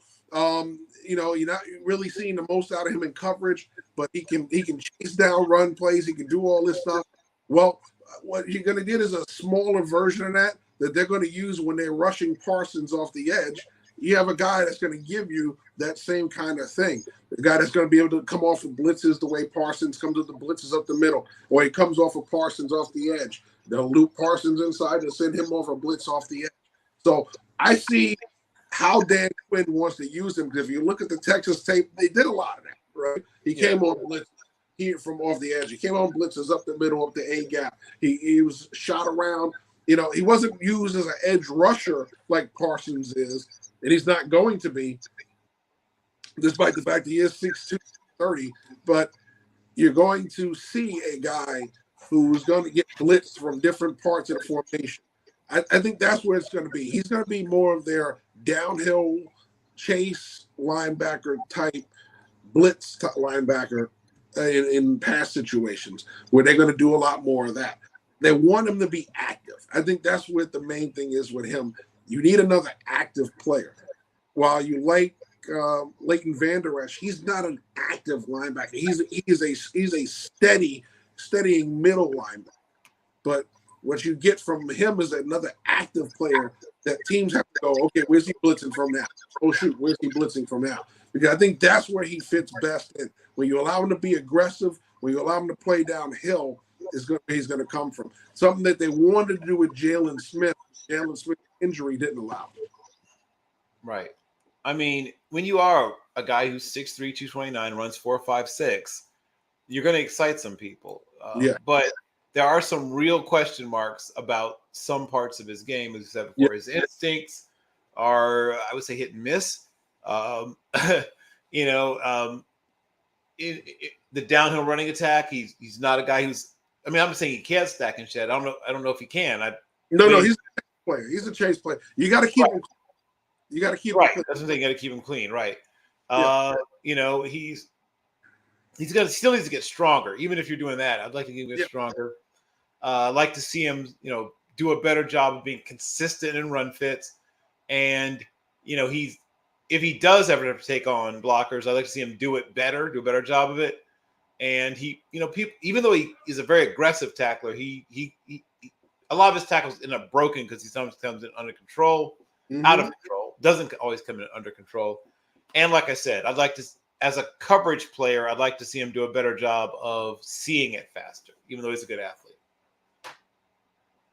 Well, the low-hanging fruit of that question has got to be, of course, the Philadelphia Eagles. I mean, what have they done wrong in this draft? Absolutely nothing. Every pick has been, whoa, they got another one. Whoa, they got another one. Kudos, like I said, to the Eagles. Dorian Williams, Tulane, to the Bills. Excellent pick. I really like this player.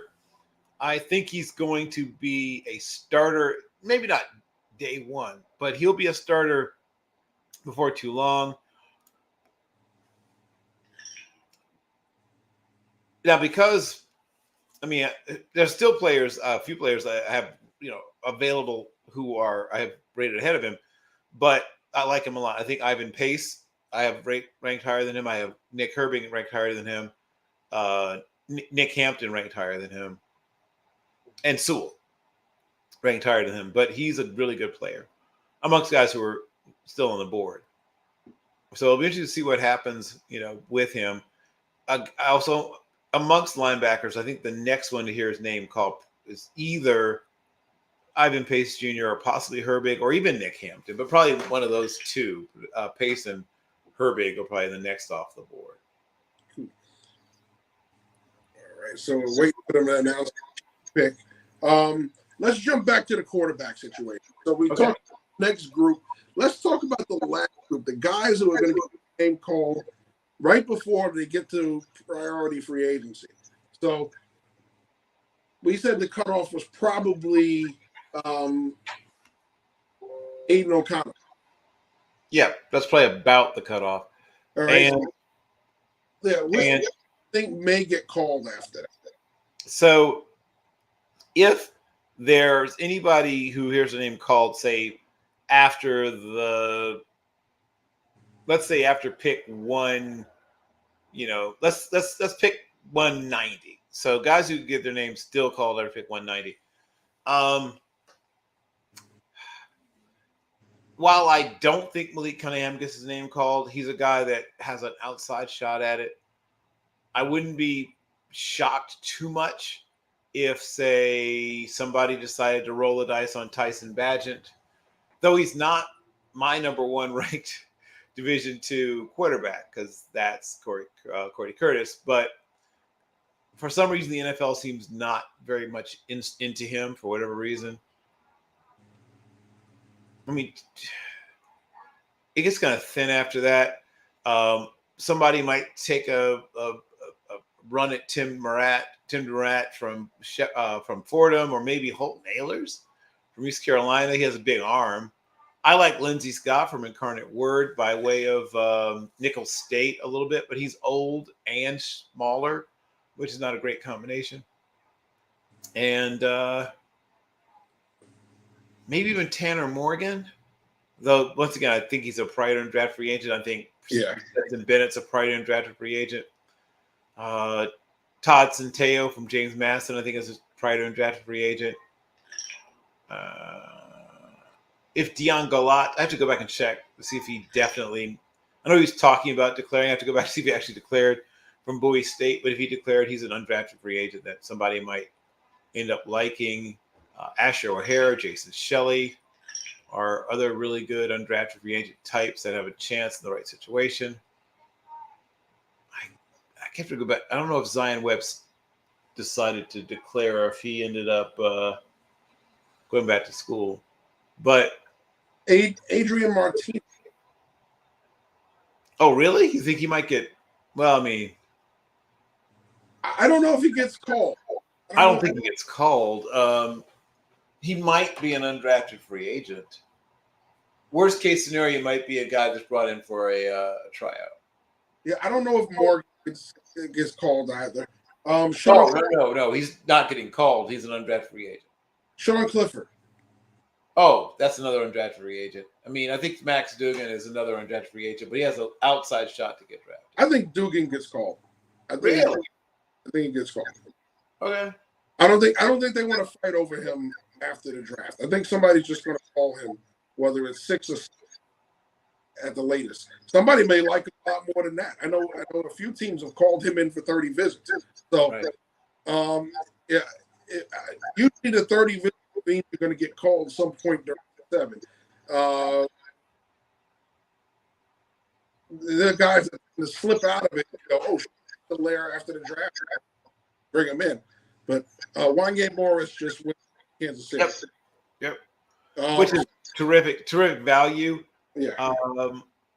The other Oklahoma tackle, a little more raw, and he has an off the field, issue.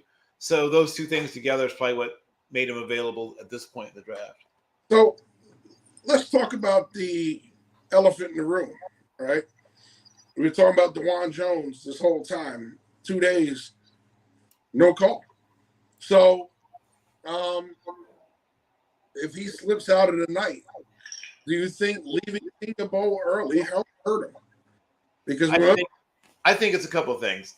His struggles with smaller, quicker guys, because it's just so hard for him to redirect because of just how massive he is. Yeah.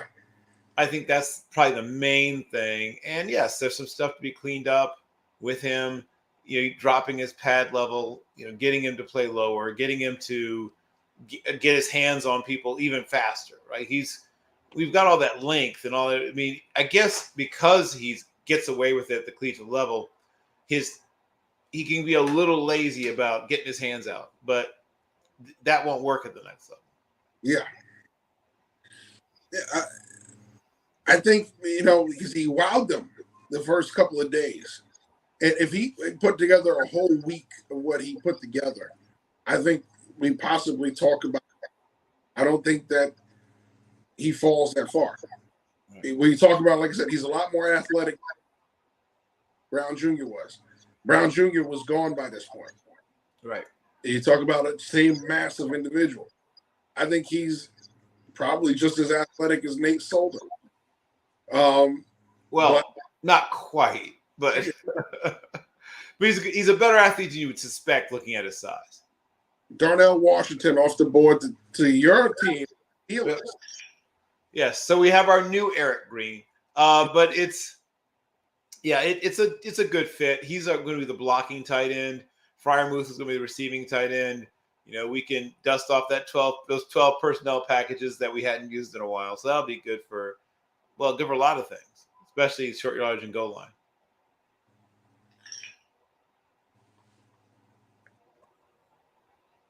Yeah. Other than that, I can see your issues with. Sorry, one of the streams seems to be dropping. Oh. On LinkedIn. Got it. Yeah. So there you go. Looks like it's fixed. All right. So yeah, I can see what you're talking about with this group. Because honestly, after that group, everybody else are guys you have a lot of questions about. So I wouldn't, unless you're trying to avoid going after them or fighting over them for somebody else after round 7. Yep. You just let them go priority free agency and go after them that way. I mean, look at it. Stetson Bennett. Do you really need Stetson Bennett? Their talent equal to Stetson Bennett that'll be around. Malik Cunningham. I think his stuff went down during the process, not up. So, Tim Demarat, I think, is a guy who's shown a lot during this process. I think it's actually helped him, but he was a PFA grade for a lot of teams coming into this process. Tanner Morgan is a guy who, he's fallen out of favor with a lot of teams over the past few years. Yes. Despite the fact that he's won, same thing with Sean Cliff. Not exactly geared himself, on the field to a lot of scouts. Michael Wilson just got selected out of Stanford by Arizona. Big body possession receiver, toughness, good route runner, really good hands. Sort of in the mold of like a bigger version of a guy like Jason Avant or Antonio Freeman. Remember Antonio Freeman? Yeah. Yeah, sort of. If he maxes out, we're talking like Antonio Freeman kind of guy. So, yeah, everybody else that we've talked about at the quarterback position are PFA guys that, maybe they have some interest in. I doubt many of them get called. Adrian Martinez would be the one intriguing one because he's a guy who definitely didn't have a draftable grade before this year. And tape this year really showed a change of environment, how much it helped him as a quarterback. So definitely a talent that maybe somebody goes round 7. I don't want to fight over him. Let's bring him in and whatever happens. It's kind of the Benucci type deal. Or nobody takes it at all and say, well, if we get him, we get him. Let the art of negotiating happen. So the Bengals are making their selection. The Lions are on the clock with their compensatory pick, followed by the Commanders, Browns, Niners, Raiders, Niners again, and Vikings. So we got a lot of. We're coming up on the tail of it, Bill. Yep. We're literally 7 picks away before we'll be wrapping this up for day 2. So we're gonna have going to be a veteran making the pick for the bank. Oh, excellent.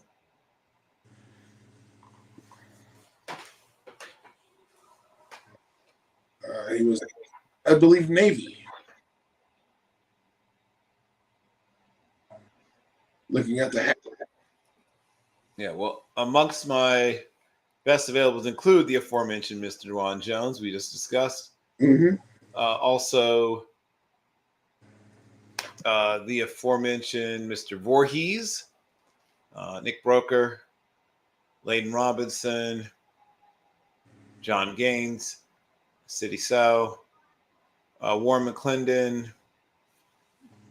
Well, essentially almost all of the interior offensive linemen, only a few have been selected. Yeah. Most of them are still available. I was surprised to see Juice Scruggs go, but yeah. So Ricky Stromberg is a player that's still on the board. Luke Weipler still on the board. Yeah. So most of the interior offensive linemen are still available.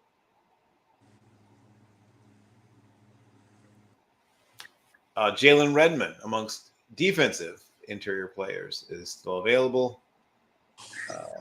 Cameron Young is still available. Once again, Moro Ojomo still available. Jose Ramirez. Army. Okay. Yeah, go ahead. So Army announcer, be the Army kid, Andre Carter here. Of course. Very lanky, very lean. No, Jordan Battle. Oh, Battle. Well, there you go. There's the tie-in to the military. So I mean this is the nice ways possible. I called him a dull as dishwater player, and I mean this in that you don't worry about him. He's going to do his job. Nothing spectacular, nothing extraordinary. Thinking of guys who reminds me of, remember Quentin Michael? Yes. From Boise, made his way, nice little career with the Eagles mostly. That's the kind of player I think he's going to be. A ho-hum, solid, gives you several good years of play, and then around year 8 or whatever, 9, you find his replacement. All right. So Detroit's pick is in. The Commanders are on the clock, and we're waiting for the announcement of that. As we wrap it up, once again, we are here starting at 11:45 a.m. Eastern time tomorrow for day 3 to close us out 4 rounds. A lot of people coming through. And guys, some of the guys you've seen tonight, Ryan Cooley will be back. Cam will be back. We're going to have some special guests also. Very special. All right, so Earl Buckley will be here. Former NFL assistant coach Terrell Jones will join us. My friend Steve Morton, who is a terrific person and a big-time Titans fan, is scheduled to be with us at some point. We might have at least one super special, somewhat mystery guest may also join us. Broderick Martin is the pick for the line. The Man Mountain, Broderick Martin. He is very large and a pretty darn good athlete for his size. And my comp for him was Linval Joseph. Mm-hmm. Hard to move. Very hard to move. And gives you a little something as an interior pressure guy. I mean, not extraordinary, but he can sometimes get in there. He has a couple of pass rush moves. Interesting that there's still a lot of bigger names we've talked about. We talked about guys that are gone. Saaki Ika. Yep. I'm going to double check myself. I don't remember hearing Saaki Ika called. I think you might be right.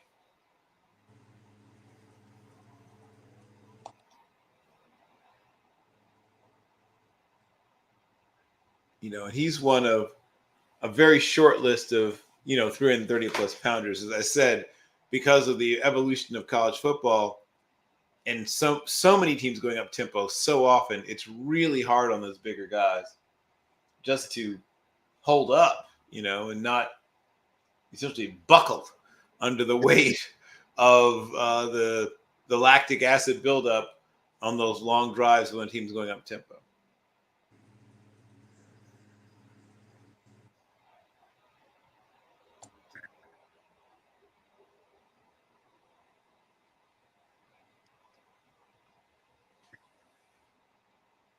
But yeah, Broderick Martin is a very large human being, as I said. I think he's just right at 6'5", maybe 6'4", and 7'8", or something, 323 pounds. I think he ran about a 5.09 or something like that in the 40. Good amount of explosiveness from a big man. And like I said, he's never going to be, one of those truly shoot the gap and take off and blow things up kind of players. But he can give you that consistent pressure where he can take sometimes two people and push them back into the kitchen of the quarterback, as they say. Yeah, he is undrafted right now. Yeah, figured as much. Yeah. Yeah.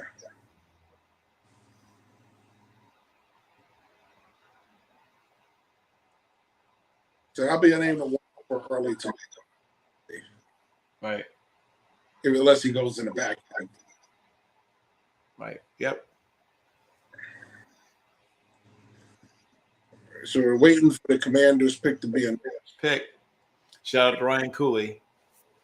So my best availables include the aforementioned Dwan Jones, Clark Phillips III,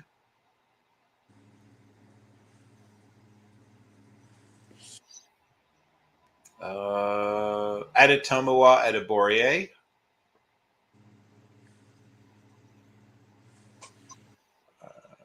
Keely Ringo, right? There we go. There's a big time name that's made its way deeper into the draft than most people were expecting. Then after that, Antonio Johnson, the safety / nickel corner from Texas A&M, is another player that, some people liked him in the very early second. Still available. I think this is good value here where he's going now, or will go. Troy Vincent's making the pick now. Okay, got it.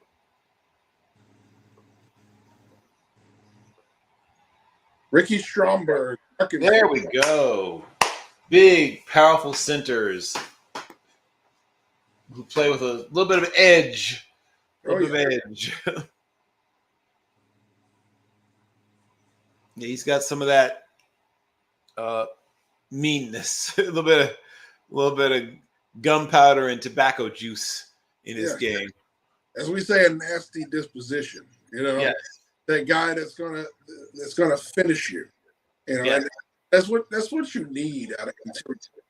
I think that's kind of like the long run. Everybody wants a guy that's going to just stay attached. No, you want a guy that's going to finish the block and take pride in doing it. That's why when we had the kid out of Northern Illinois last year, tackle, everybody was, if he wasn't such a dirty player, would people like him? Yes, that's part of what makes him better. Yes, he was a good player, which is why New Orleans took him. But they also saw the fact that he could go out there and finish blocks. Northern Iowa. Yeah, Northern Iowa. Okay, got it. Sorry. Yeah, that's good. I figured out you, Trevor Penning. Yeah, he was a full-on WWE heel towards the end of the draft process. But yes, okay, gotcha. Brown selection is being announced now. So and Ika goes off the board. There's Ika. So they found their Danny Shelton replacement. Yes. Well, I think he's a little more direct than Shelton. I think Shelton that was kind of like the lazy comparison. Right. It was like, oh yeah, Danny Shelton. But he's a little Danny Shelton was the guy that controlled the line. I'm holding the line. This dude blows up the line. Right. A lot more active than Shelton ever was. Right. More active. Yeah. Can play lower. Because partially because he is lower, not, as you said, not quite as tall. He bends fairly well. Can he gas out at times? Sure. But look at him. I mean, of course he's going to gas out occasionally. What 300-pounder doesn't gas out? Right. But yeah, I mean, those are things you can certainly live with in my book. All right, so the 9th pick is in. The Raiders are on the clock, so we're waiting for the announcement. But yeah, I'm impressed. Like I said, I've been shooting that horn for a while, so I'm actually happy to see him come off the board. I would have hated for him to end up on day. It's close enough to day 3 as it is. Right. I think he's a better player than that. I really do. Here comes the Niners pick.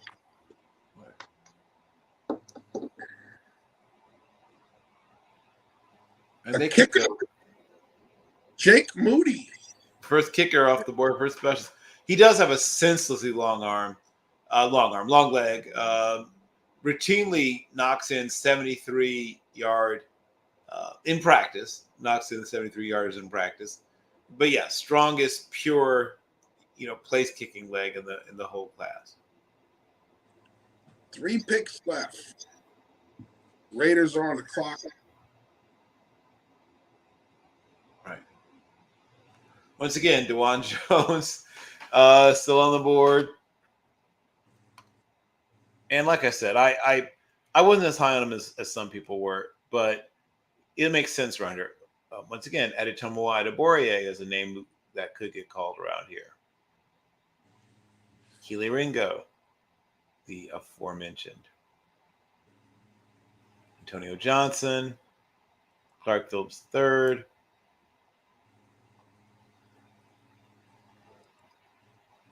Players I would think would be in contention to be picked here.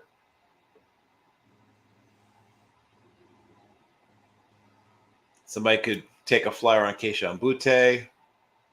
That would be nice. It'll be interesting, yeah.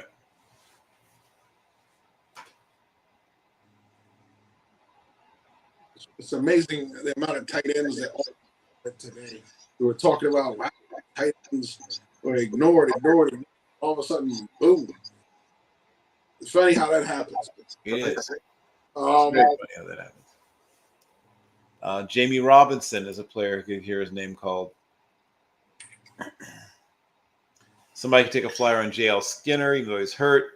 I mentioned A.T. Perry.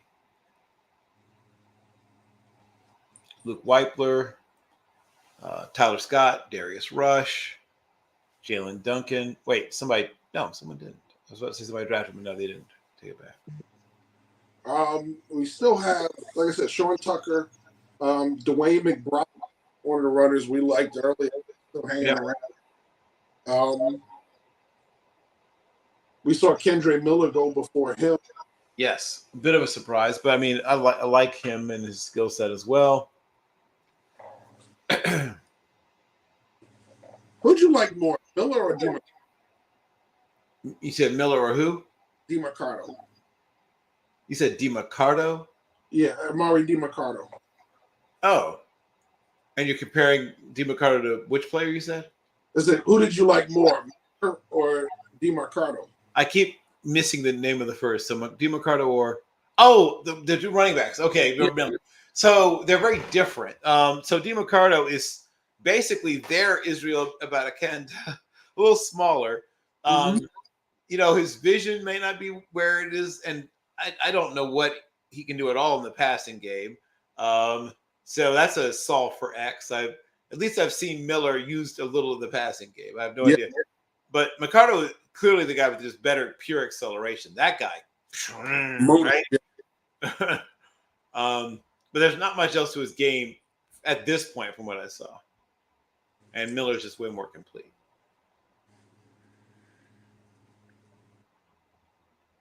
All right, so waiting for the Raiders pick to get announced. The Niners are back on the clock at another comp pick. And then the Vikings close it out unless they trade it away. Right.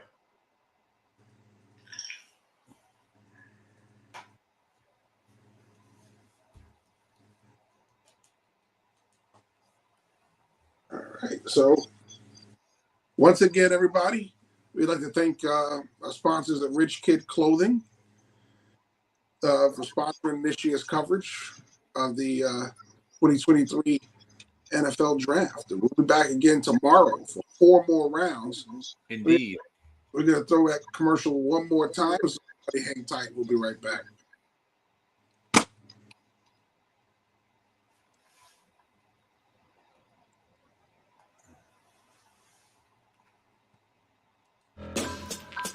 Streetwear is not dead. The next wave in black fashion comes out the Bronx, New York. RichKid Clothing, picking up where FUBU, Rockaware, and Carl Kanai left off. RichKid is for the next generation of get fly fashion heads. So, and then of course, from my hometown, Boogie Down Bronx. Yes.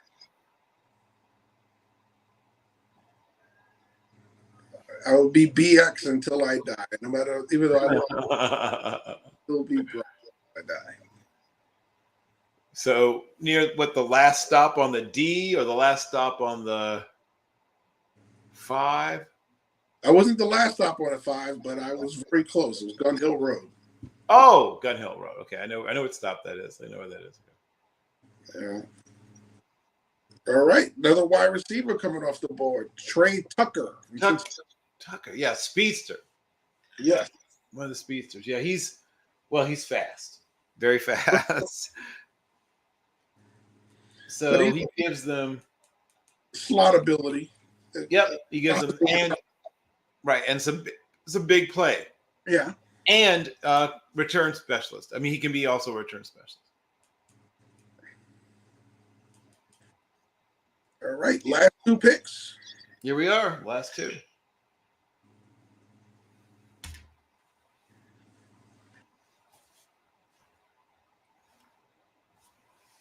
Well, I wonder if somebody will take a like I said, a flyer on a guy like Skinner or a guy like Voorhees, both of whom would have probably been gone, far earlier if not for their injuries. Other players who have a shot to hear their name called. We'll see if somebody decides to pick like Corey Trice from Purdue, a big corner, or the other end of the spectrum, the tiny, teeny corner, Travius Hodges-Thompson, who I think actually goes probably somewhere in the 5th round.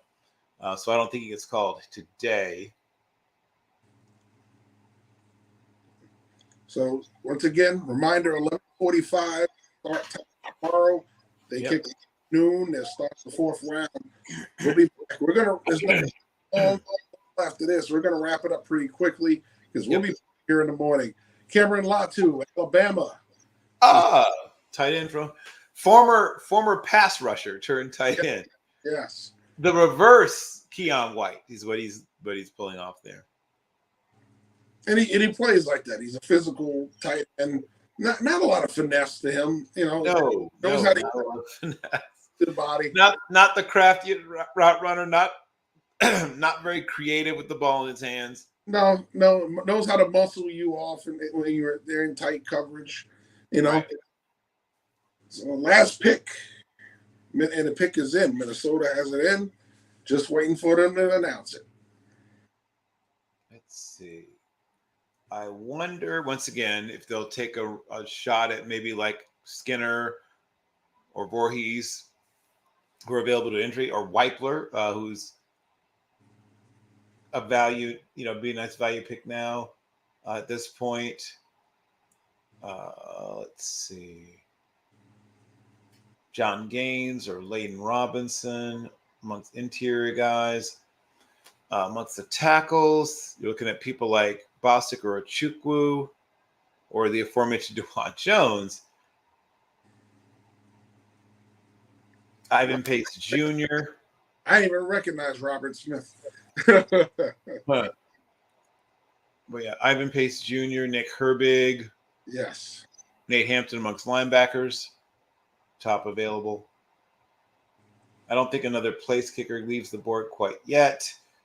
So we have Bryce Behringer, who's my top-rated punter. I don't think he goes quite yet. Quarterbacks won't go until tomorrow. Chase Brown, maybe he's the last selection here.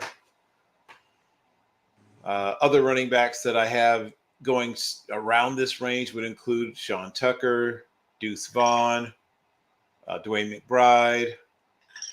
And we have pick, Bill. Oh, good. Mekhi Blackman, USC. Oh, from USC. Okay. Interesting. I had him a little later. I don't dislike the player.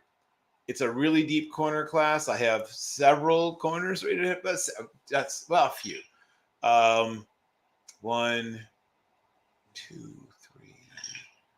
Yeah. So,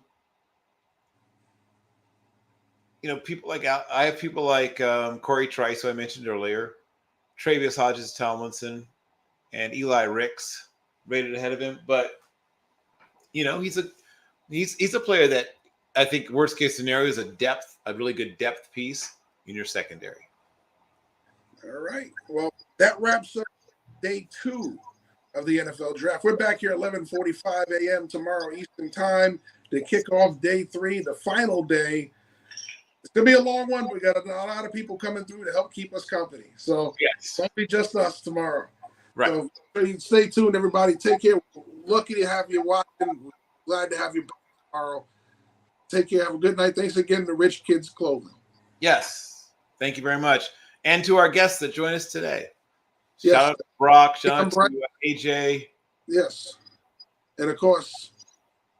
And did you say Ryan's name? I couldn't hear you. Yeah, right. Ryan Moody. I'm not Ryan Moody. Ryan Cooley. Yes. As well as Brock Viera and AJ. Yes. We'll see Brock again tomorrow and Cam as well. Yes. All right, everybody. Take care. Have a great night. See you in the morning. See you in the morning. Streetwear is not dead. The next wave in black fashion comes out the Bronx, New York. RichKid Clothing. Picking up where FUBU, Rockaware, and Carroll left off, RichKid is for